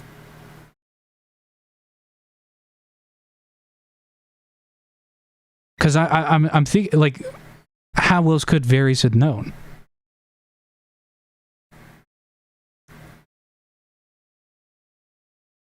Is there any, like, there's no other source? If Hallis is an asset, then it's very easy for him to sprinkle some silver in the stables. What about anybody in Stannis' camp? No, nobody else in Stannis' camp witnessed the shadow. That's why nobody believes Brienne. Like, they walk into the tent and they try to kill her. So everybody believes that Brienne killed Renly in Stannis' camp. And Loras Tyrell goes into this, I think, in A Feast for Crows. He has this conversation with Jaime. And it's only at that point that Loras learns about the shadow that killed Renly. And he basically believes, or semi-believes, Brienne. So Hallis is the only... Because we know for a fact that Catelyn didn't yap. We know for a fact that Brienne didn't yap. So either Hallis is the source directly, or he told somebody who is the source. But Hallis leaves the camp immediately, so he didn't have time to tell anybody, which means that Hallis is the source. Oh my god, why is it always Varys? What? Why? It's like a meme. I thought that this was a completely different line of thinking, and we've gone back to Varys. Why does this always happen? Guys, this is really ridiculous. Hallis is an asset? Who isn't an asset? I mean, this is the better question at this point. Who isn't an asset of Varys? What is going on? What? Hallis is an asset. Oh my god, I never saw this.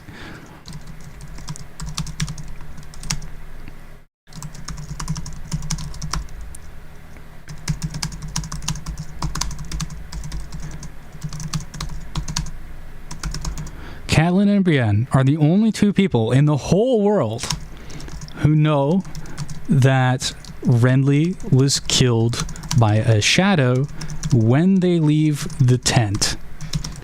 We know that neither of them said anything at the time. They only told Hallis. Varys somehow knows about the shadow and says, well, he doesn't say, he hints that there's a source in the camp, right? There's a source in the camp who told me about this, is basically what he says. Who's this source in the camp? Hallis. Because Hallis was the only other person who knew.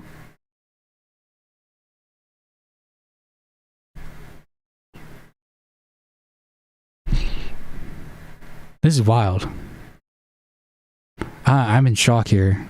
I don't even know what to do with this information. This changes so many things. Was Hallis the person who burned the library? What else did Hallis do? Is he just information? Is that it? Maybe Hallis is the source and it's not Maester Luwin who's informing. Maybe Maester Luwin is doing something else, and then Hallis is the informant. I don't know, guys. This is so weird. And then that would also explain the Mullen Guard in Salt Pans, because they're with Varys, and sort of Vargohode is, you know, within the Varys sort of sphere of influence, Varys Littlefinger sphere of influence. So I mean, yeah, it all kind of clicks. Damn. And he doesn't even realize why it's wrong to inform on people. He like thinks nothing of it. And so that would kind of explain why he's loyal all the other times. He just doesn't think there's a problem with informing on people. So he's like, oh yeah, you want to give me gold, I'll do it.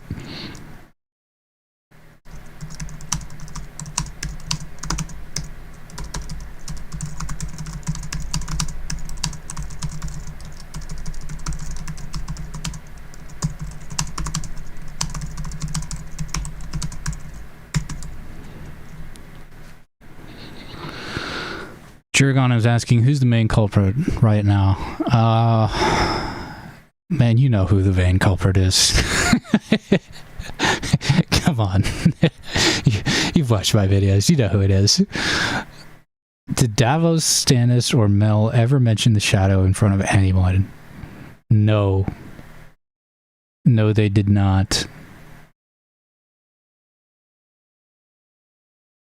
There's nothing in the books for travel time, but 8 days might be enough for a raven to King's Landing and then a ride to Winterfell if you pushed your horse and arrived that day. I'm not sure what you're referring to. But it seems like Hallis Mullen is an asset. God damn it. It still varies. I tried so hard to steer us away. And every time, every branch we examine, it all leads to varies. This is maddening. This is madness.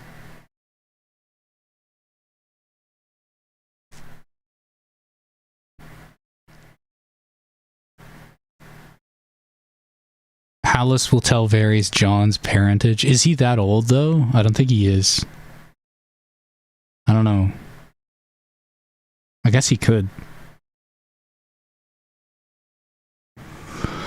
Well, that assumes that Hallis knows Jon's parentage.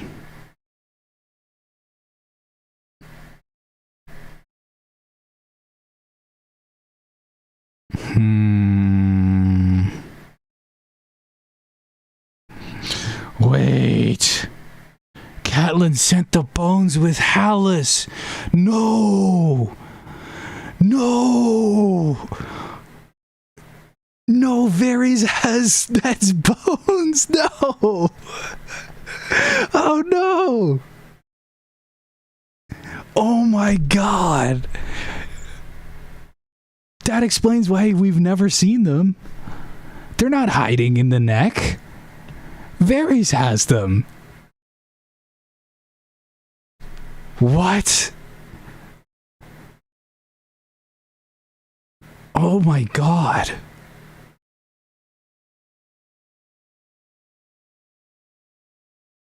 Hallis is an asset of Varys, and Hallis was sent to escort the bones. Howland says he has Ned's bones? Okay. Where does he say that? Where does Howland Reed say it? Please give us an out from this madness. Please have it be true. I want this to be true, so that that Varys doesn't have Ned's bones for some creepy reason. Where is he?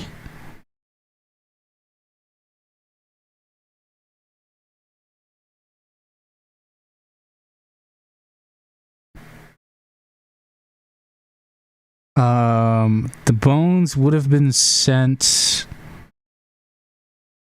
Sorry. Hold on. When were the bones sent? The bones were sent in Catelyn 5. And we're Jojen in...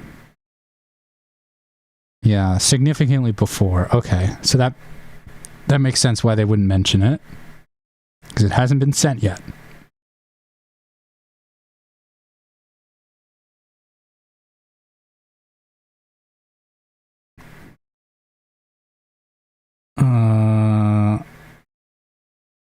Aaron and Jojen have no contact, so they wouldn't know. Galbert Glover and Mage Mormont sail into the neck, and then I think we never see them again. Right? Crown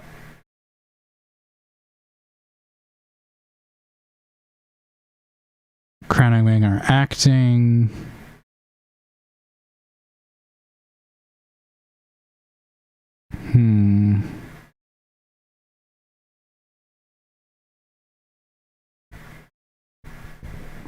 I don't see where Howland Reed says he has the bones.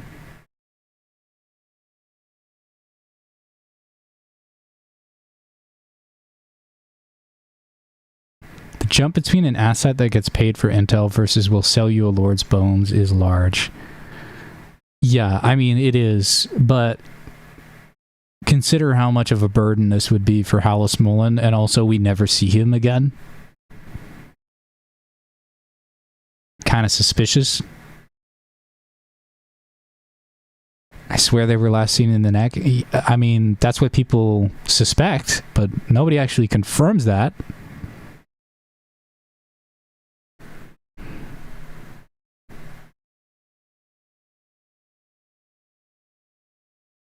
It seems likely that Various might have Ned's bones for some inscrutable purpose. God knows what. I mean, he is an asset. He's informing. I mean, even if he didn't sell them to Varys, Hallis probably would have informed Varys that the bones are going north, and then Varys could send, Vargo Hoat or something to go kill Hallis Mullen before he gets to the neck and steal the bones that way. So it's not necessary that Hallis actually did it. Varys could get the bones in a roundabout way. I mean, I don't know what the hell is going on. Charter's saying if he heard about the Boltons take over the North, Hallis might think that arriving in Winterfell with the bones is a death sentence. Yeah, which would motivate him to sell the bones off, because he's going to get nothing out of this. All the Starks are dead. Catelyn's dead. Everybody relevant who would reward him for his service is dead, and then Varys offers him a pile of gold. Maybe to make peace in the north if Littlefinger fails. Yep, that could be a serious strategy, actually, a backup strategy. Saying, oh yes, we found the bones somehow, and then they just offer them.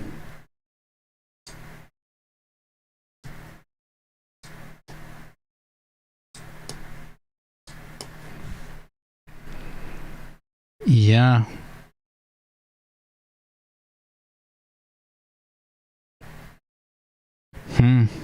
Hallis Mullen is an asset. That's a revelation. Wow. That is wild. I never would have thought that Hallis is an asset. He seems like the least assety type of guy, you know what I mean? Like, he's just so loyal, but I guess he just doesn't care about information, doesn't really see it as a threat. This is just so wild, man. Barbary Dustin apparently doesn't have the bones. Yeah, like if they had gone through the neck, Barbary Dustin would have them by now. Like, something else happened to these bones. And Hallis Mullen, who is an asset of Varys, had them last. We know that he had them. It's the last confirmed sighting for them, and then he disappears, never to be seen again. I don't know, guys. That's a crazy coincidence. Yeah, we have to do some jumping to get here, but I mean, what else could it be? Keep them for Aegon, perhaps? Yeah, it could be another peace thing for Aegon. It could just be a peace backup, for whoever needs it. They're just keeping it on ice. Swix is saying, clearly Howland Reed sent the catspaw. Yeah.